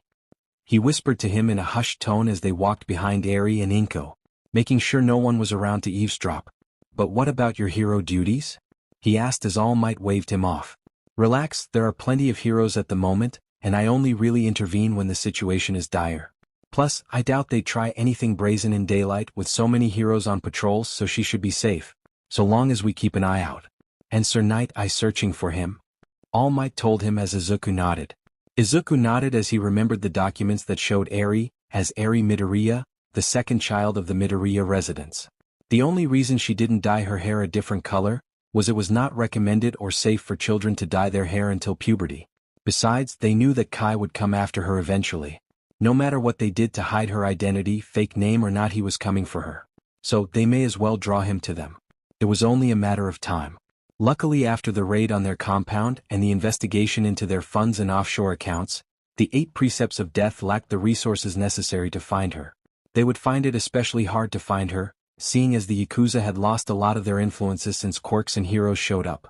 So, there would be less chance of a mole in the police force, and the only one that had access to her file was All Might's friend, Detective Naomasa Tsukachi, and All Might himself since he had alpha-level security and authority over the young girl's personal information. He was the #1 hero after all, who was going to say no to him? Plus, the Midoriyas were being moved to a new location closer to UA Academy, come the exam in 6 months. So, for now, Eri was safe and secure. I hope so. Izuku said as he was still worried about Kai coming after his little sister. I understand your worry, young Midoriya, but we can't focus solely on the future, merely on the now. And right now, that young girl needs proper clothing, food, and all the other necessities a young child needs for a healthy childhood. All Might told the young man. I guess you're right. By the way, how was it meeting your old sidekick? I heard that you had a falling out with him some time ago. Was it bad? Izuku asked as All Might thought back to a week ago. 1 week ago, Sir Night Eye Hero Agency. All Might, regular form, stood across from the man he once considered his sidekick. A tall, lean but muscular man with rather sharp and elongated features. His shiny hair was always worn smoothed down and parted to his left, and was dark green, with 3 yellow streaks towards the front, 2 on his right and 1 on his left. His eyebrows were also yellowish, matching the rims of the triangular glasses he wore and the strikingly bright yellow irises of his stern-looking eyes. His look gave off a sense of authority and power as he rarely smiled and looked stern, and he appeared to be glaring. I have to admit, All Might, I never thought our reunion would be like this. Night Eye said as he read over the file of Izuku Midoriya. Who would have thought it would take a little girl to force us to meet each other again? Life has a strange sense of humor, I'll admit. All Might said as he stood across from him. It has been too long since we've had a chat. I kind of wish it wasn't about work as well, but that's the life of a hero. We can't change that. Night Eye said as he looked at his former partner, staring at the thin body. You've lost a lot of weight? He said as All Might shrugged his shoulders. That's what happens when your stomach is basically crushed. On the plus side, I can fit into that swimsuit in time for summer. He joked as he got a small smirk from his ex-partner. I knew that would get you. You always did like jokes. That aside, let's get down to business, Night Eye said as he set the folder down, a folder that had Kai Chisaki's picture. I've been investigating this man and his group for years, searching for any solid evidence I could find, he informed All Might as the man sat down. I had reason to believe he was part of the distribution of the new trigger drug that's been hitting the streets. I heard about that. Wasn't it related to the instant villain incident? All Might asked as he remembered the incident where an individual was either forced or took the quirk-enhancing drug trigger. The incident was orchestrated by a quirk user that could use bees that explode to spread chaos. The user nearly used bees to destroy a section of the city, had it not been for All Might destroying the mini-bombers with his Nebraska smash. Yes, I heard that situation was ultimately resolved thanks to pro-heroes and vigilantes, correct? He asked as All Might shrugged. Wouldn't know about that part. All I did was stop some insects from blowing up the city, he said as Night Eye shook his head. Humble to the end, Night Eye said, with a small hidden smirk before it returned to his frown. In any case, I had suspicions that Kai Chisaki, a former Yakuza enforcer, would be behind some of the trigger distributions. It seemed the most logical choice. But I couldn't find anything solid on him for a while. But you were determined to wait? All Might said as he nodded. I was, until I got a call this morning from your detective friend who informed me about a teenager that got into a fight with a man matching his descriptions. Who, without a license, fought the man and saved a small girl connected with the prime suspect. He said as he held up the police report. Thanks to that, I got permission from the judges to conduct a raid on the base. Kidnapping and experimenting on a child were enough to issue a warrant for his arrest. We'll begin the raid shortly. But that's not why you're here, is it? He asked as All Might nodded. I wish to take part in the raid as well. Seeing as I was involved in the incident with young Eri, I would like to make sure her abuser is put behind bars. All Might explained as Night Eye adjusted his glasses. I understand your motivation and would welcome you to the task force. But I need to discuss something with you first, about Izuku Midoriya. He looked to All Might as the #1 hero flinched slightly. The incident report regarding his involvement states that he just happened to be in the area and got the girl away from Chisaki and his men. That's when you arrived, took out the thugs and saved the girl? His glasses reflected off the light as he stared at All Might. But looking at the evidence, I know that his associates were detained before you arrived, held down by an unknown support item that you claimed was a student's invention from UA that you were testing. He set the folder down as he glared.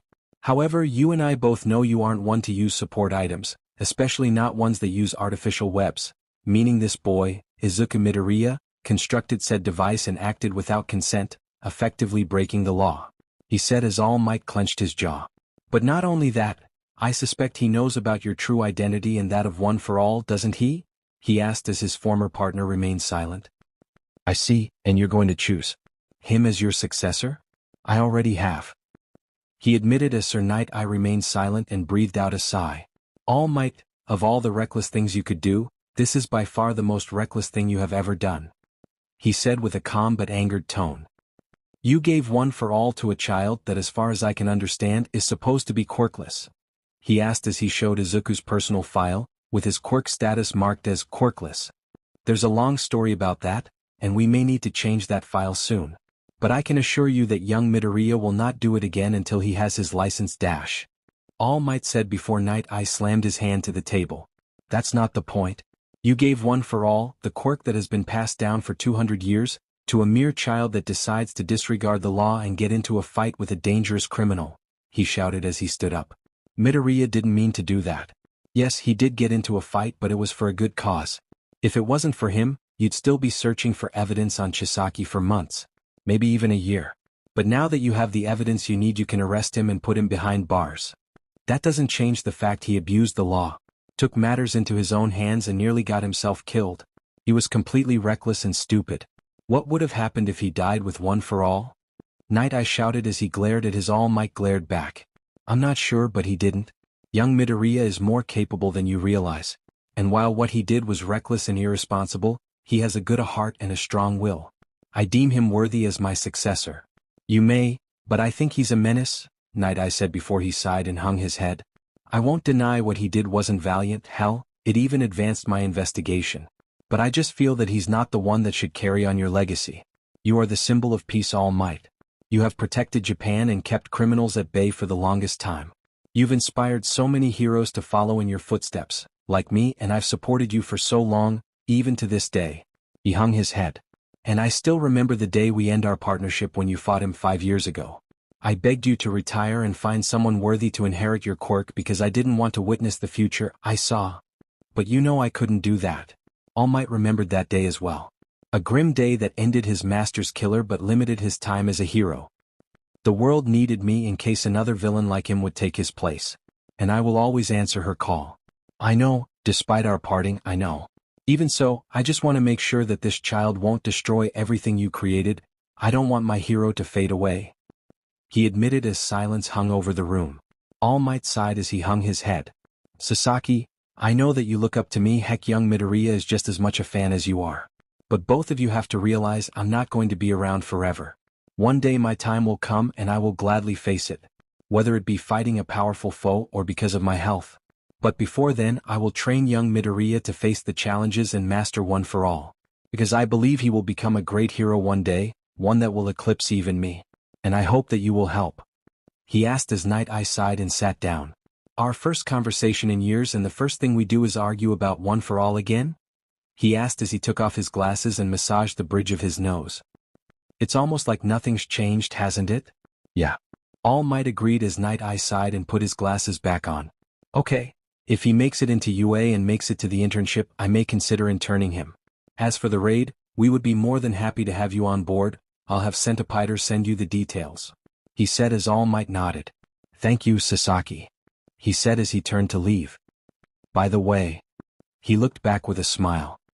It was good seeing you again. We should catch up more. He said as Night Eye stared before a small smile spread on his face. I'd like that, he said as All Might left, feeling that the bond he thought was broken remained firm to this day. Present day. Honestly, I think it was long overdue and probably for the best. I've pushed a lot of people away in my life. But maybe it's time I started reconnecting again. He told the young man as he nodded. But right now let's focus on what young Eri needs. And don't worry about the cost, I'm covering it. He told Izuku as the young protege blinked. Are you sure? All I mean Mr. Yagi? He asked, still not used to call him by his civilian name. Don't you need that for food and stuff?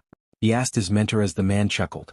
Relax, kid, with the money I make from my job as well as the endorsements and merchandise I can stand to lose a few spare yen. Besides, I don't spend much on myself anyway.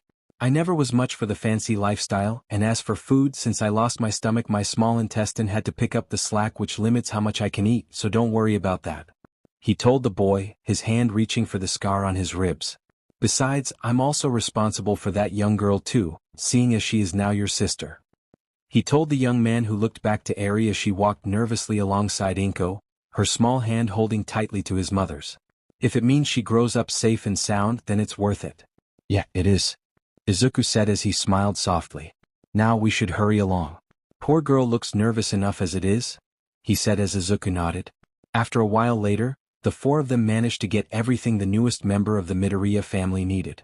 Now instead of an All Might t-shirt and shorts from Izuku's childhood wardrobe, the young girl was dressed in a white dress shirt with a frilled collar and a plain red pinafore with two large golden buttons on either side of her chest. Under this, she wore gray tights and a large set of tan boots with a small dark red messenger bag with the strap sitting over her right shoulder and a little floral pattern decorating one of its sides.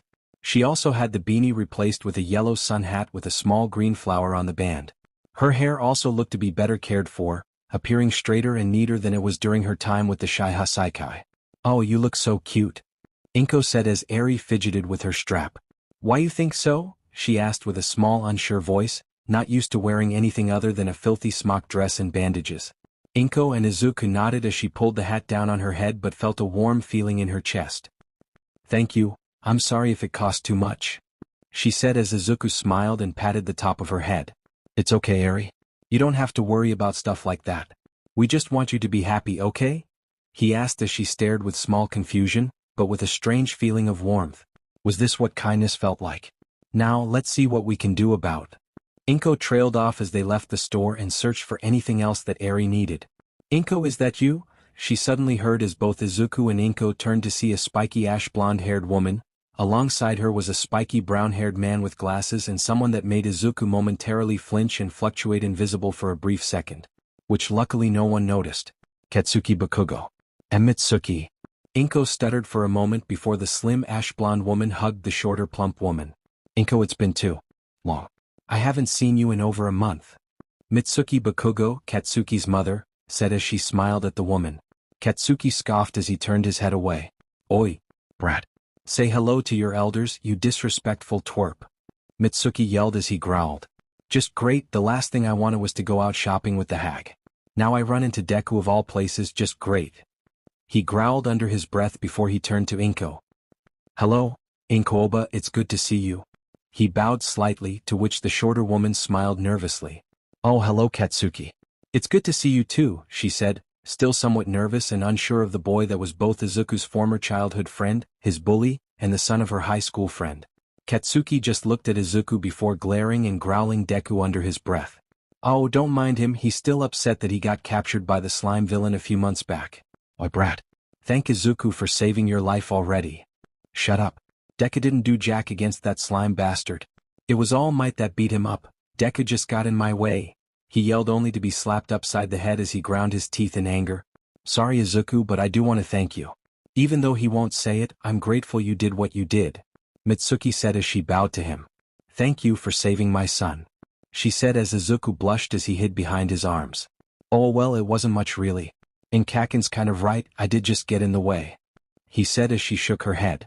"Nonsense, as far as I'm concerned, you're a hero," she said as Izuku felt a wave of joy in his chest. All Might behind him smiling at the knowledge that Izuku would become a great hero someday. Even if it was just being thanked by one mother. "So, Inko-chan, what have you been up to? We haven't seen each other in a while. Anything new and exciting happen?" she asked. "Oh well," Inko stuttered. She had been like this ever since she and Mitsuki met at high school years ago. "You could say a lot has happened." She gestured to her leg as Eri hid behind her new mother. Katsuki blinked while Mitsuki had sparkles in her eyes. Literally. "Oh, my gosh," she slowly said as she reached for the girl. "She is so cute," she said while hugging the startled girl and rubbing her cheek against hers. "Aren't you just the cutest thing in the world?" "Inko, who is this angel child?" she asked as Eri managed to escape her grip and ran behind Izuku. "Oh, sorry Mitsuki, she gets startled easily when she meets new people." She apologized to her friend. "Her name is Eri, and as of late she's our adopted child," she told her as Mitsuki blinked. "Adopted? Seriously, no offense, but I thought you and Hisashi wouldn't be up for that kind of thing. Especially seeing as he doesn't even bother to call or visit you anymore," Mitsuki said as she clenched her fist angrily, still annoyed that Izuku's father and Inko's husband took extended work overseas and never bothered to check in on his wife. It's quite all right, Mitsuki," Inko managed to say to calm her friend. "Hisashi won't mind, and the circumstance involving Eri-chan are unique," she said as the small girl looked around from behind Izuku's leg. "It's a long story, but basically she's in our care because Izuku found her and she's formed a strong attachment to him." She explained as Mitsuki felt her heart clench at the sight of Eri clinging to Izuku. Oh, that is so precious. Knowing Izuku, that definitely sounds like something he would do. She then snapped over and smacked her son upside the head. Damn it. Why can't you be more like Izuku and adopt a kid off the streets? Shut up, you old hag. Bakugo barked back. What did you call me, you little runt? She barked back as they growled at each other. And now you two please don't fight. We're in public after all. Masaru, Mitsuki's husband and Katsuki's father, said as he tried to calm down his son and wife. Are they always like this? All Might asked as he pointed at the family, to which Inko and Izuku just chuckled nervously. Yeah. They said as they had somewhat grown used to the strange family that was the Bakugos. Oh, by the way, who is this? Mitsuki asked, pointing to All Might, as she held her son by the ear and stopped him from ranting. He's been standing around for a while, is he with you? She asked as the three flinched slightly. Oh, my name is Yagi, Toshinori Yagi, I'm Midoriya's personal trainer. He explained as Katsuki stopped fidgeting and turned to the skinny man. Huh? What the hell are you talking about? What the heck does a worthless person like Deku need a trainer for? And you don't look like you could train anyone at all. Bakugo said before his mother slapped him upside the head. Oi! Don't be rude, you little bugger, she scolded as the boy ground his teeth. I'm sorry about my son's disrespectful behavior. She apologized as All Might chuckled, not his usual laugh. It's quite all right, I get that a lot. I used to help train pro heroes back in the day. But I suffered an accident years ago. So, now I instruct younger generations to become heroes. He explained, having come up with a reasonable excuse if anyone ever saw him train Midoriya. Oh well, that's good. So, I'm guessing Inko hired you to train Izuku? She asked as Inko nodded, knowing all about All Might's secret after adopting Eri. Well, I wish you luck, Izuku. It's going to be especially challenging going into the exam without a quirk. Izuku nodded, not wanting to reveal he had a quirk in front of Kaken, lest the boy got angry at him. Like he always did. He was about to agree with her when suddenly his spider sense went off. Heads up! Someone yelled from above as a rapidly moving object shot towards Izuku's head. His hand instinctively moved and caught what looked like a heavy-duty wrench without even looking. Izuku easily held the wrench with his hand as he blinked in confusion. What the? Where did dash?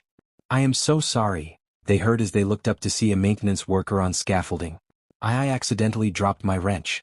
Are you okay? He asked as Izuku nodded. Why yeah, we're fine, he called out as turned to the now stunned Bakugos. What just happened? Mitsuki asked with shock as Izuku held the object in his hand, just as startled at her. He tried to let go, but the glare Bakugo gave him made him nervous and made his crawling ability cling the wrench to his hand. Actually Mitsuki, Inko said as she twiddled her fingers, I kind of forgot to tell you this, but Izuku has a quirk now, apparently. She said as silence reigned over the Bakugo family. The adults looked confused, while Katsuki looks more confused and enraged. How? They asked before a blood vessel appeared on Katsuki's forehead. Oi DKU. Katsuki suddenly raged as Izuku's spider sense went off, as Katsuki marched towards Izuku, about to grab the boy's shirt, had he not moved out of the way. What the heck was that crap? Since when did you get a quirk? He demanded, small sparks igniting in his hand as Eri hid behind Izuku, who instinctively stood in front of her. Answer me, you dash. That's enough. All Might said as he managed to stop the young teen. I feel as if this is a conversation best discussed elsewhere. How about we head to the food court? It wouldn't be wise to argue in the middle of the streets. Plus. He placed a hand on Bakugo's shoulder with a small grip. I hope you weren't about to use your quirk, young man. That would seriously jeopardize any chance of getting into a hero academy, right? Bakugo wanted to snap at the man, but for some reason he felt like he couldn't do it. There was this familiar aura about him he just couldn't place. Something he respected? TxS, he clicked as he shoved the man's hand off his shoulder and then stuffed his hands into his pockets. Fine. But you've got some explaining to do, Deku? He growled as he marched to the food court. His parents looked rather stunned. Wow, I've never been able to get him to stop like that. Mitsuki said as she turned to Toshinori. You must be great with kids? She asked as the skeletal man chuckled. No, I'm just charismatic, he said as he coughed into his hand. All right, let's head to the food court. He said as they all went to the food court as Izuku sighed in relief. He looked down to Eri who still hid behind his leg. Hey, it's okay. Kaken seems like a mean guy, but he wouldn't harm you, promise? He told her as she reluctantly nodded. Izukuni? She asked as Izuku turned to her, resisting the urge to heart clench when she called him Izukuni. Why did he call you Deku? She asked as a pained look came across his face. It's not something I like to talk about and not something you need to worry about, Eri. Come on, the others are waiting for us. He said as he held out his hand to her, as she looked at his face before nodding and grabbing a hold of it, leading them to the food court. Food court. The Midoriya family, plus All Might, sat on the table opposite of the Bakugo family as there was this nervous tension in the air. Mostly due to the heated glare that Katsuki was sending Izuku, as the boy withered slightly under his gaze. Are you going to say anything or just keep glaring at me? Izuku thought to himself with sweat rolling down his head. Eri sat next to him as she ate the apple slices that came with her McDonald's meal. Mitsuki broke the tension as she slapped the back of her son's head. Enough with the glare, she said before turning to Izuku. Sorry, Izuku. Kaken here. She smirked when he gave her the stink eye for calling him by Izuku's cursed nickname. Was just curious to know how it is you got a quirk. From what we understand, quirks only manifest when children are 4 years old. How is it that you have a quirk now after all these years? Not that we're against it, mind you, she said quickly as not to offend him, as Izuku chuckled nervously while Bakugo glared at him. Well, it turns out I'm a rare late bloomer. The doctor misdiagnosed me because my quirk needed to wait until my body was physically suited for it. He explained, having made this plan up with All Might and Recovery Girl should anyone inquire about his past quirklessness. Oh well, that's good. What is your quirk anyway? Masaru asked as Izuku pondered. Well, I kind of have the abilities of a variety of spiders. I can stick to any surface, have heightened senses, lift objects 170 times my body weight, I can jump 40 times my body length, and I can turn invisible. Although it's not really invisibility, more like I'm altering the light around my body to make it less visible to the naked eye, which also affects my clothes. I do wonder if it has something to do with bioelectricity, but mumble. He quickly went off into his usual muttering as the Bakugo parents stared at the boy. There he goes again, Mitsuki said as Masaru chuckled nervously as well. Bakugo couldn't handle it anymore, especially when the words pelted his head, and he slammed his hand on the table. Enough, you damn nerd. Shut up already, he yelled as he broke Izuku's train of thought. So your ability makes you like a bug, big whoop? Does that mean you sure dash? He paused when he looked to Eri's childlike curiosity and held back the swear. Does that mean you spin webs like a spider? He asked as Izuku shook his head. He didn't swear. Mitsuki whispered to her husband. Maybe we should have another kid to get him to stop. Shut up, you old hag. And you, he pointed to Deku. Answer the question? And no, nothing like that, Kaken. I only got the physical aspects of a spider. I didn't get the biological specs. Otherwise, I'd have 8 eyes and 6 legs. And that wouldn't be a pretty sight. They all paused to imagine a 4-armed, 8-eyed Midoriya with horrific spider-like features. They all shivered at that. Whatever. Your quirk is still weaker than mine. Bakugo claimed as he sipped his drink. And I'll prove it at the exams, so don't even bother trying, he said as he crossed his arms. Now that's not very nice, young Bakugo. All Might said as Bakugo glared at the man. Young Midoriya has every right to participate in the exam like any other student. It's not up to you whether or not he should compete or not. And I do not believe it's very heroic to deny others the chance. All Might told the young man who grumbled, for some reason finding it hard to snap at the skeletal man. Seriously, who is this guy? Why does he seem so familiar? He screeched in his head. Besides, All Might said as Bakugo blinked. How will you know if your quirk is better than young Midoriya's if he doesn't participate? The only way to prove it would be to let him try to compete in the exam. And if he succeeds, you'll have more opportunities to prove yourself. Wouldn't you rather have someone that will challenge you? If you don't, then your skill will stagnate, and I get the feeling that's something you don't want. All Might explained as Bakugo actually took the moment to pause. Until he clicked his teeth. No way. There's no way that damn nerd's quirk is better than mine. If what he says is true, it makes him more like a bug than a hero, he claimed as All Might laced his fingers. Really? Tell me, young Bakugo, what exactly is your quirk? He asked as Bakugo held up his palm as small sparks and explosions popped on his hand. My quirk dash. Kaken's quirk is called Explosion.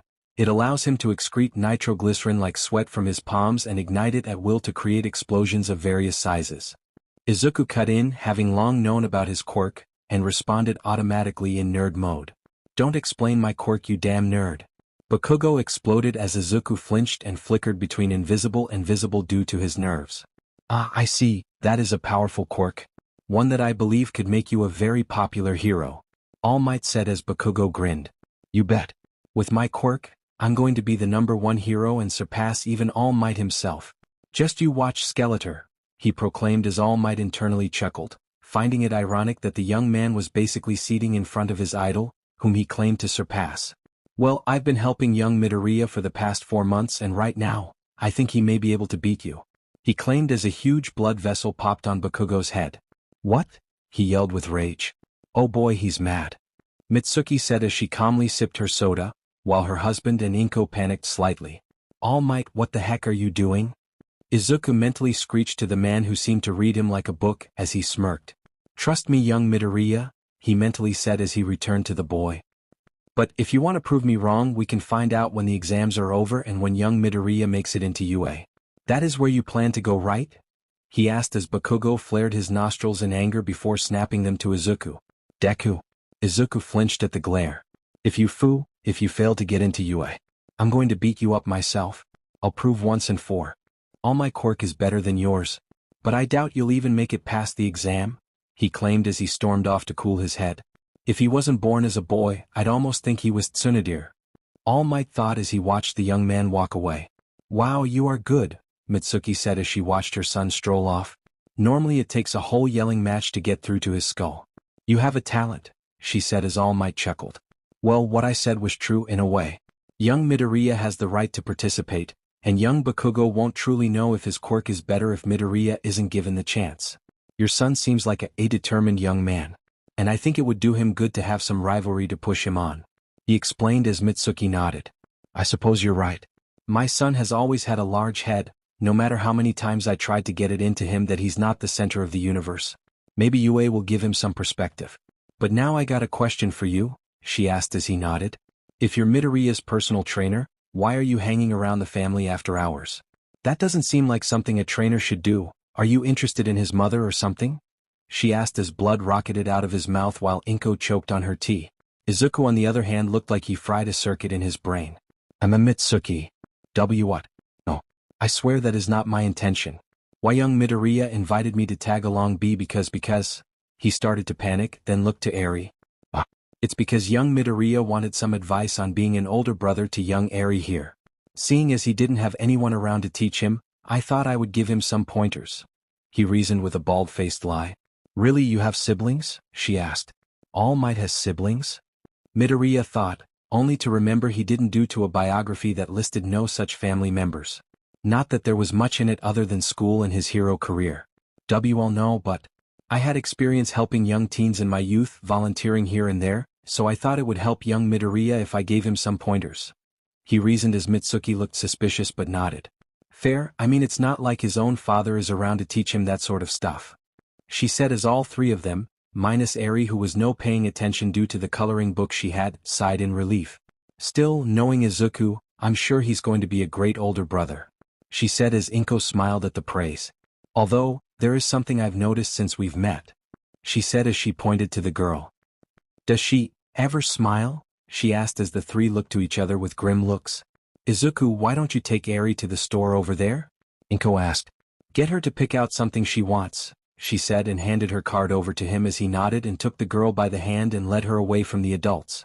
It's not something we like to make public, but due to Eri's former life, it seems that the people she was with didn't give her a proper home, and due to it she hasn't experienced much joy, Inko explained as the two Bakugo adults were stunned and saddened to hear that.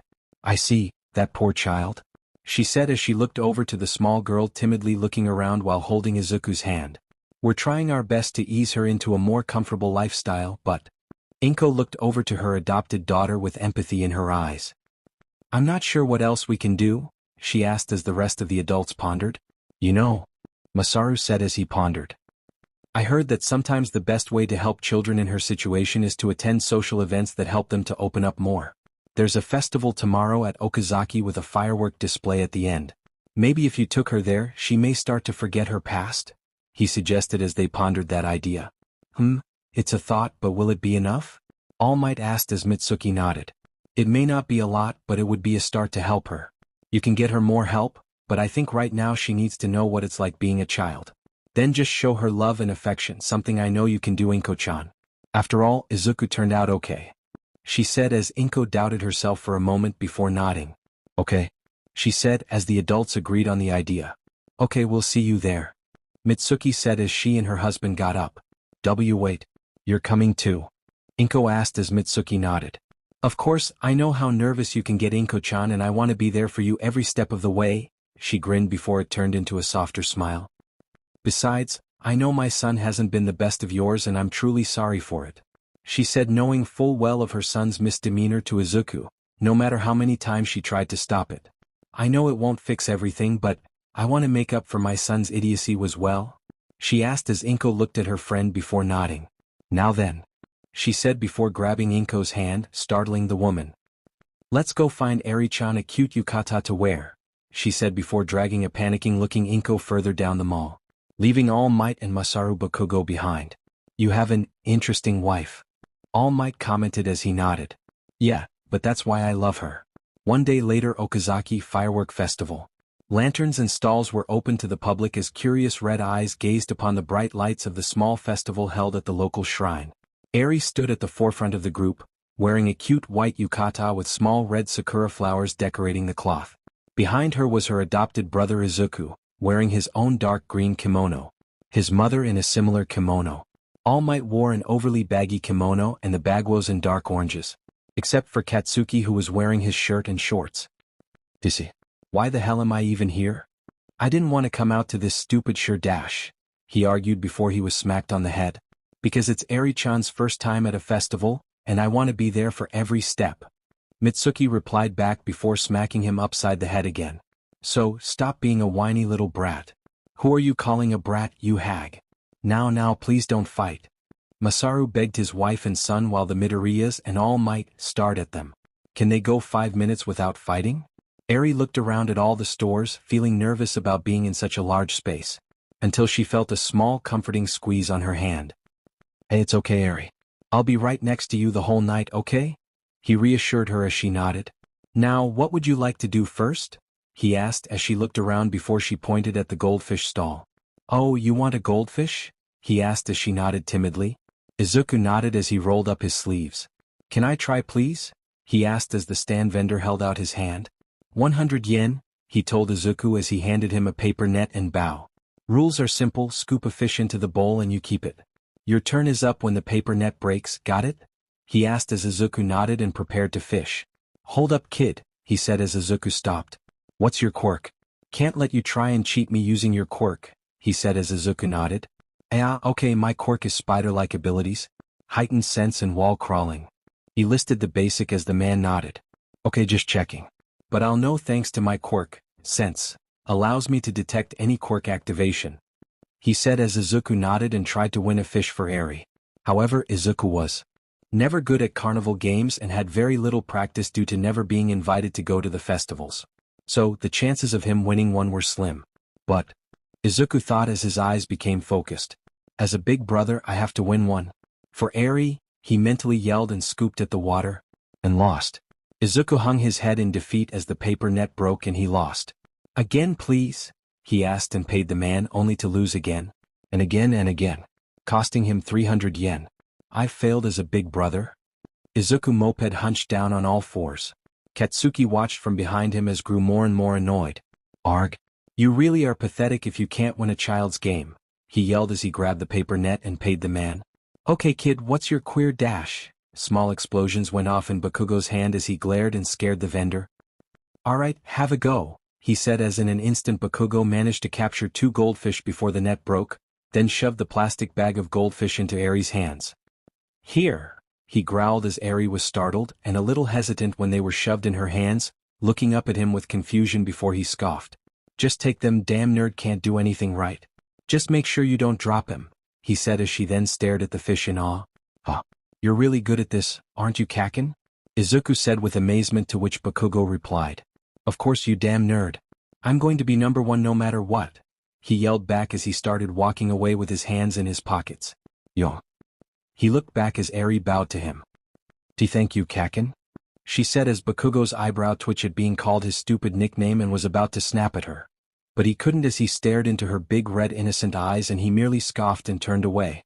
Yeah, whatever, he said and walked away. That was unexpected. Mitsuki and Masaru said as they watched their normally aggravated son act calm. "Shut up," he yelled, to which Mitsuki just laughed. The rest of the night went well as they played multiple games, buying masks for Eri and Izuku to wear. Izuku went with the All Might one as the real All Might snickered at the fanboy level of his successor. And Eri discovered her love of candied apples as her mouth drooled with delight, and slowly, they began to notice her trepidation melt away. But the whole time Eri still had yet to smile. The corners of her mouth would twitch, but nothing. It was like her facial muscles had forgotten what it was like to smile. Well, she's starting to come out of her shell? Izuku noticed as Eri played with one of the toys won at the stalls. But she still hasn't smiled yet. He discussed with the adults as they nodded. If she wants to smile, she'll smile when she's ready. You can't force it on her, you damn nerd. Bakugo grumbled as sat away from the rest. While not as invested with the child, even he couldn't fully ignore her lack of joy. Yeah, I guess you're right, Kakin. Izuku sighed with slumped shoulders before All Might placed his hand on his shoulder. Now don't give up yet, young Midoriya, the night is still young. Who knows, maybe she'll smile once she sees the fireworks.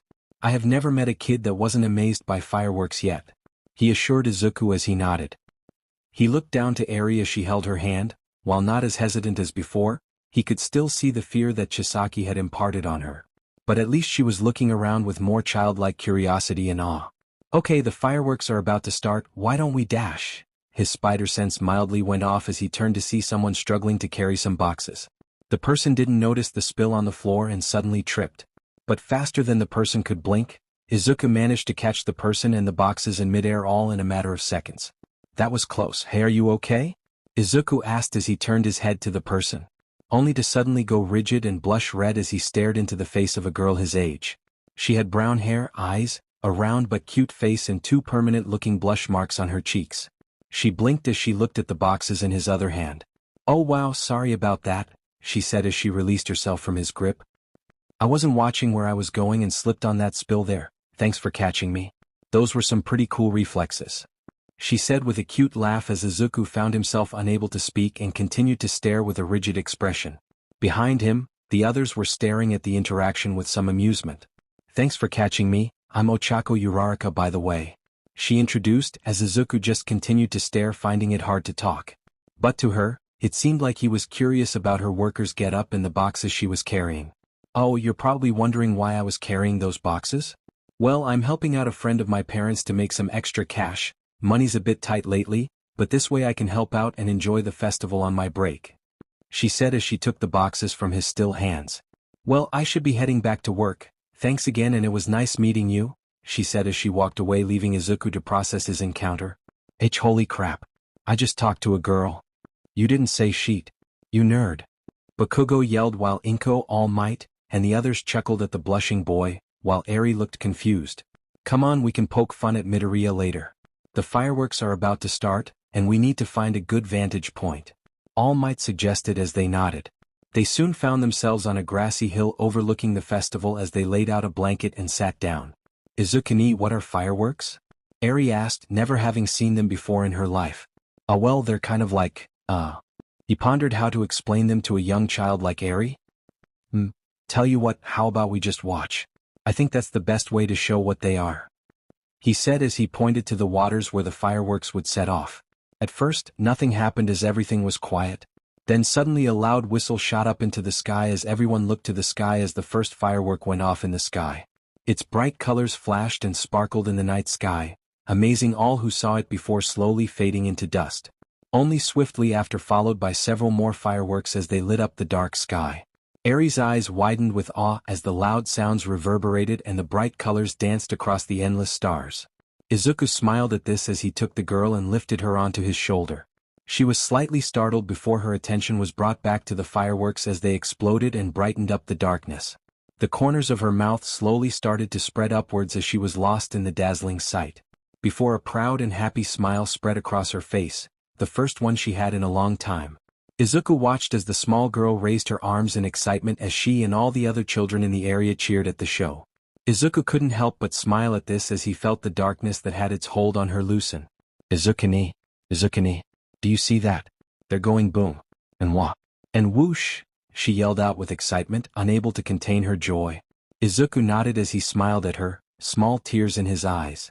Inko herself felt tears in her eyes, nearly drenching All Might with them, as she watched the small child laugh and smile for the first time since she arrived at her home. Mitsuki herself was comically weeping and taking as many pictures as she could of the innocent child, while Masaru tried to calm her down. But Kugo leaned his back against the tree as he tried to ignore everything. But even he took notice of the child's excitement and felt a small tug at his heartstrings, before shutting them off and turning away. Izuku took this moment to stare at the small child that had effectively become his little sister and smiled seeing her happy. But of course, his mind drifted to Chisaki and the fact he was still out there, no doubt plotting to take her back by any means necessary. He clenched his fist as he shook his head. No, I'm never going to allow that to happen. No matter what, I will protect Eri with my life. I'll become the greatest hero ever, and make sure that no child ever suffers as she had.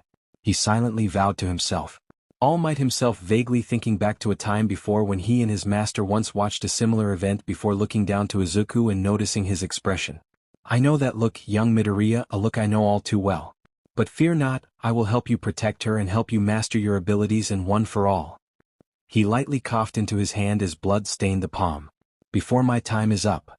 Both master and apprentice looked to each other as they nodded, both silently vowing to uphold the weight and responsibility of one for all. But for tonight, they just sat there and enjoyed the smile of one child that had seen too much darkness and relished in the light. It was the day before the entrance exam, as we find Izuku Midoriya fighting with strange men that flickered and sparked like images of light. The young man used his acrobatics to duck, dodge and avoid their attacks, while simultaneously countering with his own. Web-like strands shot out of his wrists, as they held onto the form of one before Izuku used the tension of the web to slam the man down into the concrete, only for the man to dissipate into specks of light. He continued to fight the hollow men, as his body moved with agility and precision. He twisted his body out of their attack range, before delivering powerful blows that would have incapacitated regular men. It had the desired effect as the hard light dummy smashed into the ground. His spider sense went off as two of the hard light tried to swing at him with bats, but two blasts of webs to the eyes blinded them as he pulled their heads down with the strands, smashing them on the floor before he backflipped and delivered a powerful kick to the second last dummy. The last one tried to throw a punch before Izuku countered with a blow under its chin and sent it flying into the air, only to be stopped by two strands of web that latched onto its chest and slammed it back into the floor, breaking it into specks of light. Izuku stood up as he surveyed the area, noticing no more dummies to fight. Simulation terminated. The projectors that were spread across the room shut off as Izuku removed his mask, as he looked over to All Might as the simulation ended. Well, I think that was your best time yet, All Might said as he looked at his stopwatch. 2 minutes and 33 seconds. That beats your old time, young Midoriya, he said as Izuku smiled. Thanks, All Might, he said as he took off his web shooters. I think I can still adjust my reaction time if I modify the mask a little. I can also adjust my web shooters to disperse the webbing solution more accurately. I've sent the patent to the registration center so they should allow me to use them in the exam. But what if they don't and I dash? Midoriya. All Might stopped his rant as he placed a hand on his shoulder. You're going to be fine. Examinees are allowed to bring in items that benefit their quirks. The fact you made them yourself is evidence of your technical skills and abilities. And even if you couldn't use them, the examiners are going to be more focused on your practical skills. I can't reveal much about it, but I have a strong feeling you will pass. He reassured him as Izuku nodded. Thanks, I guess I'm just nervous. He said as sighed in relief. I mean, I've been waiting for this day my whole life. Ever since I was a little kid and I wanted to be a hero like you. At first, I never thought I'd even have a shot at getting into the UA, but now that I have that chance, I'm both excited and nervous. I'm nervous-ed. All Might stared before he bellowed out laughing. Oh, you are a riot, young Midoriya? He laughed as the young man pouted. You are going to the UA by storm? He said in an almost proud and fatherly way. Something that made Izuku feel happy. Now let's practice one for all. Even though you've mastered your spider quirk, you still have a long way to go before mastering one for all. So, let's see how far you've progressed. Izuku nodded as he brought his arms across his chest and focused on one for all. His body was covered with red veins as his body began to glow lightly.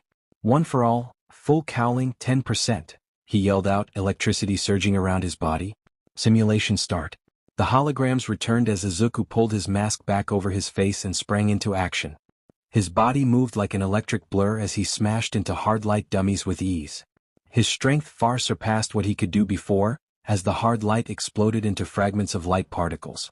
He was far faster and more responsive in his full cowling form, as easily dodged the bullets some of the dummies were programmed with. By the time it was over, he had wiped the floor with the entire training dummies. A grin under his mask as he stood in the center of the arena. "Time?" he asked as All Might stopped the watch. 1 minute 15 seconds, that is impressive. "I see you've gotten a handle on your full cowling," All Might observed as Izuku nodded. "Right now, I can use up to 15% without difficulty, 18% if I push it. But if I go any higher my body starts to ache, and if I go 100% my bones will break. Luckily with my healing factor, I'm up and about in a day or two," Izuku said as he stretched slightly as his body stopped glowing. "It's a good thing I figured out how to do this, otherwise I'd have never learned how to spread out the power." During the months he was able to control around 15% of One for All. Initially he could only divert One for All to his limbs, and during the training he wasn't fast enough to change the output's direction and messed up his combo. After realizing that focusing One for All in one limb wasn't enough, he gained the inspiration to cover his body after watching on the news about a hero called Electric Man, who covered his body in electricity. From then he worked to improve his new technique, One for All, full cowling. Initially he had problems controlling full cowl, breaking a limb here and there and injuring himself during practice.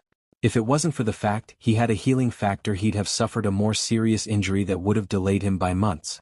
But after many trials and errors and a subtle hint here and there from All Might, Izuku had a grasp of One for All. "I reckon you would have gotten it eventually, young Midoriya. You're a bright young man with an amazing talent and a drive like no other.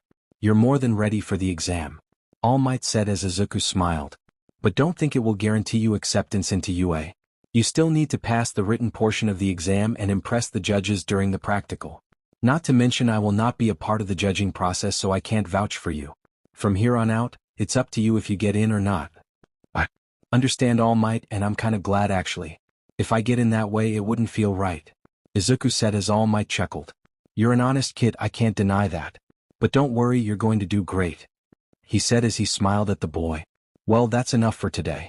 You need rest for the big exam tomorrow, and I know that a certain little sister is already missing her favorite big brother." Izuku chuckled as he thought about his adopted sister. "Yeah, let's head home." In the months she had been living with the Midoriya family, she had slowly begun to overcome her fears. For her own safety, she had taken to wearing hats to cover up her horn, in case any of Overhaul's men were trying to track her down, as she was too young to have her hair dyed and it wasn't recommended for children to have dyed hair until they were older. She smiled more often and was still a little shy when it came to meeting new people. But when she did, she would flash them this big smile that would warm even the coldest of hearts. It was difficult for her to adjust to a normal lifestyle.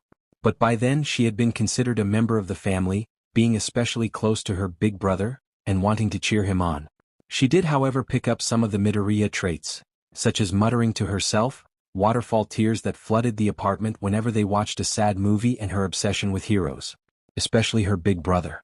Now it almost seemed impossible to picture a life without the small horn girl as a member of his family. Something that warmed his heart and steeled his resolve to be a hero. Midoriya residence. "I'm home," Izuku called out as he stopped at the doorway to remove his iconic red shoes. A pitter-patter of feet caught his attention as he expertly caught the small girl in his arms. A bright smile on his face. "Welcome home, Izuni," Eri said with a smile as Izuku laughed. "Good to be home. You've been a good girl while I was training?" he asked as she nodded. I helped Mama Inko with the groceries after she picked me up from daycare, and I helped carry the bags home all by myself. We're having katsudon for dinner," she said as she told him her day. He chuckled as he rubbed her head affectionately. "Good girl, now let's go into the kitchen." "I am starving," he smiled and walked towards the kitchen. His mother set down the placemats as she spotted her son and adopted daughter. "Oh Izuku, how was training today?" Inko asked as Izuku nodded. "Training was alright. All Might was really helpful getting my moves down. I still need to readjust the web shooters and I'm still working on integrating the electronic HUD into my goggles, but I need more components to fully integrate the software and hardware, and then need to calibrate the dash." Izuku, his mother managed to stop his rant as he blinked. "Oh sorry, but yeah, other than that he says I'm a shoo-in for you," he said as she smiled. "Oh that's so great honey, I still can't believe All Might of all people is helping train my son. It makes me so proud of you, I just wish I could tell everyone." She sighed as Izuku shook his head. "You know we can't, Mom, we have to keep it a secret for his sake. And truthfully, I'd rather not have people found out All Might was training me. They'd accuse me of getting into UA because of him and then no one would take me seriously as a hero. He reasoned with her as she nodded. If you say so, dear. Now, why don't you relax? Dinner will be ready soon, she said as Izuku nodded and went to the shower, while still thinking about the lie he was keeping from her, and why he couldn't let her know about One for All. While his secret training relationship with All Might had been exposed to his mother, she was still in the dark about his other quirk. It was for her own safety, not that she wasn't already in danger because of Overhaul, who would one day come back for Eri. But so long as no one else knew about One for All, she was still safe. After hopping out of the shower and seating himself at the table, he began fidgeting with his web shooters while Eri watched in fascination, occasionally poking at one of the devices. She jumped a little when Izuku accidentally released a small glob of the web from the shooter, and it hit the wall, spreading out like a large spider's web. Whoops, well at least the net filter works, he said as Eri hid under the table. Izuku, what have I told you about meddling with your web shooters at the dinner table? Inko scolded as Izuku shagged his shoulders. Not to. He droned, having heard it multiple times since he made the things. Her scowl deepened as Izuku sighed. Sorry Mum, I guess I'm still a little nervous about tomorrow. I want to make sure everything's ready.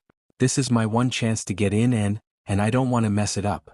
He sighed as he felt a moment of doubt, before he felt his mother's reassuring hand on his own, and a warm smile on her face. Izuku, you are going to be fine. I know I wasn't very supportive back then and I said something I shouldn't, but I believe you will be a great hero. Just like you believe you can be, just like she believes, she said as a smaller hand held his own, and he saw Eri looking up at him and smiling. He stared at the two important people in his life as he smiled. Thanks. Good now. Put that stuff away and help put out the plates. We made your favorite today, and you're going to need all your energy for tomorrow. Okay. Izuku looked around the table as he smiled, and he thought about the people he had in his life. His mother who now supported him, his little sister that looked up to him and his idol who believed in him. Almost a year ago he never thought he would have anything like this. A quirk, someone to believe in him and a chance to prove what kind of a hero he could be. But now he had that chance, and there was no way he was going to waste it. Day of the exam. UA Academy. The tall H-shaped building of UA Academy stood before Izuku Midoriya as he stared with awe. Around him, multiple applicants were making their way inside, as they hoped to pass the grueling entrance exam and make it into the prestigious halls. Even though he had been here before his powers awakening, he still could not get over how insanely awesome being at the academy was. But just because he had All Might's training and guidance, didn't mean he'd be guaranteed entry into the academy. He needed to prove himself and that was what he was going to do. I won't let you down, All Might, I promise, he told himself as he clenched his fist. Oi, Deku, he heard a voice call out as he turned to see the usual scowl of his former friend and current rival, Katsuki Bakugo. Kaken. While not as scared of Bakugo as he used to be, the years of mental anguish the young man had inflicted on him caused his body to instinctively react to him. Stop standing around looking like a nerd, he growled as Bakugo shoved past him. I'm going to prove which quirk is better, he said as Izuku chuckled nervously. That's Kaken for you, he doesn't let anything hold him back. He then looked up as he smirked. Which means I shouldn't too. He took his first bold step towards the beginning of his new life, and then subsequently tripped on his own 2 feet. Really, universe? He thought to himself as he was about to catch himself until he noticed he stopped falling and appeared to be floating in the air. Is this a new aspect of my quirk? He thought to himself before he noticed someone standing next to him. Are you okay? A young feminine voice asked as she readjusted him back into a standing position. I'm sorry for using my quirk on you, but I figured it'd be bad luck if you tripped on your first day, right? She asked as. It's fine, I was paying attention and... Izuku paused as he blinked for a little before he stared at the girl before him, until his mind flashed back to the fireworks festival and his face exploded into a blush. Oh no, it's her. The nice firework girl? He mentally panicked as she stared at him with a sort of recognition. Hey, you look familiar. Have I seen you somewhere before? She asked as she looked at his face. Say something. His mental brain kicked himself. We met at the Ozakai Fireworks Festival a few months back. I think I caught you falling there. Gaminus kakao. Izuku Midoriya? He managed to find his voice. No, not that. Now she'll think we're weird. Oh yeah, reflex guy. Thanks again for that, you were awesome. I'm Ochako by the way. Ochako Uraraka, she said as he gulped and nodded. And no problem. Well, good luck on the exam, she called out as she walked past his stunned form. I just talked to a girl again. For real this time. Ha. He mentally cheered himself. This is going to be one hell of a day. UA Auditorium. All of the examinees moved into the large atrium-like hall as they sat down at their assigned seats. Izuku noticed that he was seated next to Bakugo, but the other boy merely growled and turned his head away. Yep, one hell of a day. He thought to himself as he turned to the stage as the pro hero and UA teacher present Mike walked on stage. Welcome everyone to the UA entrance exam. Now everybody say HUI. Present Mike yelled out expecting a reply back, only to hear silence. Well, almost silent as Izuku was fanboying about the loud hero. Oof, tough crowd, he muttered to himself before coughing into his hand. Now, welcome you young hopefuls. I see a whole lot of potential here, but sadly only some of you will be making it into UA. This will be determined in our 10-minute battle royale, where we will place you in a replica city with you against a bunch of villains. Your goal will be to take down as many villains as you can and earn points. Each villain is worth a certain point. Present Mike explained as the monitor showed 3 different types of enemies with either a 1P, 2P or 3P. It looks like even though our numbers are serialized, they set up the examinees at random. So, no one from the same school can participate, Bakugo noticed as he and Izuku had a 1-digit difference on their cards, but were assigned to different zones. With Bakugo at Alpha and Izuku at Beta. This means I can't crush you in the exam? He cursed to himself as Izuku felt some sweat drip down the back of his head. Kakin. You really need to chill, Izuku thought to himself. Now of course you can take whatever you like into the exam, handmade or otherwise if it helps you or your quirk. But there is absolutely no attacking other players. That's a big no-no. Present Mike explained as Izuku sighed in relief. He could use his web shooters without being disqualified. Excuse me Tenya Ida, may I ask a question? A tall boy with dark hair, glasses and a serious aura around him said as he stood up. Go ahead, Present Mike said. On the handout there are clearly 4 types of enemies, yet there are only 3 so far on the monitor. Is this a typo? Because such an error would be a clear embarrassment for such a top-tier academy as UA. Tenya said as he pointed to the handout. And you, he suddenly pointed to Izuku. You've been muttering and fidgeting to yourself the entire time. It's highly distracting. If you think this place is some pleasure jaunt, then please leave at once, he demanded as Izuku flinched at the accusation. Okay, rude, he thought to himself. His older self would have apologized and shrunk into himself, but he was a bit more confident this time around as he glared at the way too serious kid. Sorry, but I'm not here for kicks. I want to be a hero, just like you and everyone else here, he said with determination which surprised Ida and Bakugo for a moment. Okay, settle down you two. An examinee 7111, it's not a typo. The 4th villain is worth 0 points. They're more like arena traps than anything. They will randomly rampage across the city and your goal for them is to avoid them at all costs. I see, I apologize for the interruption. Ida bowed before sitting back down, but not before sending a glare to Izuku one last time. Guy takes himself way too seriously, must have a pole up his ass or something, Bakugo muttered to himself as Izuku just chuckled to himself. Speaking from experience? Now that's enough from me. But before we send you off to the battlegrounds, I want to impart some final words onto you, the school precepts if you will. A true hero never stops overcoming the misfortunes of life and continues regardless. To go beyond what you know and go plus ultra, he shouted as Izuku felt more determined to exceed. Now good luck and don't die. Wait, what was that last part? Training ground beta. Soon the new examinees arrived at their respective training area, as they all marveled at the sheer size and scope of the field. It was almost like an entire miniature city was constructed and placed inside the school. Wow, UA really goes all out, don't they? One of the examiners said as Izuku looked and felt a twinge of nervousness. So much so that his body flickered with his invisibility before he took a deep breath. Relax, you can do this, he told himself as he checked his web shooter and made sure he packed enough spare cartridges, but as he fished around he felt a small paper note in his pouch as he pulled it out. Izukuni Goad Lock. We are rewarding for you. Area 3. It was misspelt, had messy handwriting and was clearly written in crayons. But he knew how much it meant for Eri to know he had it as he smiled and pocketed the note. Thanks Eri, that's just what I needed, he said to himself as he adjusted his gear before he spotted the same girl from before mentally preparing herself. Hey, that's her Ochako I think? Maybe I should go over and say hi, or would that be too weird? Hey you! He suddenly felt a hand on his shoulder as he turned to see the serious kid again, Tenya Ida, wearing a skin-tight runner's suit. I hope you're not planning to go over there and distract her, he said as Izuku managed to brush his hand off. No, I'm not. We met a few months back and again this morning after she helped me. I just wanted to wish her luck, not distract her or anything. Because like I said, I'm here to become a hero just like everyone else, he said as he looked around and noticed them muttering about him. Isn't he the kid that stumbled on his feet this morning? Guy doesn't look that impressive, this will be a piece of cake.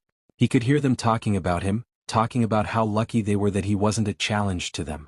He didn't care because he had a goal. To become the hero All Might believed he could be, and the hero his sister needed him to be. Don't focus on what others think, just do what needs to be done. Izuku thought as he pulled the mask over his face and the lenses adjusted. And start. Everyone blinked at the sudden loud voice and looked confused. What? Did you think there'd be a countdown or something? Wrong. There is no countdown in real life. Move it. Izuku blinked before everyone stampeded and he was momentarily left behind. For a moment as he shot a line of web and swung his way into the city. This is going to be a piece of cake. I'm going to get the first villain. No, me. The other examinees shouted as they rushed towards a group of villains. Ida was more focused on getting the most points as he sped ahead of them. He spotted 4 one-pointers, 2 two-pointers and 1 three-pointer. But suddenly he felt a shadow pass over his head as he and the others looked up and saw Izuku swing right past him on his web. He fired a string of web at the first one-pointer and pulled himself at the enemy. His fist slammed into the robot as he crushed its head like paper. He then spun around and delivered a powerful downward kick to another and smashed it into the ground. His spider sense warned him of an attack from behind as he backflipped, shot to web lines at the one-pointer and then flung the robot into a lamp pole, destroying it. He then evaded another attack as he zipped over to the last one-pointer, using his web shooters and caved in its chest with his fist. Hey, wasn't that the kid from the front this morning? One of them asked as they watched Izuku crush a robot with one punch. Izuku then focused on the 2 two-pointers as they fired rubber bullets at him. His spider sense and acrobatic abilities easily helped him avoid their attack, as he shot 2 globs of webs at their eyes and temporarily blinded them. He then dashed towards one of the blinded bots and slammed his fist straight into its eye, his super strength crushing their metal like paper, as then grabbed one of the metal plates off its leg and threw it at the other, chopping the scorpion-like tail off. Tails, I win, he quipped as the robot stumbled back. Wow, that kid is awesome. I'll say maybe he wasn't as weak as I thought he was? He does have some flair and grace with his moves. Magnifique, a French-sounding boy said as he watched Izuku for a moment. Arg, damn it, I need to find some points. One of the hopeful students said as they all nodded and started dispersing to find their own points. Ida stared for a moment then shook his head and sped off to find his own points. He couldn't be made a fool of in this test, not while the Ida family name was on the line. Ochako herself was staring and for a moment she thought how cool he was. Before she remembered her own reason for being here and went after more robots. Meanwhile, Izuku jumped in the air, shot 2 lines of web into the already destroyed two-pointer and then swung it overhead and slammed down on the last two-pointer, utterly destroying the villain bot. Before he could take a breath, his spider sense went off as a rocket blew past his head and looked to see the three-pointer and its 2 massive missile launchers on its back. Whoa. You really take these tests seriously, don't they? He said as the robot rearmed its missiles and fired again. He shot his webs as he swung towards the villain bot, missiles just missing him as he spun in midair, shot a web at one of the rockets and swung it back at the robot. I think this is yours, he yelled as the rocket smashed into its face and caused the robot to stumble back. One for all, full cowling, 5%. Izuku then activated full cowling, as his body sparked with neon green electricity before he zipped down with a web line and smashed the robot straight into the ground, leaving a large dented machine in a small crater. Everyone stared in stunned awe as Izuku stood back up and narrowed his lensed eyes. Okay, that was 11 points, not bad, now to find more. He then shot a web line and swung away to find more robots. Teacher's observation. All Might couldn't help smirking as he saw his apprentice take the lead in the beta section. The months he spent training his own spider powers were worth it, as the boy swung around, defeated some more robots, and inadvertently saved others from surprise attacks. He doesn't know it, but already he's proving himself as a hero, he thought to himself as the other teachers judged the performances of the hopefuls. We've got a lot of young potentials this year. They're taking down all those bots like they're nothing. They are impressive, but the test isn't just about taking down as many villains as possible. This test also shows off their insight, their agility, their judgment and of course their sheer fighting prowess. But you've got to admit, the kid with the webs is pretty impressive. One of the teachers said as they watched on the monitor how he avoided their attacks and his quick act of stopping other robots from attacking his fellow examinees. I don't know if he's doing it on purpose or not, but the kid so far is showing a good awareness of others around him, protecting them from harm and even environmental damage. He's definitely earned some rescue points for that. Maybe. They flipped a glass box and pushed a big red button. But let's see how they'll react to this. Battleground Beta. Izuku jumped off the back of another 3-pointer as he slammed his fist into another 2-pointer, while firing a web shot at some rubble, then throwing the rubble at another 1-pointer. He jumped onto the side of the building as he looked around at the ongoing battle between the examiners and the villain bots. Okay, that's another 3 points. That makes it 40 points so far. Okay, this is working out great. But it looks like the number of robots is thinning out here. I need to head off and find more dash. Suddenly he felt the building begin to shake as cables snapping and small charges detonated in the distance as the ground began to rumble. Ah. That's not good. He and everyone else turned in the direction of the noise before a large metal hand grasped the side of the building and a large robot towered over the entire group. Izuku's lenses went wide-eyed as he and everyone stared in stunned horror. Isn't that a bit much? Izuku yelled as the robot fist swung back and slammed into the ground, kicking up a huge gust of wind and dust. Shit! He yelled as he used his wall crawling to stick the building. But his eyes widened as he saw bits and pieces of rubble falling towards the other examinees. Oh no! He yelled as he swung out and shot nets of web at the pieces, catching them before they could crush the other students. He landed on top of a lamp post as he turned to the students. Everyone get out of here. I'll try and hold it off, he yelled at them as he turned back to the 0-pointer and swung towards the machine. Ida stood there for a moment before he turned around and ran from the fight. The instructor was clear that facing the 0-pointer was meaningless and should be avoided at all costs. But, why does this feel wrong? He asked himself as he watched the masked Izuku swinging towards danger. Izuku swung towards the 0-pointer as he fired multiple globs of webs at the debris from hitting any of the students. The webs caught the debris in large spider-like webs, and stuck them to the buildings as the students took this chance to run. Izuku landed on the side of the building as he looked between the 0-pointer and the students. Damn it. It's taking nearly all my cartridges just to keep it still. He then noticed the wheels of the machine and got an idea. Need to stop it from moving. He ejected the spent cartridge and loaded a new one. He then swung in between the destruction, and he aimed for the tracks in the 0-pointer's treadmill. The thick webs globing up the gears as the 0-pointer halted in its tracks. The 0-pointer looked down as its wheels stopped moving as the thick webs kept it in place. Suddenly it felt something on its face as Izuku looked into its big robotic eye and tapped on the glass. Having some technical difficulties? Don't worry, it happens to everyone, he quipped as the giant attempted to swat at him, only to hit itself in the face with its own hand. Seriously, you tried swatting me? That's a little on the nose, don't you think? He said as he swung away in time with some web.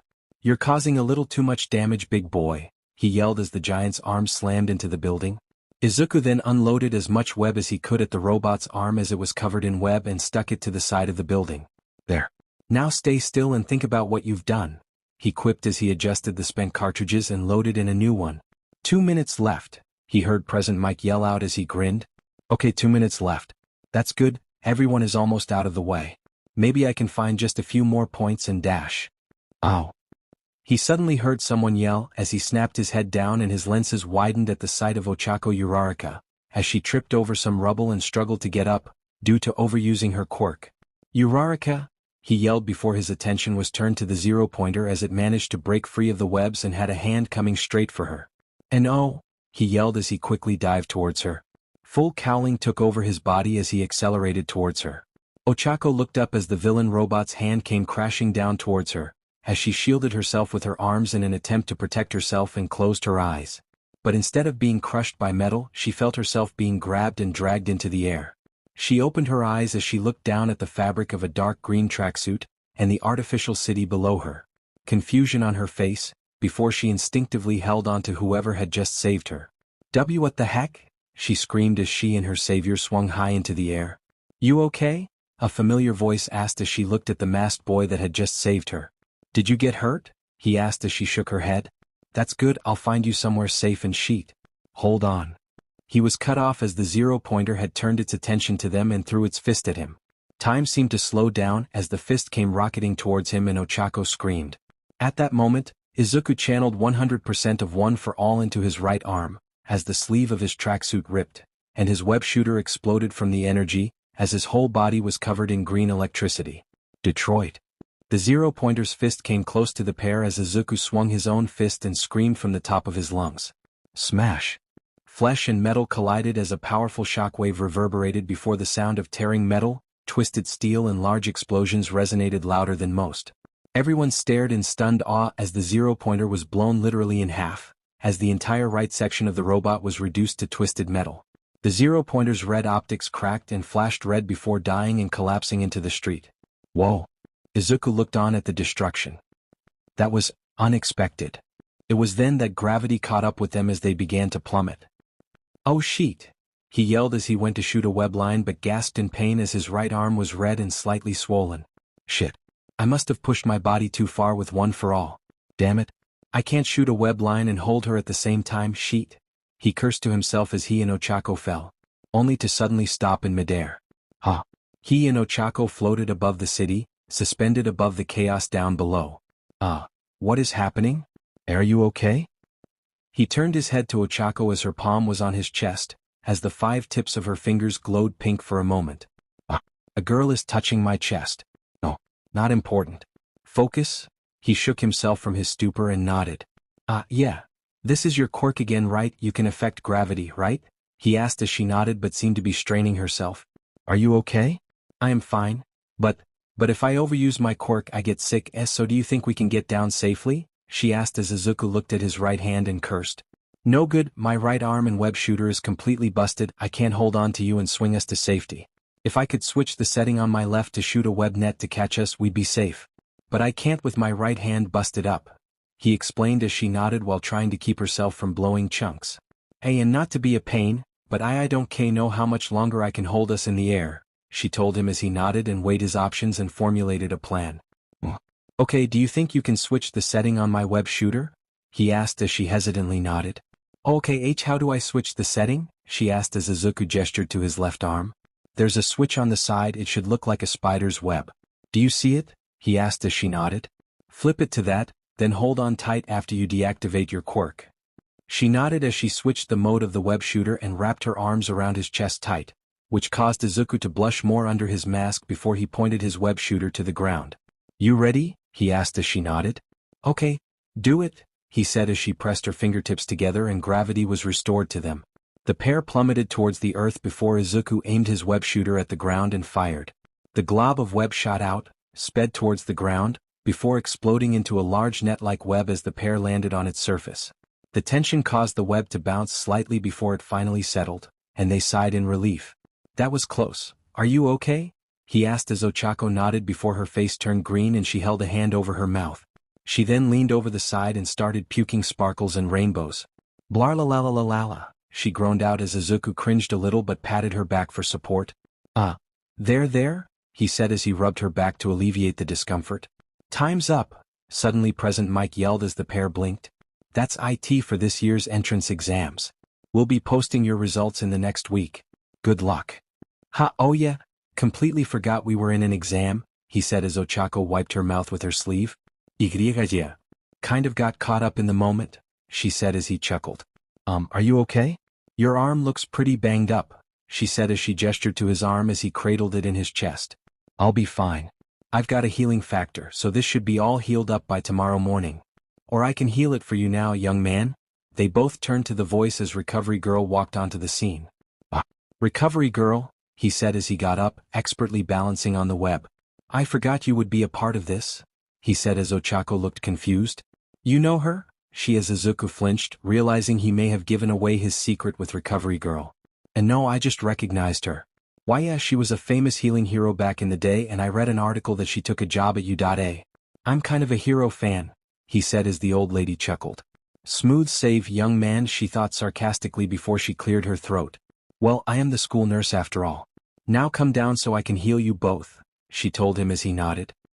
Here, let's get down, he told her as she was about to protest until he scooped her up with one arm and jumped down off the web, landing safely on the ground. There we go, he said as he then pulled off his mask and revealed to her his green hair and freckled face. It's you? Izuku Midoriya, right? From the entrance and the fireworks festival. Ochako said as she recognized the face from this morning. Sorry I didn't recognize you before, what with the mask and all. Ah, it's okay. I'm just glad we made it out of there alive, he said as he sighed in relief, until he felt a pair of lips on his cheek and a green aura surrounded him. The other students stared in shock at the old lady that just planted her lips on the young man until they noticed his arm rapidly healing until it was back to a healthy color and undamaged shape. Ah, that's so much better. Thank you, Miss Recovery Girl, Izuku said as he moved his arm around. Take it easy, young man, I healed you, but you need to take it slow.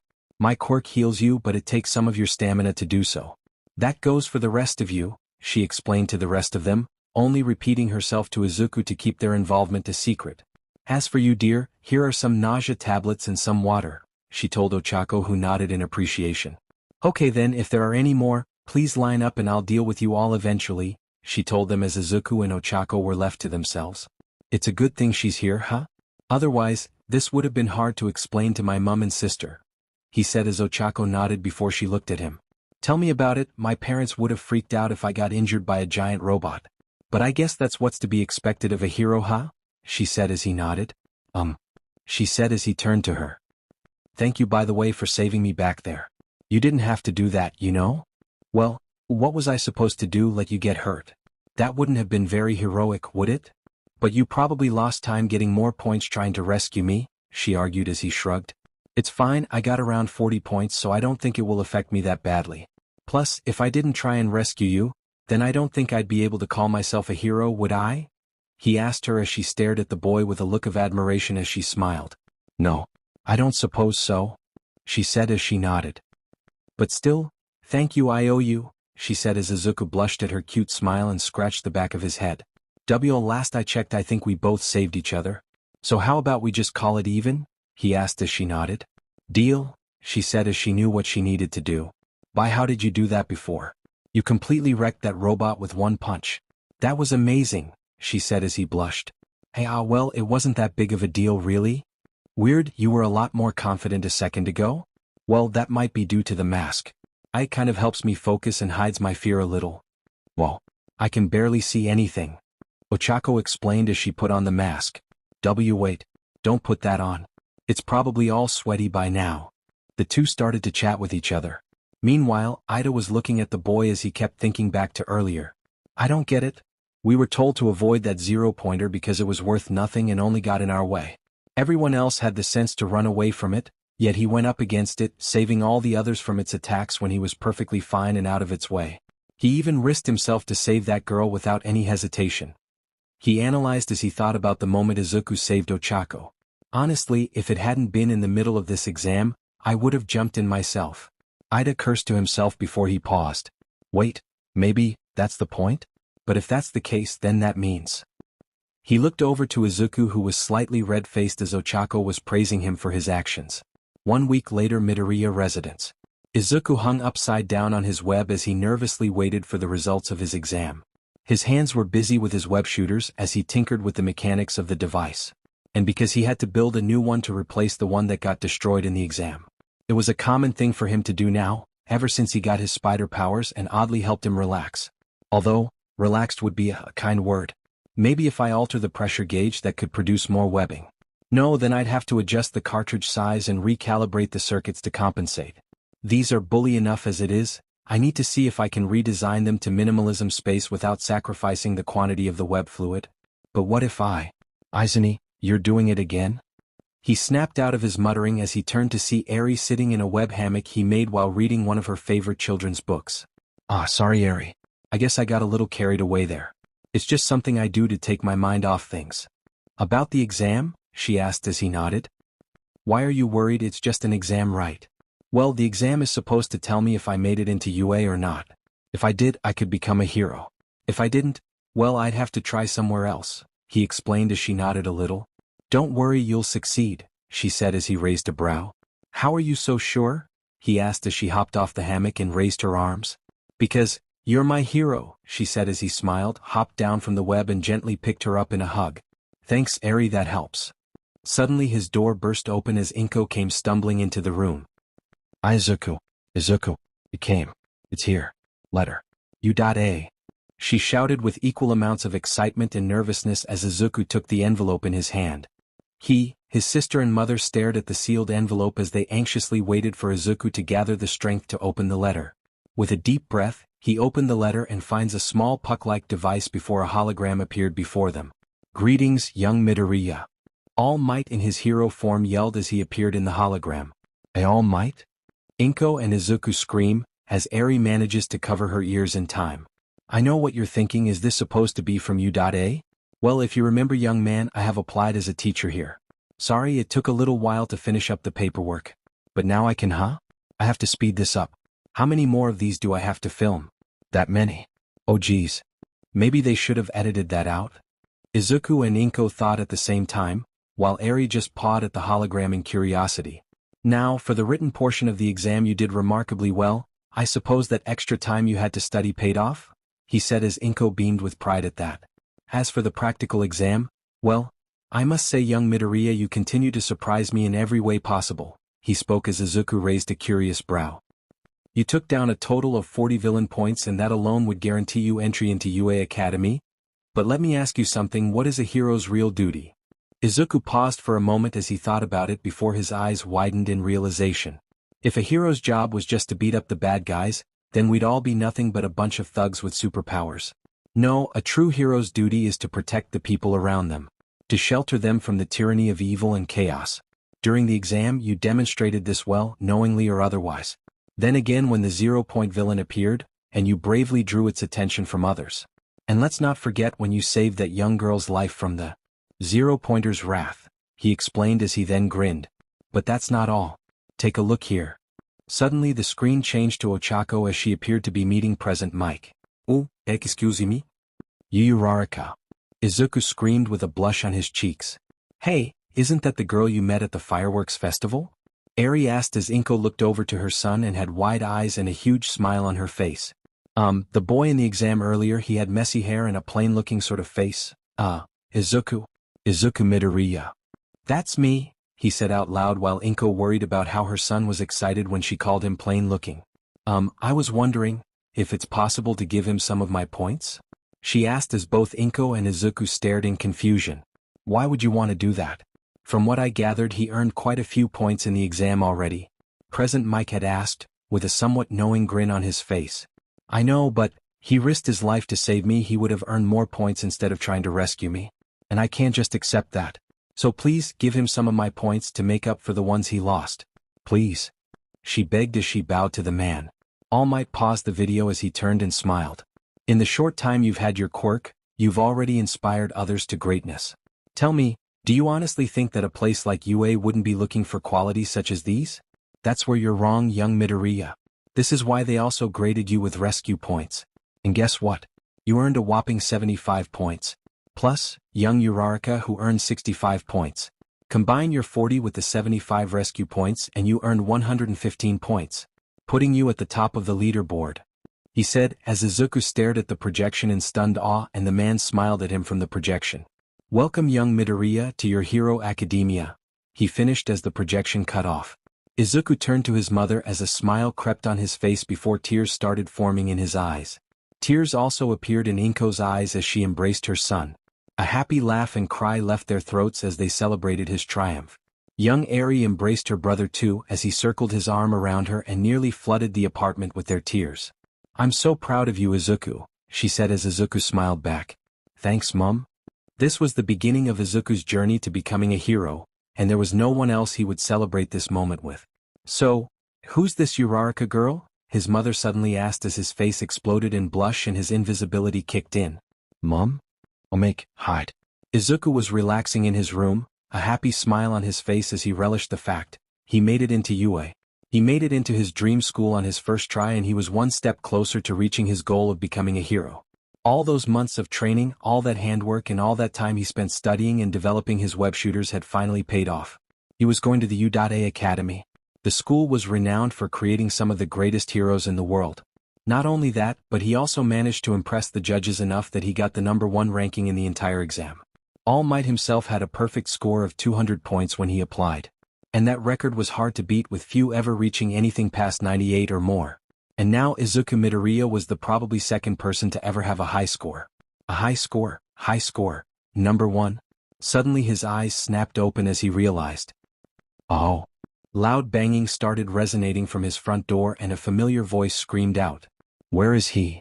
Where is that insignificant, high-score stealing bug? Shit. Kekken. I completely forgot about him? He mentally yelled before loud banging sounded on his door. Deku. I know you're in there, he screamed as Bakugo tried to break down his door. His door suddenly burst open as Bakugo burst in. Deku. He yelled as he scanned the room only to find nothing. Deku, I know you're in here. Come out, he yelled as he searched the room, while Izuku clung to the ceiling above him, moving out of his eyes' sight, like a spider moving away from its prey. Katsuki then looked up to the ceiling only to find nothing.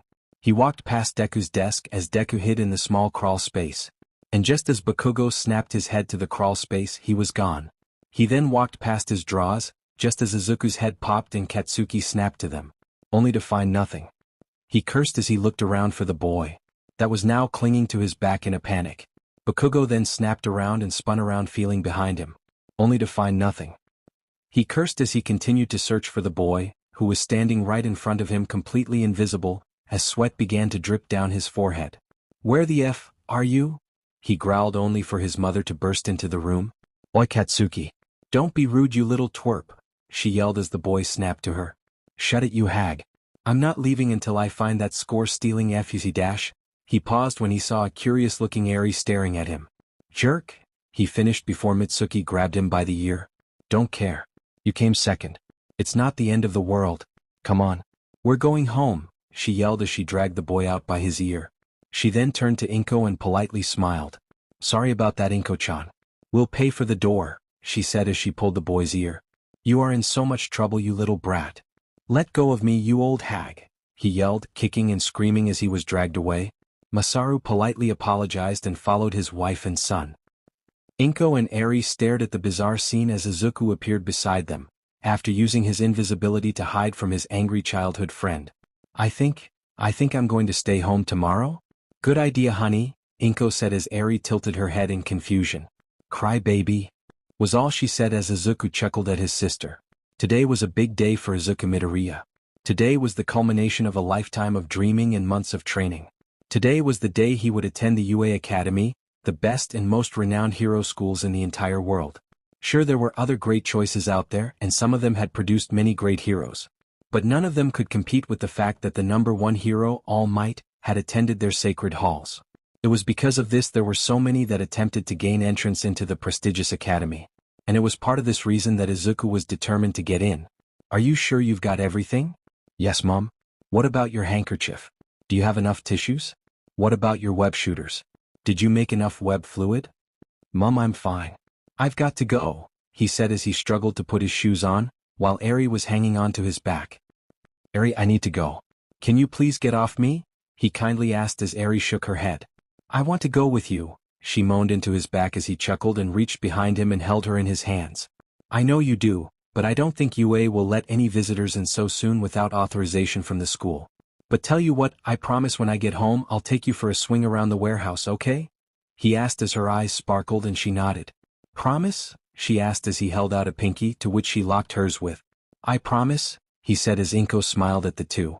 She then let go as he stood at the front of the door, his hand reaching for the doorknob before he heard. Izuku, he looked back at his mother and she smiled. You look really cool, she said as Izuku smiled wearing his Udata uniform. Thanks, Mum, he smiled as he ran out the door, only to come back a second later and drop Eri back inside who pouted. 30 minutes later, UA Academy. Yuka looked up at the giant H-shaped building of U.A as he smiled to himself. It was his dream to become a hero like All Might, and part of that was getting into UA Academy. An almost impossible task. Before he never dreamed he could even make it this far.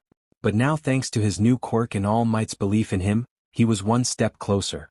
This is really happening, I'm finally here for real. He breathed in as he sighed happily. I finally made it to Udata, okay. Let's do this. He hyped himself up as he followed the rest of the students inside. He lightly jogged down the hall as he searched for his classroom. 1A. Okay, 1A, 1A. Geez, these doors are big. I guess it's for the larger students? He thought to himself as he finally found the room with the stylized 1A on the door. Okay, here is it, the best of the best are behind this door. He then narrowed his gaze as he felt his spider sense going off. So why do I get a bad feeling coming off it? He asked himself as he pushed the door open. Ah, that's why. Sure enough, the source of his spider sense was none other than his former childhood friend, now turned rival Katsuki Bakugo, as he seemed to be in an argument with the same tall boy he met during the exam. Ida Tenya, Izuku believed his name was, did not seem to like Bakugo's devil-may-care attitude. Get your feet off that desk immediately. Don't you know how many of our alumni have graduated off these desks? You're disgracing their memory. Who shoved a stick up your ass? What kind of preppy middle school did you go to, Specs? Bakugo smirked as he kept his feet up on the desk. If you must know, I attended Somei Junior High and my name is not, Specs. I am Ida Tenya, Ida said as Bakugo smirked. Somei, huh? Well, aren't you just the cream of the crop? Seems I might have a reason to crush you after all, Bakugo said as Ida gasped. Crush me? Are you sure you are here to be a hero? Ida asked with full seriousness, something Izuku had questioned his whole life, as he stared at the scene before him and did his best to stay quiet. You know, it might not be too late to transfer. I hear Ketsubutsu Academy's not bad, and Shiketsu might still have some positions open? Izuku joked before he noticed Ida turn to him, and Bakugo settled on a powerful death glare at him. Crap. Well, there goes that option. You. Ida said as he managed to get the class to look at him. Greetings. Ida said as he started to speed walk towards Izuku. I am Ida Tenya from Somei Junior Dash. I know, we met before during the exam. Izuku managed to stop him as the tall teen halted. Ah, yes, of course. I must apologize once again for my behavior during the exam. I had kept accusing you of trying to distract the other examinees and must apologize for wrongly accusing you. Nah, it's cool. Probably just nerves, right? I'm Izuku, by the way. Izuku Midoriya, Izuku said as he was glad that he was a bit more confident now. I see, thank you, Midoriya. Midoriya, I also must apologize for my initial assumptions of you, Ida admitted as Izuku raised a brow. Clearly you managed to devise the true meaning of the test, and thus earned your place at the #1 spot on the board. I must admit that you are the better man. Ida said with a serious expression on his face as Izuku raised a very confused brow. I think you might be overestimating me. I didn't really realize it myself. I just helped out where I thought people needed help, he admitted. You mean to tell me you had no ulterior motive, you just wanted to help people? I see. Once again I have misjudged you. Truly you are the better man, he said with an intense bow as Izuku sighed. Dude, you really need to chill a bit. Izuku shook his head. Bakugo meanwhile was growling as he glared at Izuku, who had taken his spot on the leaderboard. Stupid Deku, stupid rescue points. He muttered to himself while the rest of the class was staring at Izuku. Man, I really want to turn invisible right now. Izuku thought until he felt someone walking up behind him. Oh, hey, it's you, he heard as he looked behind him to see the same girl from both the exam and fireworks festival. Izuku Midoriya, right? I'm so glad to see you made it in. Oh, hey Uraraka, ya told you I'd be fine, he said, not stuttering like he used to, but still blushed being talked to by a girl. Especially when he noticed how cute she looked in the UA uniform. Phew, that's a relief. I'm glad President Mike was telling the truth. You were so amazing during the exam, especially when you punched that big robot like BAM, she said while throwing her fist around. He blushed a little more before he noticed something. What is that? He pointed behind her as they all looked down to the floor to what looked like a giant yellow caterpillar, but turned out to just be a sleeping bag. Glad to see at least one of you is more aware of his surroundings than others. The man in the sleeping bag said as he was still laid on the floor and sipping on a juice pouch. Who the hell is that? Everyone thought at the same time as the man slowly stood up and revealed himself. A tall, slender-built man with long shaggy black hair, a rough stubble on his lower face, bags under his eyes and wearing a black long-sleeved shirt and baggy pants, with his pants tucked into his boots. Around his neck were what looked like multiple scarves and a utility belt around his waist. Welcome to the Heroics Department Class 1A. My name is Aizawa Shoyuda. I will be your homeroom teacher, he said with a rather dull and tired-out voice. He's a teacher. He's our homeroom teacher? The class thought as they stared at the man. He must be a pro-hero, he kind of looks familiar. Izuku thought as his heroic encyclopedia brain was working overtime to match his face to the heroes he knew. I'm not going to waste any more time, so put these on and head outside, he said as he reached into his sleeping bag and pulled out what looked like the stylized Yudata gym uniform. Huh? They all said at once. Did I stutter? Grab your gym clothes and meet me outside, you have 15 minutes. he said as he threw one of the uniforms to Izuku and then walked out of the room. That was weird, Ochako said as Izuku nodded. Yeah. He stared at the uniform before asking. Can I at least get one that didn't come out of his sleeping bag? 15 minutes later. Soon the entire 1A class was standing outside in the track arena, as Aizawa stood before the assembled class. It was now that Izuku took notice of his other classmates, some of them ranging in different sizes, heights and body shapes.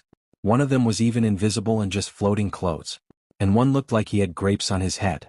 Wow, genetics be crazy, says the guy whose DNA was changed by a spider bite.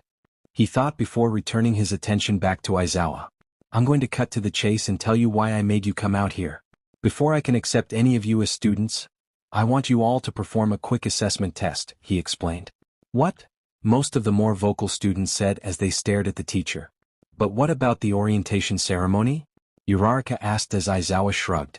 In our line of work, heroes have no time for small things like ceremonies or guidance counselors. If you want a different profession, don't be a hero then. Besides, here at UA, the teachers aren't tethered to the traditions that normal schools function. Here the teachers are given more free range to teach how we want. He explained as most of the students look apprehensive at the man. As you are aware, most of you have done standardized testing since middle school. But those tests are worthless because you didn't use your quirks.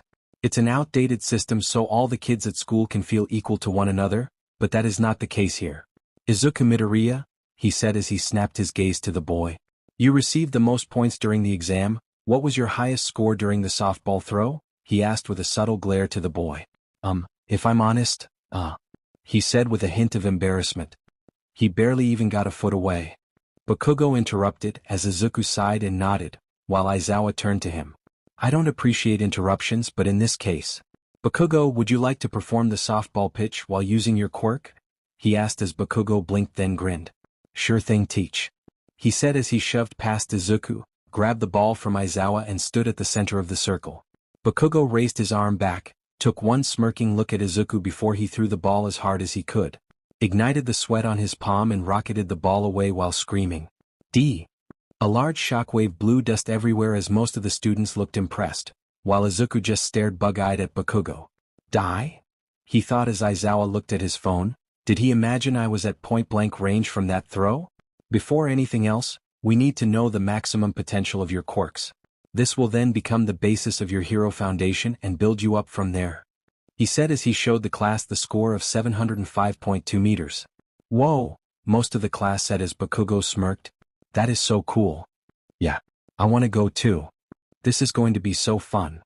The temperature suddenly dropped as Aizawa stared at the assembled class. So, you think this will be fun, huh? Is that how you're going to spend your next 3 years here? Oh? Izuku thought as the man suddenly smirked. Well then, why don't we make this interesting? You'll be competing in 8 physical tests to gauge your abilities. The person who scores in dead last will be automatically and immediately expelled. The entire class, minus the girl with the black ponytailed hair, gasped in shock at this revelation. What? But that's not fair. We only just got here. You can't kick us out before we even start.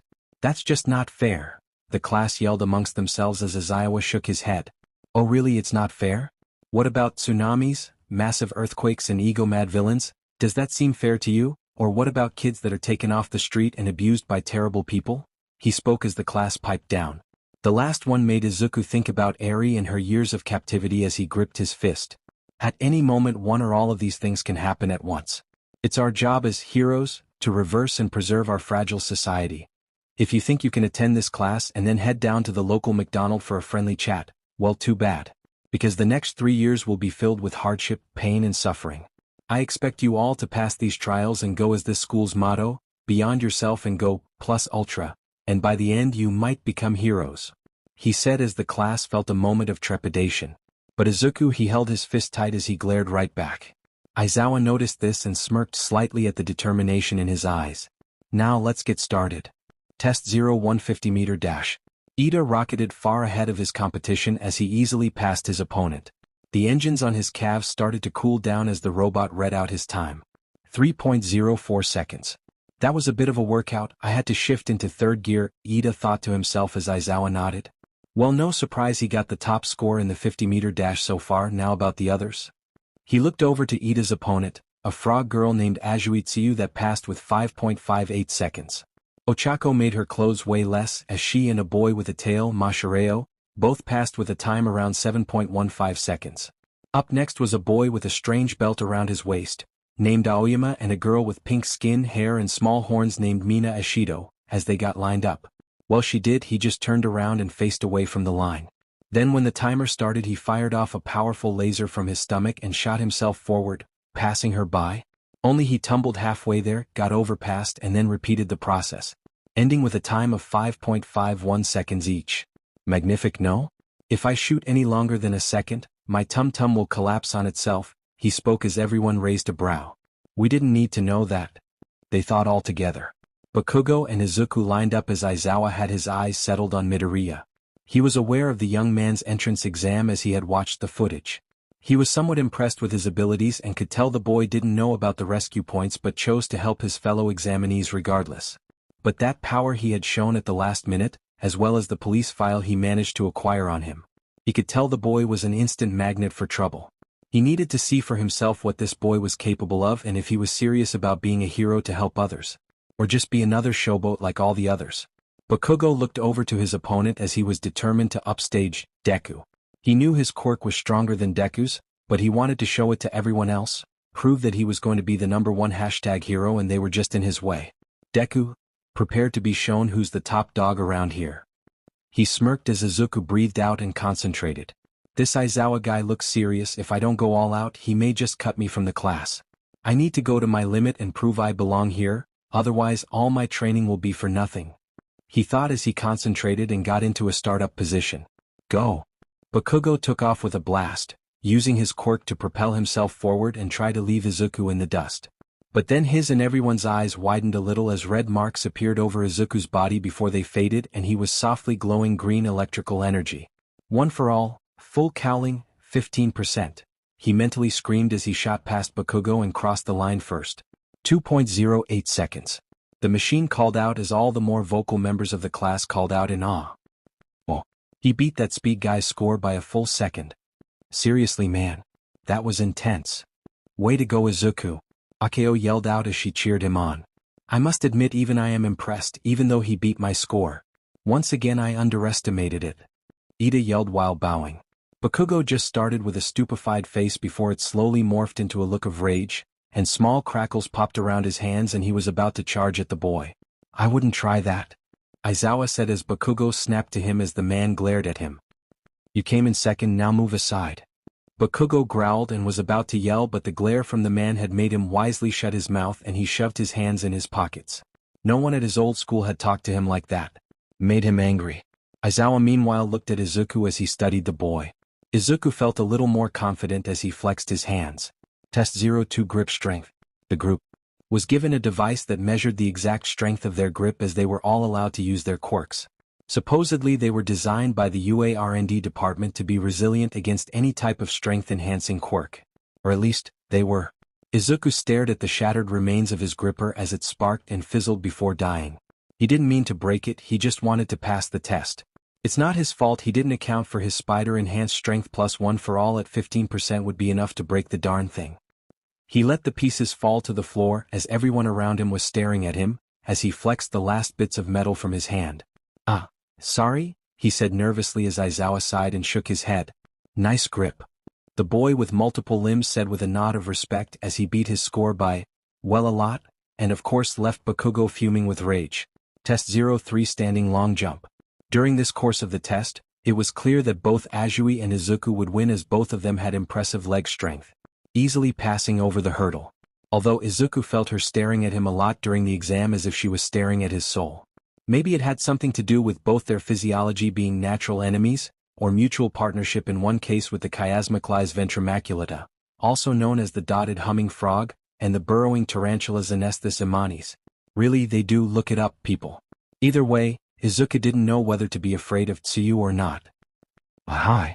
You've got nice legs, Ribbit, she said as Izuku nodded.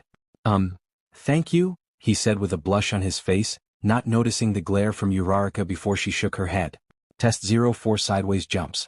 The sideways jump was more about endurance as Izuku was able to get top marks in that department due to his months of training in spider physiology. But unfortunately that title was passed on to the boy with purple ball-shaped hair, as he bounced between two balls. To be fair, it wasn't against the rules, he still used his quirk. Heck, the ponytail girl used a clamp on the last test. He eventually found out her name was Momo Yaoyorozu, and that she could create anything she wanted so long as it was not alive, meaning she could even make things out of wood or cloth. Basically, she could create anything as long as she knew what it was made of. I mean, it's technically not cheating if she made it with her quirk, right? He thought as Momo slid back and forth on a skateboard. Okay, that might be cheating a little. Test 05 pitch ball throw. During the ball pitch, Momo produced a cannon from her stomach as she fired the ball high into the air, surpassing Bakugo's score by a landslide. Only to be beaten later by Ochako as she threw the ball and it drifted up into the stratosphere. Legend says it's still floating up there to this day. Okay, we're never going to see that ball again? Aizawa said as she still showed her score of an infinity, to which she received praise from her future classmates, and a pissed-off glare from Bakugo. Izuku Midoriya, you're up. He said as Izuku walked forward, grabbing the spare ball. Okay, so far so good, I'm not going to be the last one. But Kaken looks like he's about to rip my head off. He thought as he looked over to Bakugo as he growled at him. I could lower it down a bit, but I get the feeling that would piss him off more. Win or lose, I'm getting yelled at. Great. He thought as he rolled his shoulders ready to throw. He charged up 15% of one for all into his arm and fired, and launched it far off into the distance. The shockwave blasted out and nearly threw everyone off their feet as the ball calculated the distance. Aizawa looked down at the results and then back up at Izuku, who nodded. 1.8 kilometers. Not bad, kid. He said and resumed the test. Whoa, that guy is insane. A blonde kid with a lightning bolt on his hair said as some of them were impressed with Izuku's powers. Tell me about it. Guy has some serious game. Another teen with cylinder-like growths on his arms said as Bakugo was growing increasingly angrier with each time Deku beat his score. Way to go, Izuku. Ochako said as she praised the boy who blushed at her praise. Thanks Uraraka, it's not that big of a deal, he said. He felt embarrassed. Shut up. He's still the same worthless Deku he was in middle school, he yelled as he stormed off the next test. Deku? Ochako asked as Izuku shook his head. It's nothing, he said as he sighed and moved on with the rest of the class.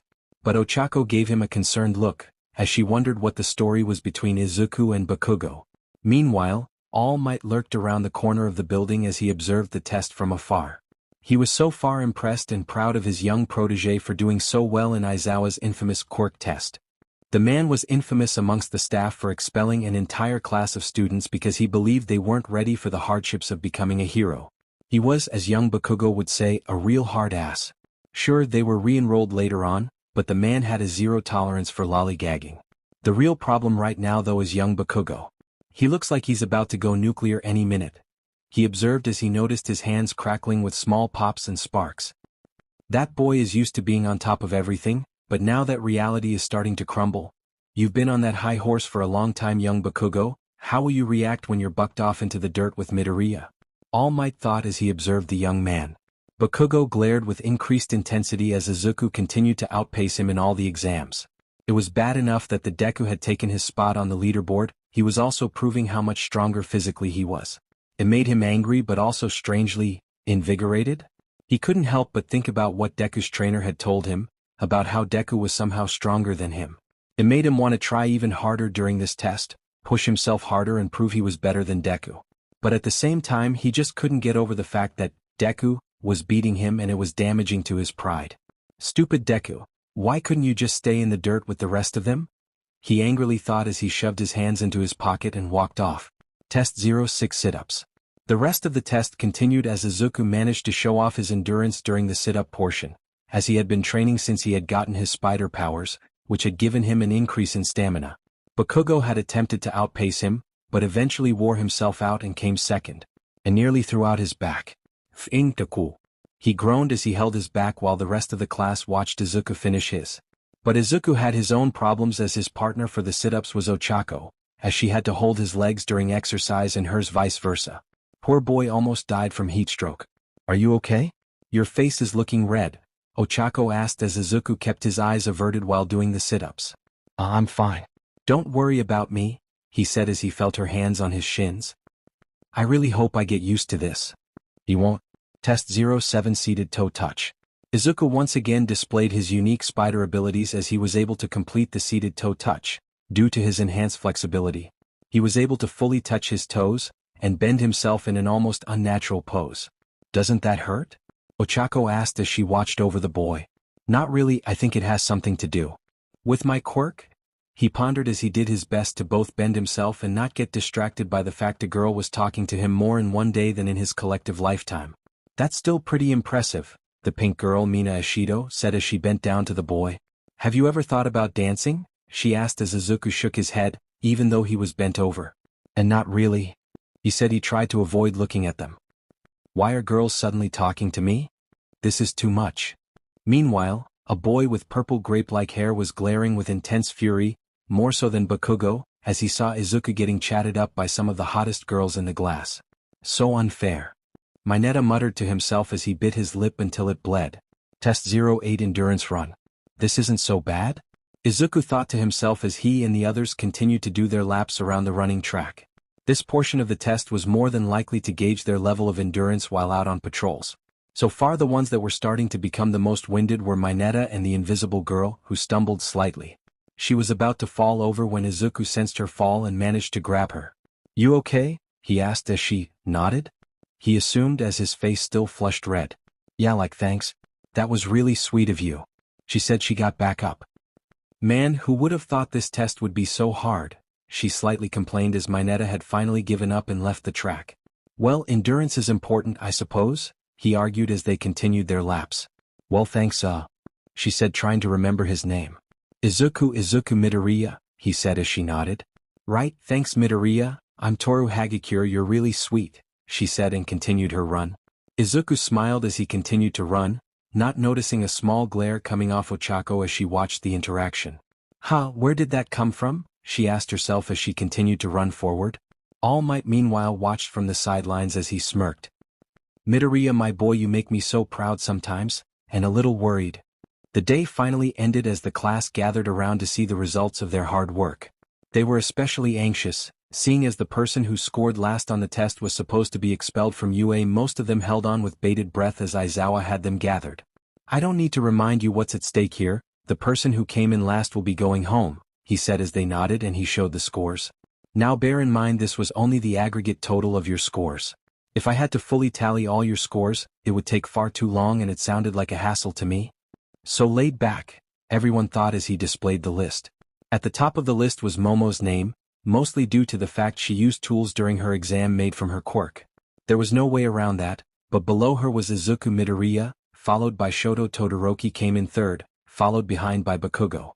Izuku sighed in relief when he saw his name come in at second, but felt his spider sense going haywire, as he looked behind to see Bakugo fuming with rage and small sparks popping in his palms. Yeah, I didn't need to be warned about that, so then, who came last? He asked himself as he noticed the name Minoru Mineta, as the small boy was quivering with tears in his eyes. Ah man, now I feel bad.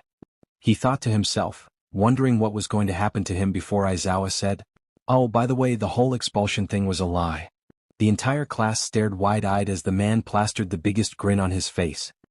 That was just to get you motivated to give it your all, my bad. What? Most of the vocal class members yelled. Of course, it was a ruse, didn't you people figure it out? Momo asked them as she had guessed that the expulsion was a ruse. And with that, class is over. Head back to class and look over your curriculum sheets. You're going to need it for tomorrow, he said as the class began to walk away. Just a minute, Midoriya, there's something we need to discuss. Aizawa suddenly stopped Izuku, who turned back to him. Yes, Mr. Aizawa? He asked as the man walked up to him. Have I done something wrong? He asked as the man stared at him and leaned into him.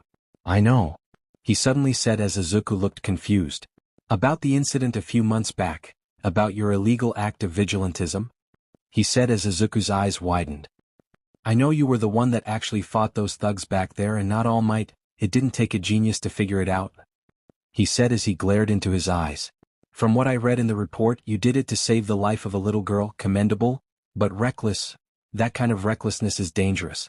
You could have gotten yourself and that girl killed, or worse, innocent civilians with that stunt you pulled, he told the boy as his hair suddenly started moving upwards, and his eyes glowed red with a pair of goggles around his neck. Wait a minute, those goggles, you're the underground hero Eraser. Izuku realized but shut up when Aizawa glared. I'm not done talking. Now I may not like people that half-ass their work, but the thing I can't stand the most is someone who doesn't consider the consequences of his actions. When you're out there as a hero, it's no longer your life on the line, but the lives of everyone around you. And to be truthful, I wasn't lying about the expulsion, he admitted as Izuku's eyes widened. Honestly, I was planning on expelling one of you from my class, maybe even you, considering how reckless you were, but then I noticed your eyes and I realized, you've seen death, haven't you? He asked as Izuku nodded. Why yeah, the same night I rescued Eri, he admitted as the man nodded. Not many people your age see death. It's something that can either break someone, twist them, or strengthen them to do better.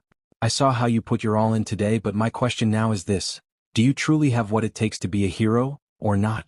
He asked as Izuku stared at the man, and then to his hand as he remembered back to the night he saved Eri. Honestly, sir, it's not about me anymore, he said as Aizawa raised a brow. The girl I saved, someone really bad out there wants her back and I can't let him take her back. Being a hero has been my dream since I was a kid because I wanted to be like All Might. But now it's only part of my reason to become a hero. The main part now is to protect her and make sure that what happened to her never happens to anyone else ever again. What I did was reckless, yes, but if I had to do it all over again, I wouldn't change anything. So even if you had decided to kick me out of here, I won't stop trying to be a hero because so long as guys like him are out there, I'll never stop, and that's a promise, he said with strong conviction in his voice as he glared directly into Aizawa's eyes as the man stared at him, then smirked. Well, you're on the right track, keep it up, he said as he turned away and began to walk away. But bear in mind, he said as he walked away, I'm not fully lenient. You try anything like that stunt in the alley and there will be consequences, got it? He asked as Izuku nodded. Yes sir, Mr. Aizawa sir, he said as the man nodded and walked away. Good, he said as Izuku rushed past him to get back to class.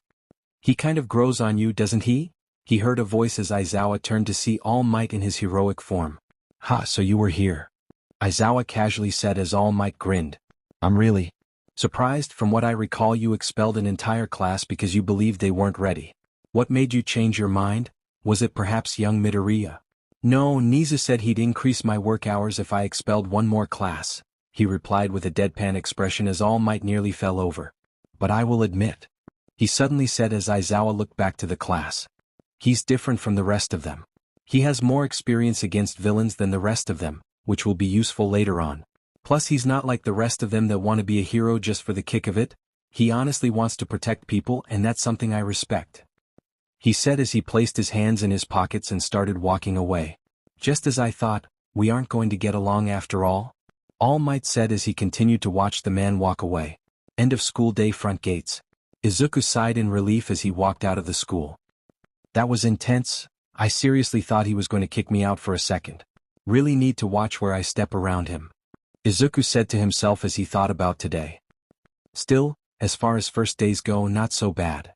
Greetings, Midoriya, he suddenly heard as he turned to see Ida walking fast towards him. Are you headed to the train station as well? He asked as Izuku nodded.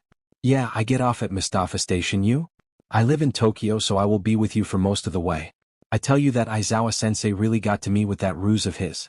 I assumed all the teachers at UA were like him, but I see that each teacher clearly uses different methods to motivate us, he said as Izuku blanched a little. Should I tell him that Aizawa-sensei wasn't joking? Somehow, I doubt he'd listen. Izuku thought to himself. Hey, wait up, you two, he suddenly heard as he turned to see Ochako running towards them. You two going to the station? She asked as Izuku nodded. Ah, I see you're Infinity Girl, correct? Ida asked as Izuku raised a brow. Infinity Girl?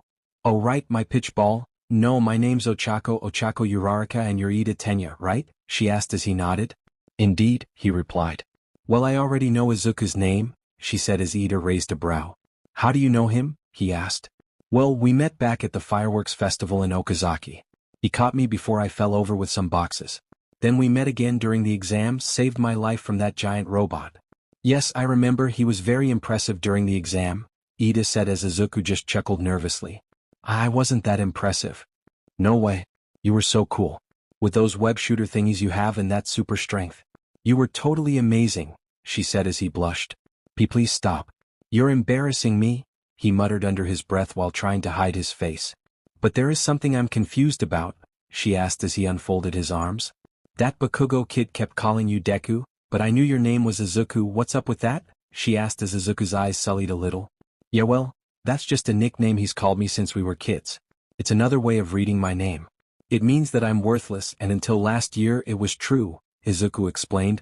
It was only when I manifested my quirk when I had a chance to believe otherwise. That is unacceptable. Tenya protested as he chopped the air with his arm rapidly. No one should grow up like that. It's fine really, I've gotten used to it by now, at least from him anyway, he tried to reassure them as Ochako shook her head. Well, I don't think you're worthless, especially after you saved me, she said as he smiled a little at the praise. And you know, I kind of actually like the name Deku. It kind of has a never give up sort of vibe, you know? Plus I think it's kind of cute. The moment she said that, Izuku went stiff as a board, face fully flushed red as his brain lost control and his mouth took over. Call me Deku. Midoriya? Ida shouted in shock. I thought you said that was an insult? Why would you suddenly be okay with it? Ida asked with a lot of confusion in his voice. Izuku's only response was to hide behind his arms. I don't know. My brain took a vacation and my mouth took over. I'm not used to cute girls talking to me, he hissed to himself as Okako looked at him. What? She asked but didn't fully register it. And nothing, he said as they continued to walk towards the train station. The three of them chatted away as they talked about any random thing, whether it was hero-related, school-related or just something in between. And for the first time in a really long time, Izuku felt that he was truly accepted and he hoped that this moment could happen again and again. Meanwhile, All Might watched the students from his vantage point in the UA building as he held in his hands his Silver Age costume. You've done well for yourself today, young Midoriya, but tomorrow will be the real challenge. I just hope all that training you put yourself through is enough to get you ready for this, he said to himself as he gripped his costume. A few hours later, Midoriya residence. I'm home, Izuku called out as he walked in through the front door, kicking off his red shoes as he placed them with the others. Already he heard the pitter-patter of Aries' feet. Izunai, she shouted as she jumped into his arms as he spun around and caught her. You're late, you promised to take me swinging after school, she pouted as he chuckled. Don't worry, I haven't forgotten, I just need to change out of my uniform. Then we can go swinging, okay? He asked as his sister nodded in excitement and ran off to grab her own mask, something Izuku made for her whenever they went swinging. Izuku, how was your day? Inko asked, nervous about how his first day at UA had gone, compared to how his old school had treated him. But she was relieved to see him smiling as he nodded. Yeah, it was really great, I think I made some friends today, he said as she blinked, then smiled as she felt her heart lighten hearing those words. 4 years she had watched her son come home from school, lonely and miserable, as everyone had treated him like a pariah. All because he was born without a flashy superpower. When he got his quirk from the spider, she had initially been worried that nothing would change, and he would walk in through that door as miserable as he was in middle school. But now she felt pure happiness for her son and was thankful in a way to that spider that gave him the chance to fit in. Izuku walked back in wearing a dark green hoodie, black pants and his mask while strapping his web shooters onto his wrists. Eri, are you ready? He called out as the small girl came running down the hall. I'm ready. Eri called out as she ran back in with a similar mask to Izuku, but had a hole in the back for her long hair and was white instead of black. Okay, let's get going, we need to get there before dark and I have homework to do, so let's make this quick, okay? Okay, she cheered as she grabbed Izuku's hand and smiled brightly at him as he smiled back. We'll be back in a bit, Mum, he yelled out as they left the apartment. Be careful, she called out as the door closed and she sighed. She then went to her son's room as she had to do the laundry. As she did, she noticed one of his hero notebooks opened on the desk, as she noticed designs for a prototype hero costume. She looked at the design as she smiled softly. Izuku had always wanted to be a hero ever since he was 4 and I'm finally glad he has the chance to become one, she said as she thought back to the day he was diagnosed as Quirkless and her inaction to encourage her son. I didn't support him in the past, but I'm more than willing to make up for it now, she said as she looked over his notes and nodded. And hopefully what I got him will help him see it through, she said as she knew how to make it up to her son. Next day, UA Academy. When one thinks of the UA Academy, they think of training in heroics, learning new methods to increase their skills and sagely advice for the next generation of heroes. Well, yes, they do teach that stuff as well, but for the most part, UA was also a high school. So you can imagine the disappointment some of them felt when they learned basics like English, mathematics, and the regular high school curriculum. At noon they had normal lunches served by the famous cooking hero, lunch rush and normal classes after that. But come afternoon, the real class was about to begin in the hero basic training, a class taught by none other than I am here, coming through the door like a normal person. All Might proclaimed in his hero form as he walked into the room in his Silver Age costume. All Might. Izuku cheered as everyone in Class 1A were wide-eyed in awe, as they had heard he was going to be teaching at UA, but to see it for themselves was another sight. Holy cow, it really is him. All Might. I can't believe it. This is so cool. My middle school friends are never going to believe this. All around everyone was in awe of the #1 hero. Even Bakugo, as Izuku noticed, had a genuine smile on his face and not the vicious one he usually wore. It reminded him of when they were kids and they collected All Might trading cards. Welcome young students to the foundation of heroic studies. Here you will learn the basics of becoming a pro hero with me. Now I'm not the best with lectures and notes, as I am a firm believer in learning from experience. So today we will start with a battle trial, he proclaimed while holding up a card saying battle. Izuku could immediately feel his spider sense go off as Bakugo grinned at the word. But being a hero is not only about protecting the innocent from the dastardly villains. It's also about looking good while doing it. He then pointed to the wall as a series of panels opened. These costumes were specially designed by exclusive costuming companies based on your Quirk registrations and the suggestions you young scamps sent in. Everyone immediately got excited about it as Izuku looked down at his backpack and smiled. Costumes? His mind flashing back to 3 weeks ago. 3 weeks earlier. Izuku was sitting on his couch looking over his clothing allowance that the school would use to cover the cost of his costume. He already had plenty of designs to go over as he had been dreaming about getting his own costume since he was young. But most of them were originally designed around his idea of looking like All Might.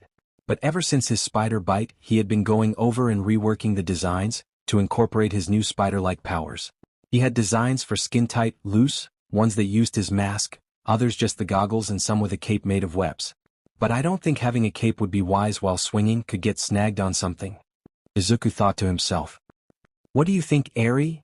He asked his sister who was lying on the floor with her crayons and apple slices. She looked up and over to his designs as she hummed. I don't know, I kind of like this one. She pointed to one that was skin-tight, had a red and blue color scheme and a spider logo on the front. I like it too, but I'm thinking of maybe changing the color scheme. Red and blue doesn't feel like my colors. In either case, I need to make a choice before I head over to the registry. Suddenly his mind snapped as he remembered. Oh crap. I completely forgot to update my Quirk registry. Ah man, what am I going to do? He asked as he knew of only one person that could help him. But Midoriya, we already updated your registry, All Might said after he answered his phone. Seriously? Wait, when was that? He asked. Recovery Girl did it after she examined you, remember? It was easy seeing as you were originally diagnosed as Quirkless, so it wasn't that hard to change, he explained as Izuku sighed in relief. Well, that's a relief, thanks All Might, he said as he hung up the phone. Izuku Eri, I'm home, they heard from the front door as Inko walked into the living room. Hey Mum, Izuku said as Eri ran up to her and hugged her surrogate mother. Hello Mama Inko, she said and held up her piece of paper, showing the three of them in a childish drawing. I made this for you, she said as both Inko and Izuku had to fight back the heart clench from the adorable little girl. So cute. Thank you Eri. We'll hang it up on the fridge, she said as Eri smiled brightly. And Izuku, to celebrate your acceptance into the UA. I got you something, she said as she fished in her bag. Ta-da, she said as she showed a teal-green jumpsuit with a large white spider logo on the front. A jumpsuit? Izuku asked in amazement as she nodded. When you were asleep I noticed one of your notebooks and saw your designs. I know you might change it eventually, all heroes do, but I wanted to give you something to help you. She then looked sad as she held the costume. But also, I said something I shouldn't have and I felt awful. I shouldn't have given up so quickly and I hurt you because of it, but you kept going and now you have a chance to become a hero. So, I want to make it up to you and support you 100%. She said as Izuku smiled and walked over to her. Mom? He said as he held her tight. I don't blame you for that, it was something neither of us could control. I'm sorry I made you feel guilty, you're an amazing mom. He said as she returned the embrace. A smaller body wrapped around them as Eri tried to get in on the affection. You're amazing Mama Inko, Eri said as Inko felt her tears swell up. You too. She said as she smiled with tears in her eyes. I have such amazing children, she said as they embraced each other, then subsequently flooded the whole apartment with their tears. Back to the present. The rest of the class gathered together at the front of Training Ground Beta, as all of them wore their personally designed costumes. Some of them ranged from sleek in designs to overly complicated and shiny. One was even only a pair of gloves and boots. But all of them could agree that they loved them. Which is exactly how Izuku felt as he walked out in his costume. He wore a light green jumpsuit with a green hoodie attached and white stripes going down the arms and sides of the chest. Underneath he wore skin-tight black spandex with white stripes down the sides, with his iconic red sneakers.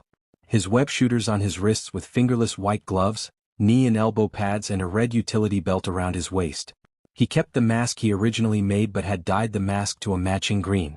The most notable feature of the costume was the large white spider symbol on the chest and back. This costume was made by Mum and that makes it special. It might not be state-of-the-art or flashy, but that's good enough for me. Izuku smiled to himself as he caught up with the class. Deku, he suddenly heard Uraraka shout out. Cool costume, it looks really practical, she said as he turned to her. Thanks, Uraraka WOA, he said as he caught a glance at her. Her costume was skin-tight, had pink gear on her legs, waist and forearms and a helmet on her head as she chuckled. Yeah, I should have made my design more apparent, I wasn't expecting it to be this skin-tight. It's not really my style, do you think it looks okay? She asked as Izuku was so glad he had his mask on. Yeah. Looks great, he said as he fidgeted slightly. Thanks Deku, she said as she smiled at him. I love the hero course, Mineta said as Izuku snapped his head to the midget. All Might looked at his protege as he nodded at the costume. He was glad the boy was branching out from him, becoming his own hero. He could only imagine what type of fanboy-inspired costume he would have originally made if hadn't gotten spider powers. He briefly imagined big ears to resemble his hair, and a painted-on grin as he covered his mouth to stop the chuckle. Excuse me, sensei? Ida asked as Izuku was finally able to recognize him. This is the mock city where the entrance exam was held? Does this mean we will be participating in another mock battle? He asked. Close enough, young Ida, we're actually skipping a step or two and going into indoor battles. Most of the villain cleanups you've seen on the news or out on the streets have mostly been in daylight. But the truly smart and crafty villains often perform their acts of villainy inside. In secret lairs. Back alleys or underground. Kidnappings, hostages, home invasions and possible infiltrations. A truly cunning villain will be lurking in the shadows. All Might explained as Izuku nodded, knowing full well the type of villains like that. Especially the bastard that tortured Eri for so many years. For this test, you won't be fighting against simple automatons. You will be facing each other in a 2-on-2 battle. Heroes versus villains. Like kids used to play in the jungle gym. Only this will be real-life combat against another human being. So no going overboard. How will you determine wins and losses? Momo asked. Is it okay if we blow them up? Bakugo asked with a grin as Izuku swallowed hard. Will there be a threat of expulsion like the last test? Uraraka asked nervously. If we're separated into groups, what would be the most efficient method to do so? Ida asked with his hand raised. Does this cape look good on me? Ioma asked as he styled his cape. I can't hear you if you all talk at once. All Might yelled out as he managed to get them to shut up. He then reached into his pocket and pulled out a piece of paper. A cheat sheet. Izuku asked himself as the man read the paper. This exercise will pair you up into teams of 2, one being the heroes, the other the villains. The villain team will be in possession of a nuclear weapon, and their goal is to protect the device and stop the heroes. The hero's mission will be to infiltrate the villain's lair and secure the weapon. If the hero team either captures the weapon or subdues the villain team, the heroes win. If the villain team however either beats the heroes or the time runs out, the villains win. Seems straightforward enough. All Might said as he reached behind him. And the teams will be chosen by lottery. Sir All Might, is this really how the teams will be organized? Ida asked All Might with his utmost seriousness, who was about to answer him when Izuku beat him to the punch. Actually it makes sense, sometimes heroes will be paired up with other heroes from different agencies, so this probably will give us an idea of what a situation like that is like. Izuku guessed as All Might nodded. Excellent deduction, young Midoriya. All Might said as Ida nodded. I see, once again you have impressed me with your foresight, Yue. Please forgive my interruption. Ida bowed as All Might waved him off. Fine. Let's get this show on the road. All Might proclaimed as everyone grabbed a ball from the box and paired up into teams. The teams were as follows. Team A, Izuku Midoriya and Ochako Uraraka. Team B, Shoto Todoroki and Mizo Shuji. Team C, Momo Yaoyorozu and Mina Ashido, Momo seemed to sigh in relief for some reason. Team D, Katsuki Bakugo and Denki Kaminari. Team E, Yuga Aoyama and Minoru Mineta. Mineta had a look of envious rage at anyone that had a female partner, while Aoyama sparkled with his costume. Team F, Rikido Sato and Koji Koda. Team G, Eijiro Kirishima and Kyoka Jiro. Team H, Fumikage Tokoyami and Tsuyu Azui. Team I, Masahiro Ojiro and Toru Hagakure. Team J, Ida Tenya and Hantashiro. Okay, now that the teams are made, let's see who will fight who. All Might proclaimed as he reached into the box. And our first matchup will be Team A, Izuku Midoriya and Ochako Uraraka, versus Team D, Katsuki Bakugo and Denki Kaminari. Izuku and Bakugo snapped towards each other as Izuku's spider sense went practically haywire at this point. It was a moment that both of them knew would come about, but not as quickly. Two boys, once friends now rivals, now pitted against each other in a battle of skills and wills. But the only thing going through Midoriya's mind was, yeah, just my luck. Is it still too late to transfer? Izuku remembered a time when he and Bakugo were friends, and how they both idolized All Might, although he used the term friends loosely. They both admired him as the #1 hero because he could inspire so many to become heroes like him. But their admiration splintered differently. Izuku saw him as a man that could bring hope to anyone with a smile on his face, while Bakugo only saw the victories he had and believed that was the key to being the #1 hero. But when Bakugo got his quirk and Izuku didn't, their paths diverged. While Bakugo only cared about becoming the #1 hero because of his victories, Izuku wanted to become a hero that could save everyone with a smile on his face. Now years later they were about to see whose ideology was correct. Power or hope? Strength or will? Bully versus victim. The four of them stood outside the building, as All Might was giving the final instructions to the team. For this exercise, the villain team will go inside first so that they can set up and organize their defenses. Really get into the mindset of the villains. After 5 minutes, the hero team will be sent in to deal with the villains. Everything will be monitored, and if things get too out of hand I will step in. All Might explained to the four as they nodded, while Izuku and Bakugo swapped a quick glance at each other. Bakugo and Denki then walked into the building, as All Might and the rest of the class went to the underground observation room to watch the match. Well, looks like we have some time. We should probably look over the map, huh? Ochako asked as Izuku nodded and pulled his mask up to get a better look. Top floor Team D. Meanwhile, on the top floor, Denki and Bakugo were just finishing setting up their weapon, as they placed the large bomb at the far end of the room. So this is what we're protecting? Denki asked. You don't think it's real, do you? He asked as he tapped the bomb hesitantly with his knuckle until he heard a hollow sound.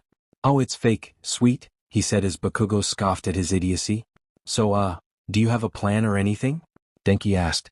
Yeah, stay here and watch the bomb. I'll go down and fight Deku, got it? He ordered as Denki raised a brow. That doesn't sound much like a plan. Maybe we should come up with a better dash. But by then Bakugo had already left the room as Denki sighed. Plan?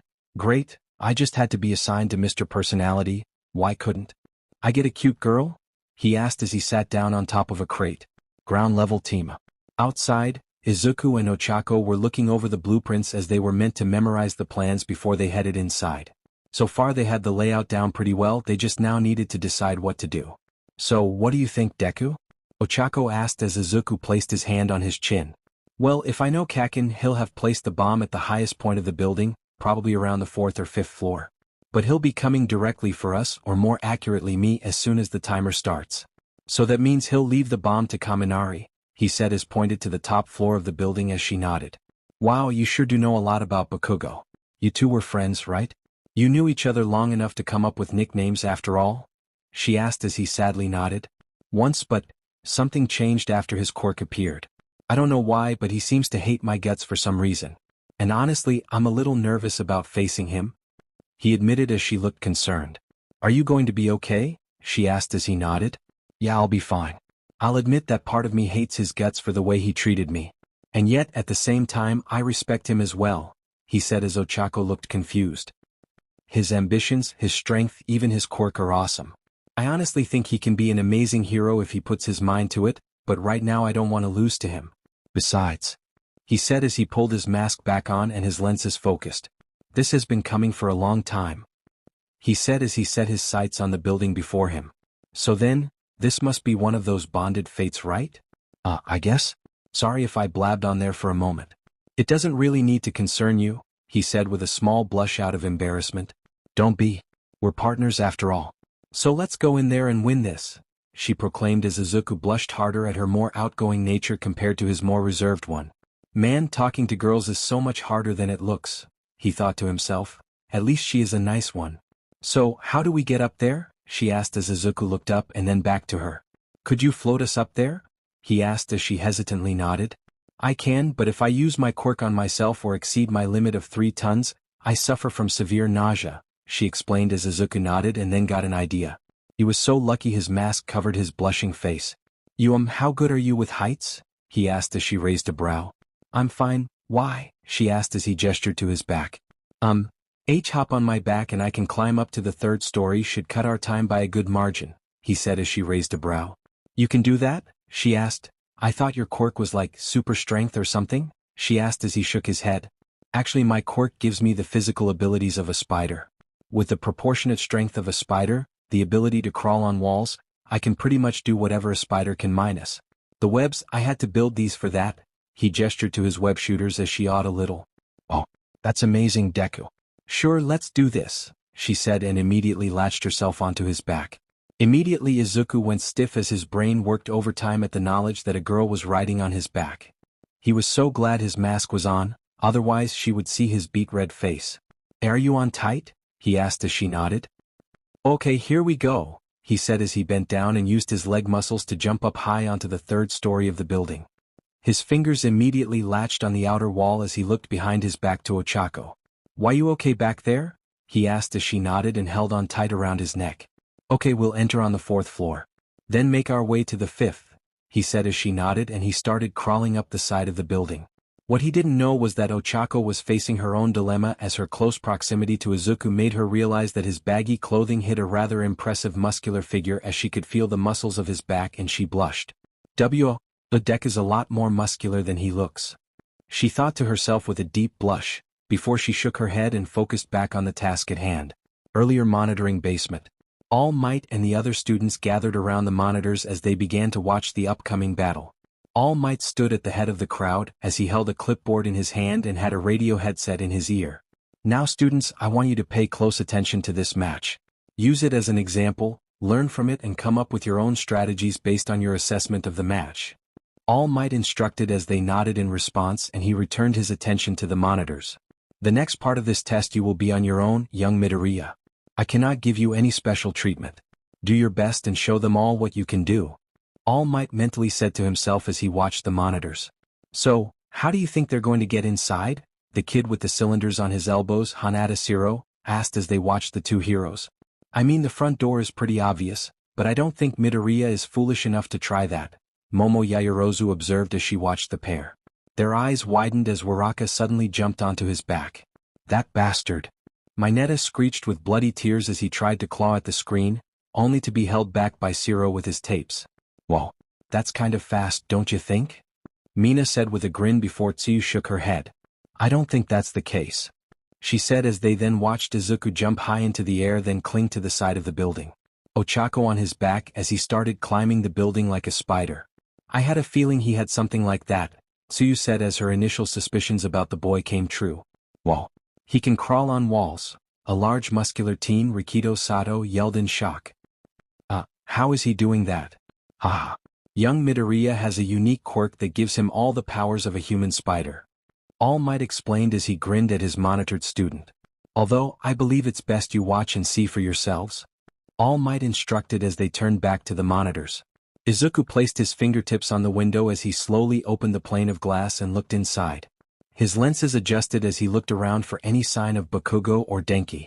I think we're clear, he said as he crawled onto the ledge, allowing Ochako to squeeze through and then follow after her with a roll, but not before feeling most of her body brushing over him. Pushing his feelings aside and being glad that he wore baggy pants, Izuku focused on the mission. Okay, I didn't see any activity on the way up, so my hunch must be right and the weapon is on the top floor. At least I hope so, Izuku said as he hopped inside.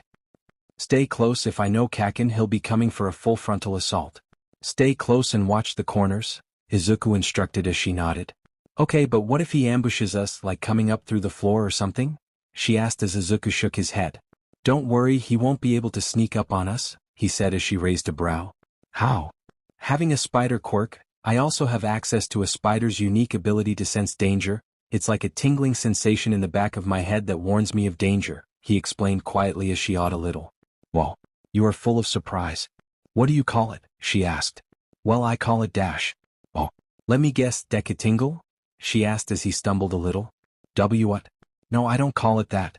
Spider sense. I call it spider sense, he whispered to make sure he didn't give away their position. Really? 'Cause I think Deku-tingle sounds cuter, she said absent-mindedly as Deku blushed hard under his mask.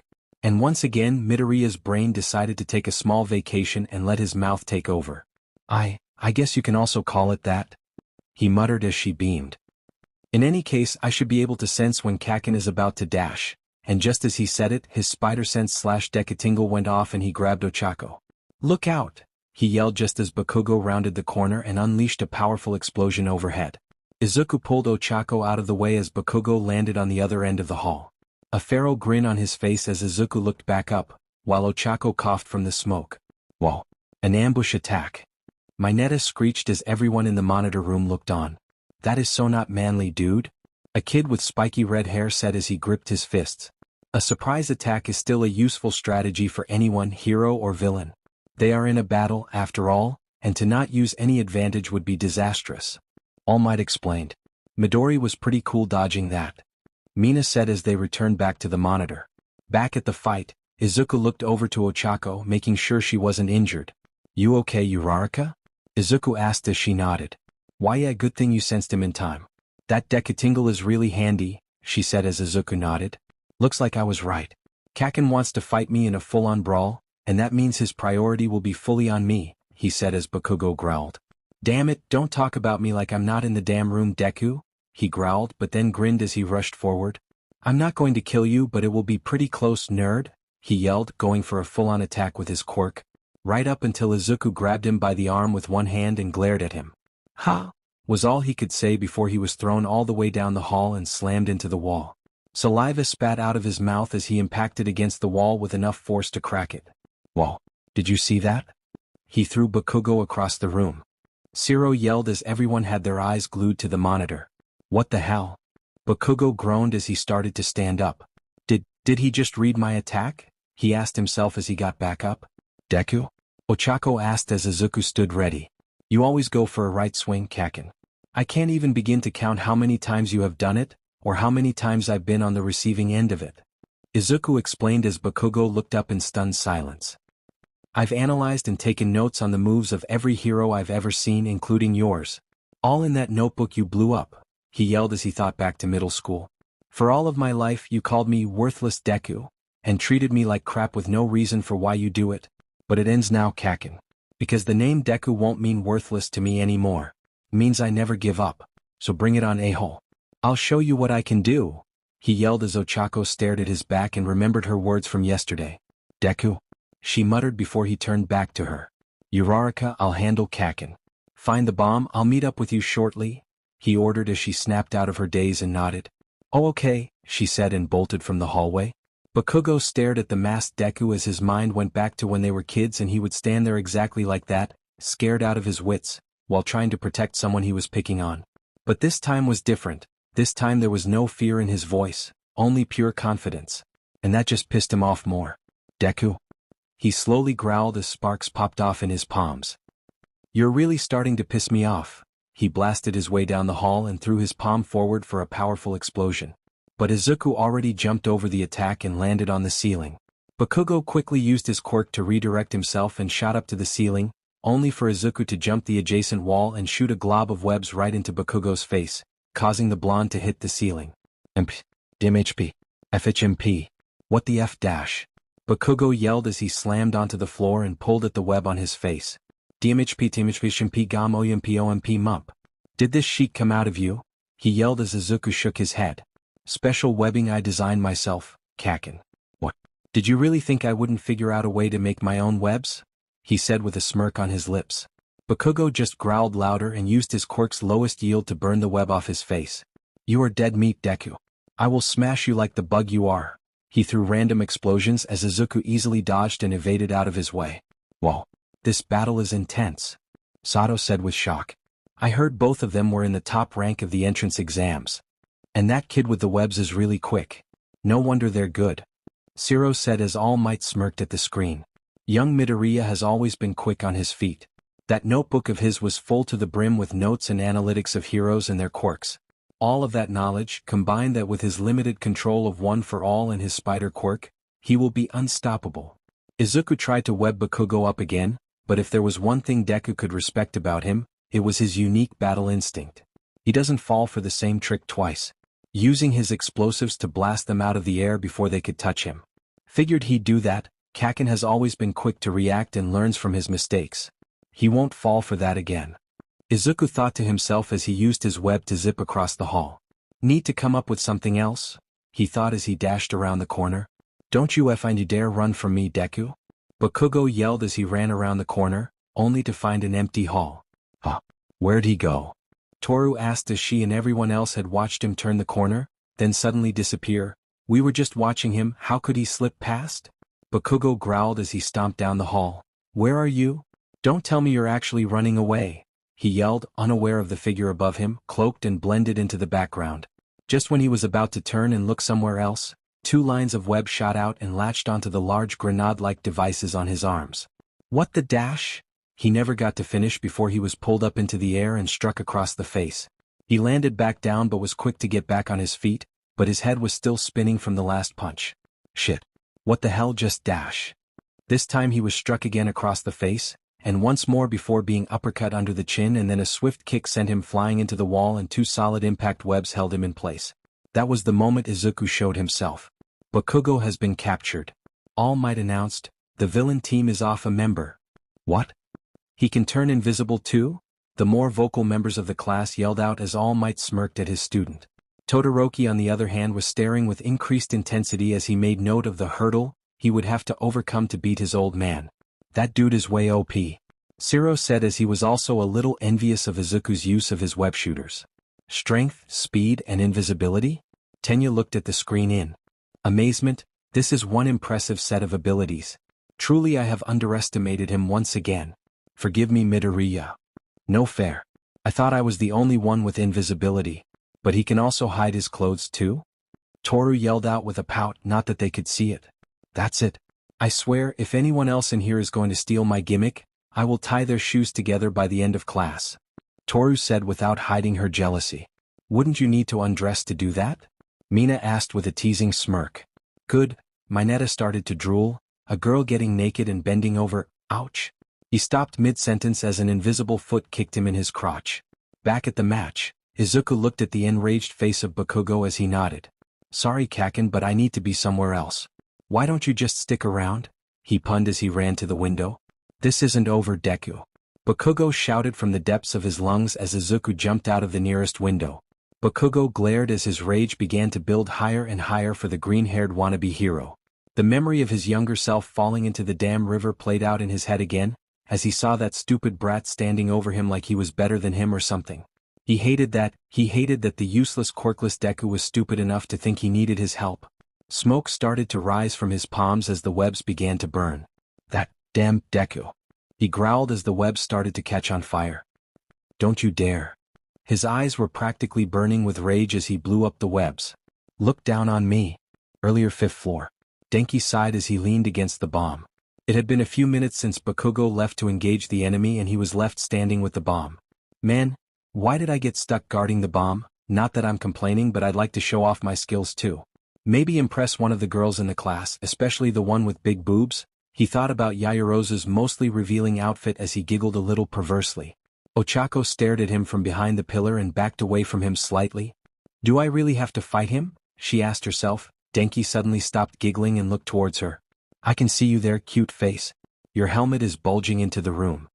He called out as she flinched and made a mental note to change her helmet later. Seeing that there is no point in hiding, Ochako entered the room and took a good look at her environment for anything that might come in handy for her against her opponent. Luckily he wasn't as smart as Yaoyorozu or Ida and hadn't taken the foresight to clear the room of rubble and debris, meaning she had a whole arsenal of objects she could use against him. Move aside, villain. Ochako demanded as she walked closer to an office chair. I don't think so, cutie, Denki replied. But tell you what, if you will not get too hurt when I zap you, maybe I will take you out on a date. Not gonna happen. Ochako shouted as she threw the now weightless chair at Denki and cancelled her quirk's effect just before impact. Caught by surprise, the chair collided with the blonde teen as he fell on the ground in pain and Ochako walked past towards the bomb. I'm really sorry about that, but you are not my type anyway. Try your luck on the other girls. One of them me Ochako's rejection speech got cut short as Denki grabbed her ankle and shocked her. It wasn't powerful enough to cause permanent damage, nor did it fry his brain, but it was enough to stun the heroine in training for the villain to get up and throw her away from the bomb. Almost like being shocked by a taser. She found herself slammed against a wall, near the windows, too stunned to move effectively. I may not be as smart as Yaoyorozu, but even I know not to get too close to an enemy with touch powers. Denki said as Ochako fell to the ground, slightly stunned from the electrical shock to her system. Now, don't take this personally, but... He unrolled the capture tape. But I need to tie you up now. This doesn't make me a pervert. I swear I'm not, he said despite the slight perverted grin on his face. Back in the monitor room, most of the girls and guys stared at him with a deadpan expression as they stared at his perverted face. Toru, Tsuyu, Mina, Yaoyorozu, and Jiro all stared at the screen as they said as one. Pervert, they all said while Mineta was blushing with a perverted look on his face. Yes. Now tie her up nice and tight. Use the hog tie method and especially focus on her boobs each. But was swiftly kicked in the balls by Toru again. Why do you keep doing that? He groaned as Toru huffed and crossed her arms. All Might just sighed in disappointment, as he knew he would have to have a conversation with young Kaminari about the proper etiquette for being a hero. But then his disappointment turned into a grin as he saw the outside feed. Izuku had just jumped out of the window as he fired 2 lines of web at the 5th floor. The tension from the jump and the elasticity of the webs made them the perfect slingshot for Izuku as he shot straight for the window of the 5th floor. At that moment, just as Kaminari was about to tie her up, the window smashed open as Izuku swung into the room. Kaminari only had a moment to realize this before Izuku's feet planted themselves into his stomach and threw him across the room. Izuku landed with grace before he looked over to Ochako. Uraraka, are you okay? He asked as he went to help his partner. She nodded slightly but still found it hard to move due to her muscles being locked up. I am okay. He has some sort of electrical quirk. Can't move? She managed to say as he nodded. Okay, just stay here. I'll take care of him, he said as Kaminari got back up. Ah, dude. So not cool, man, he said as he held his stomach. But if you're here then that means, crap. Bakugo's down, he cursed slightly. Oh well, he said as his body started sparking with electricity. Time to show them all how cool I am. Too late for that. Jiro said in the monitor room as she could only guess what he was thinking, judging by the way he was attempting to look cool. Take this, he yelled as he did his best to direct his lightning at Izuku. But Izuku was quick to react, and lightning was not as controllable as one might expect by watching movies. Izuku jumped away from the lighting and up onto the ceiling. Kaminari tried hitting him again, but Izuku's reflexes were too quick for him as he jumped from wall to wall, all while shooting globs of web at him. Ah, Jesus man, what is this stuff? Is it coming out of you? He asked as the web struck near him and Izuku sighed. Special webbing I designed, not going into details, he said as he shot the web balls at him, only for Denki to roll out of the way and fire back with his lighting. Izuku then decided to get up and close as he fired a strand of web at Denki as it latched onto his chest. Only the thing is his webs turned out to be conductive as the electricity covering Kaminari's body traveled back up the webs and short-circuited the web shooter on his left arm. Gah! He yelled as the web shooter's battery exploded and webbing started leaking out of his web shooter. Whoa, dude, are you okay? I didn't mean to hurt you. Denki momentarily broke character as Izuku jumped back to the ground. Yeah, I'm okay, but it looks like your electricity short-circuited my web shooter. Going to need to go over the blueprints again. Maybe add some sort of insulation, but then I'd need to think about the battery size. How much would it need to be resistant to electrical shortages? Maybe if I somehow magnetize the battery. But for that I'd need a dash. He started trailing off as Denki and Ochako backed off slightly as Deku entered muttering mode. All Might mentally sighed as he watched his protege babble on. Not now, young Midoriya. Oh, Deku? The match. Ochako said as Izuku snapped out of his train of thoughts. Oh, right? He said as he removed his damaged web shooter and put it in his utility belt. Looks like I can't use my web shooters on you, he said as he got ready.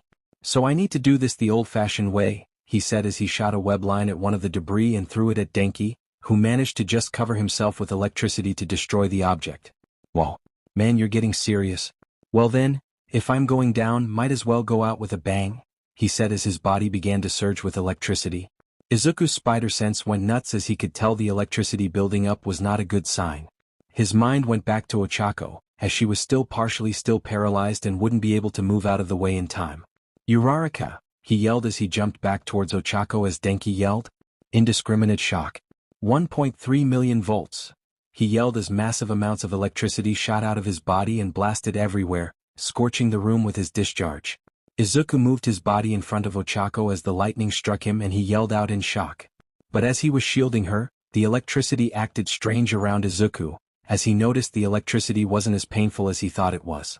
And it almost seemed that the electricity was being absorbed into his body as the inside of his arms glowed with electrical currents and he briefly saw his nervous system glow beneath his skin and costume. What the was all he could think about before the room was blinded by the electrical charge. Deku, she yelled as the lightning blinded her for a moment. When the light died down she desperately searched for Deku, as she found him sitting against a pillar. Deku, she shouted and immediately managed to get up as she hobbled over to Izuku. Deku, are you all right? She yelled, worried about him. But he just nodded as he started getting up. Why, fine actually. That didn't hurt as much, he said as she raised a brow. What, how is that possible? When he touched me I was down for the count, how are you still standing? She asked as he noticed the glow in his arms fade. No idea, oh shoot. Kaminari. Get ready, he might be ready for a... He trailed off as he saw Denki standing in the middle of the room, both hands up with extended thumbs and had the derpiest looking face. He said as gazed stupidly around the room. Saliva rocketed out of Ochako's mouth as she tried her best not to laugh at the boy. Back in the monitor room, Jiro also had to cover her mouth to stop herself from laughing as she and the others stared at his face. Huh, I think he must have shorted his brain out or something? Izuku guessed as he walked up to Denki as the boy started just moving around the room. Makes sense if you think about it, that much electricity going through your body at once, not really good for you? He said as Denki continued to wander around the room. Well, at least his electricity is all out, now we can capture him. Alright, I think we just won this dash? Suddenly, his spider sense went nuts as he snapped his head to the entrance of the room and his eyes widened in both shock and fear. There, standing at the doorway was Bakugo, an enraged look on his face, as smoke started drifting from his palms from the burning webs that had held him in place. Deku? He managed to sound out with intense hatred, as his red eyes were glaring into Izuku's soul. Bakugo? But I thought he was captured? Yaoyorozu said as she and the others watched from the monitors. Well, looks like he got out. Mina said as everyone noticed the particularly angry look on his face. Bakugo. All Might yelled into the intercom, you cannot return to the match after being captured. Villains do not give a crap about the rules, so why should I? He yelled as he raised his gauntlet up. Deku knows all about my quirk, how my sweat is like nitroglycerin, and that I ignite it with my palms. Now if the tech boys got the specs right, all the excess nitro sweat I accumulated should be stored into these gauntlets. Izuku's spider sense was going nuts as he began to pull the pin. Young Bakugo. Stop. You'll kill him. Not if IT doesn't hit him head on, he yelled as Izuku's body instantly reacted as he managed to push both Denki and Uraraka out of the way, just as the pin was pulled. Bing. The softest ping soon gave way for the loudest bang, as a large explosion engulfed the room and the bracer launched all the stored-up sweat into a massive explosion. The force of it was enough to rock the building, as a large chunk of the fifth-floor wall was blasted away, and the weapon they were meant to be guarding was thrown across the room and buried under rubble. What was he thinking? He could have gotten them killed? Ida yelled from the monitor room as he and everyone else looked on in muted shock at the insane display of power. What about the others, are they okay? Toru asked as they waited for the smoke and ash to dissipate. Black smoke drifted in the room as Ochako and Denki, who was still brain-fried, coughed out the black smoke from their lungs. What is the matter with you? You're trying to get us killed?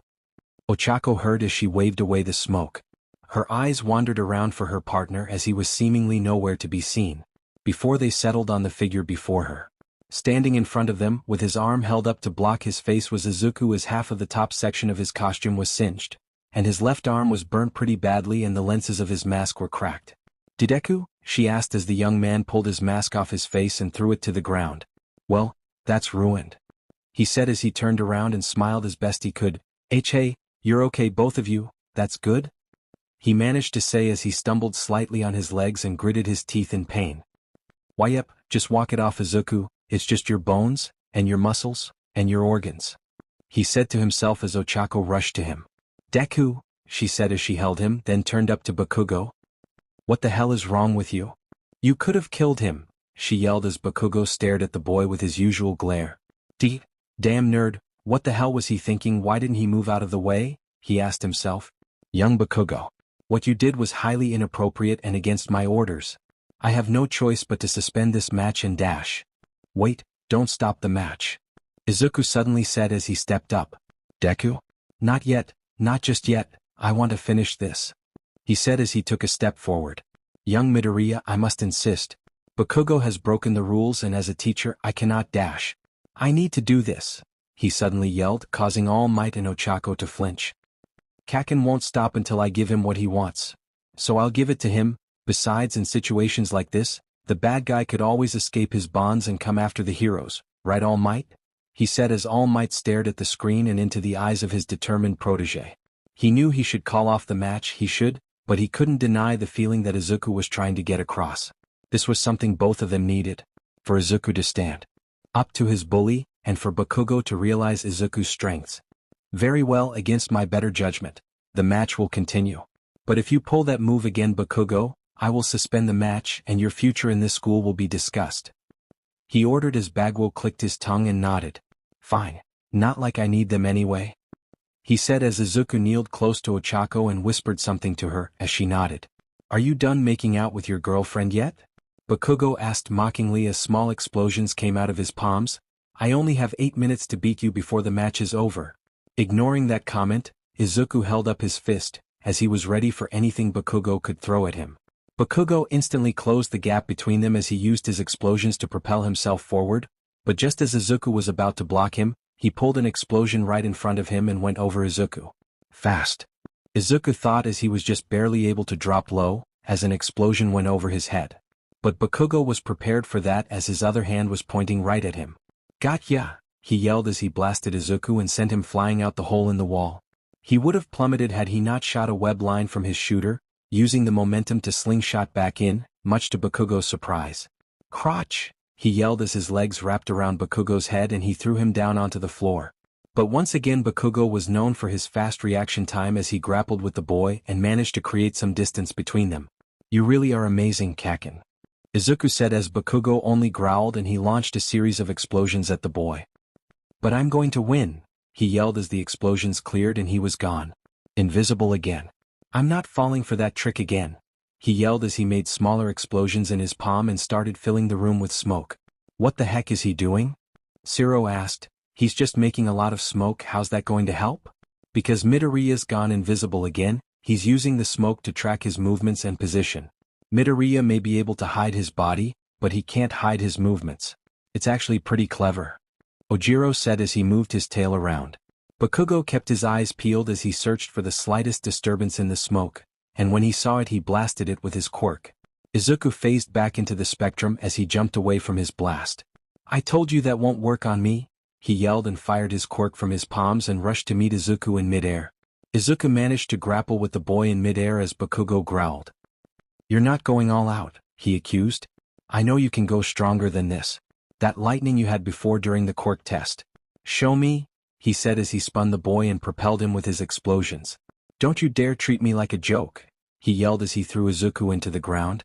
He had one move that he had never tried before, but if the rumors about the entrance exam were true, then his move could rival this green bug's ultimate move. Unfortunately, there was not enough space in the room and he was just warned about big moves. So this move will have to wait for another day. "Show me what you've got, Deku," he screamed as he blasted at his opponent as Izuku dodged and jumped away from Bakugo. "Damn it, stop moving. It's like you're not even trying to fight me." "I don't need to," Izuku smiled right before Bakugo tried to blast him, only to be grabbed by Izuku who used 5% of One for All and holding back his full strength, threw the blonde against the entrance to the room. Using any higher level of One for All would have most likely crippled Bakugo with the addition of his spider strength. "I've already won." When Bakugo got up he saw Izuku standing in front of him, but then he saw what was behind him. The girl he was teamed with had used her quirk to move the rubble and debris off the weapon, as she grabbed the bomb tightly while glaring at him. "Weapon secure," she yelled as All Might grinned and he yelled. "Hero team has secured the weapon. Team A wins." Bakugo stared at the girl with stunned disbelief before he snapped his gaze towards Izuku, who was panting slightly. But how? You forgot, Kakin. The point of this whole match wasn't about beating each other up, it was about getting the weapon from the villains. While you were focused on me, I asked Uraraka to secure the weapon. It didn't help that it was buried under rubble, but her quirk is really awesome," Izuku said as he gritted his teeth through the pain. "So I win this time, Kakin," he said as he stumbled to his knees and Ochako ran up to him. Bakugo's eyes had taken on a look of utter disbelief as he felt like everything around him was numb. He looked to his right arm where Deku had grabbed him as he replayed the events in his mind. Deku had toyed with him, kept his mind focused on the goal, while he had been blinded by his rage. Deku read him like a book and used that knowledge against him. So in short, even though we were going at it, I lost to Deku? Bakugo's mind screamed at him as he felt a cold shiver go down his back. His mind was trying to comprehend the knowledge that he had lost, to Deku of all people. The boy that had stupidly chased after him since they were kids, the weak little kid that had no quirk until a year ago. The one person that was nothing more than a stepping stone to him, had beaten him. His ultimate goal of being undefeated and everything had come crashing down around him. How could he have let this happen? How could he have lost sight of the goal? How could he? His mental rant was cut off as All Might placed a hand on the boy's shoulder. "That's enough, young Bakugo. It's time to go back, get critique on your performance," he instructed as Bakugo looked over to Deku, Ochako, and Denki as they were escorted out. "You lost today, but no matter if you win or lose, take a moment to look back on this and reflect upon your actions. Only then can you learn from this experience and grow as a hero," All Might said as Bakugo hung his head. "But not to mention I will have words with you about your behavior. I never want to see you act like that again, understood?"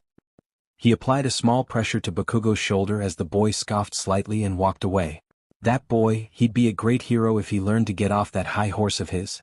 Later monitor room. After having his arm bandaged up, and a small boost from Recovery Girl's quirk, Izuku stood with the rest of the team as All Might began to go over their battle. "For this match, I'd say the most important player of the game was young Midoriya," All Might said as he turned back to the class. "Anyone wants to tell me why?" he asked with his usual flair. Momo raised her hand as she began to talk. "It's because Midoriya was focused on the task at hand, and kept that in mind throughout the whole match.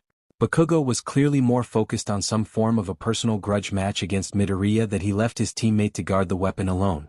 Not to mention his large-range attack indoors would have also done serious damage to his classmates and teammates.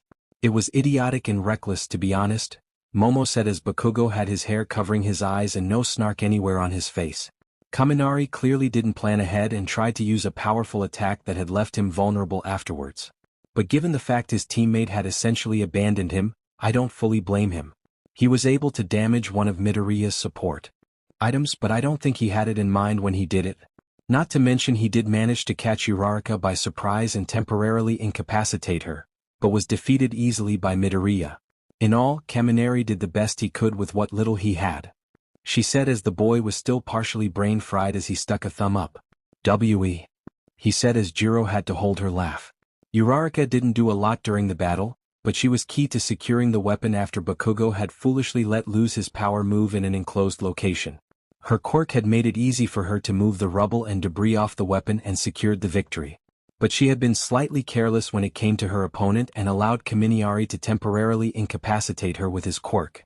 She should have been more aware of her opponent's abilities and approached him with caution, she said as Ochako nodded slightly. And finally Midoriya, he had kept his focus on the mission. He knew that his opponent had some form of grudge against him, and used it to keep Bakugo distracted. His use of his invisibility and spider quirk was also very decisive, and he made use of his terrain with precision. But he was also reckless, he nearly got himself killed trying to tank that blast from Bakugo. If this was a real battle, he could have been killed and left his partner by herself. He was also caught up in the same personal grudge with Bako and should have allowed the match to be suspended. But he did keep his mind focused on the goal and instructed Uraraka to complete the mission. So while Midoriya is the MVP of the match, he still has areas to improve. The whole class was silent as they stared at the girl while All Might held a shaking thumb up. Holy crap, she really said it all. He thought to himself as he was both amazed at her analytical skills, and stunned by her bluntness. Still, Young Midoriya showed a clear example of his heroic nature in protecting his teammate, and young Uraraka was not aware of Kaminari's abilities, so she was unaware of his static touch. But you are correct, young Yoyorzu.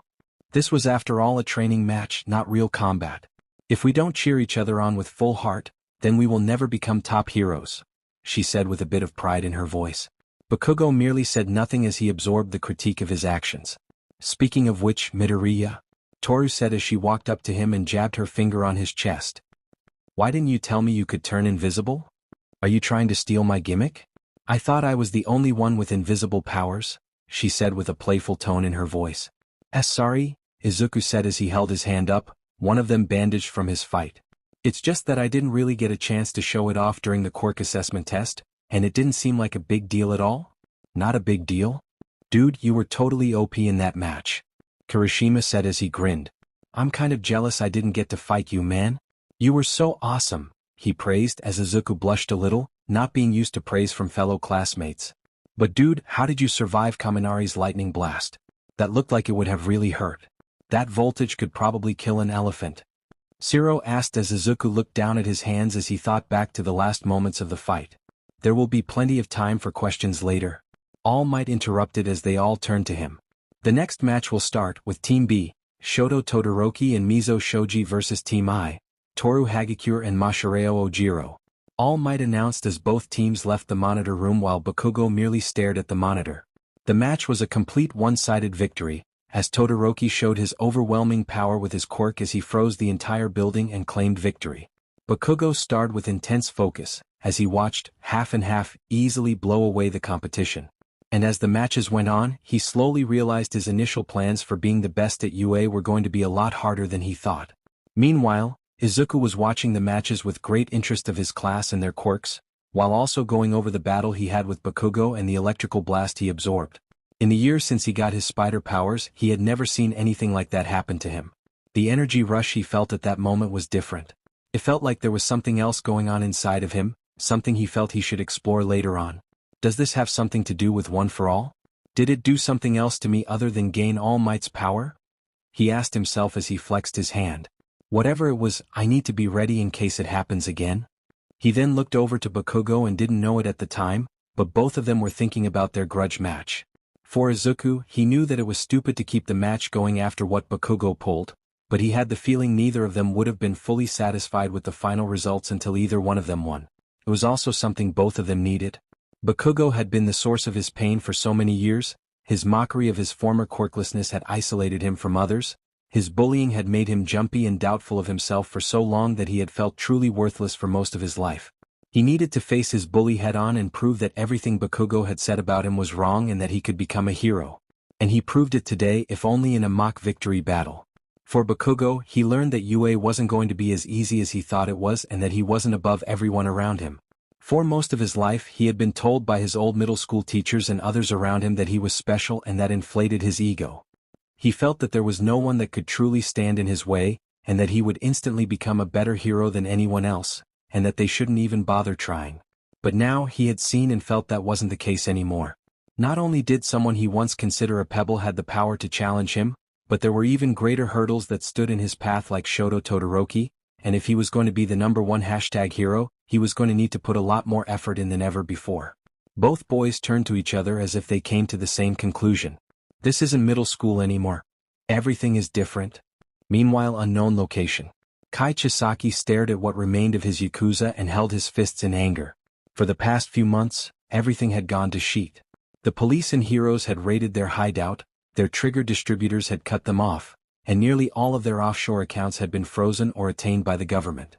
And not only that, but most of his enforcers had either left him or had been captured by the heroes and police, leaving him with very few to rely on. All the planning he had for his goal of returning the world to a pre-Quirk era had been shattered before his eyes. And it was all because of that damn spider brat in the alley that took away the key to his ultimate goal, Eri. Everything he had done was to rebuild the Yakuza to their former glory, to repay the debt he owed to the boss of the 8 precepts, to repay the man that had taken him off the streets and raised him to be a Yakuza. He had respected the boss greatly, even if he didn't agree with the old man's code of ethics that had limited them. It was the reason why he put the old man in a coma in the first place, so that He could use his granddaughter's quirk to bring about his goal, but now it was all in ruins, and he blamed it all on that spider brat. He looked over to where the former boss of the 8 precepts lay, still in a comatose state and kept alive with what little Kai could scrounge together, as shook his head. "I will make him pay, and I will bring the Yakuza back from the ashes," he said as he looked up with hatred towards a board with multiple documents and a rough sketch of the brat's mask, as he had gathered as much information as he could. But there was very little to go on, as most of his contacts and corrupt cops had been arrested, or under investigation. Not only that, but apparently some serious string had been pulled to keep Eri well hidden even from him. He knew she was somewhere in Japan but couldn't pinpoint her location. And there were so many other reports of spider quirks, that trying to find the one that matched the brat that had stolen Eri from him was like finding a needle in a haystack. But he did know one thing: that brat had to still have Eri with him. More than likely trying to raise the child in a normal environment, something that made him laugh. Eri wasn't a child, she was a tool for him and him alone. Only he could harness her true power, not some brat in a mask.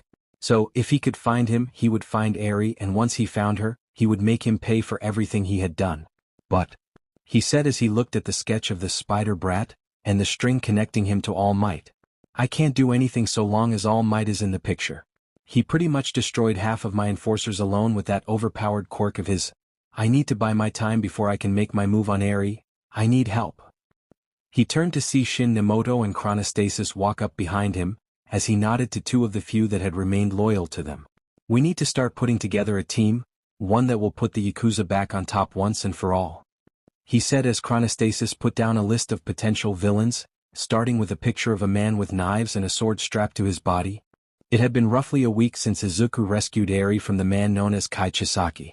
They learned his name. Okay, sadly the chapter is over. And if you enjoyed the video, just leave a like and subscribe with post notification, so when the next chapter is ready, you will be notified. Okay, see you in the next video. Bye.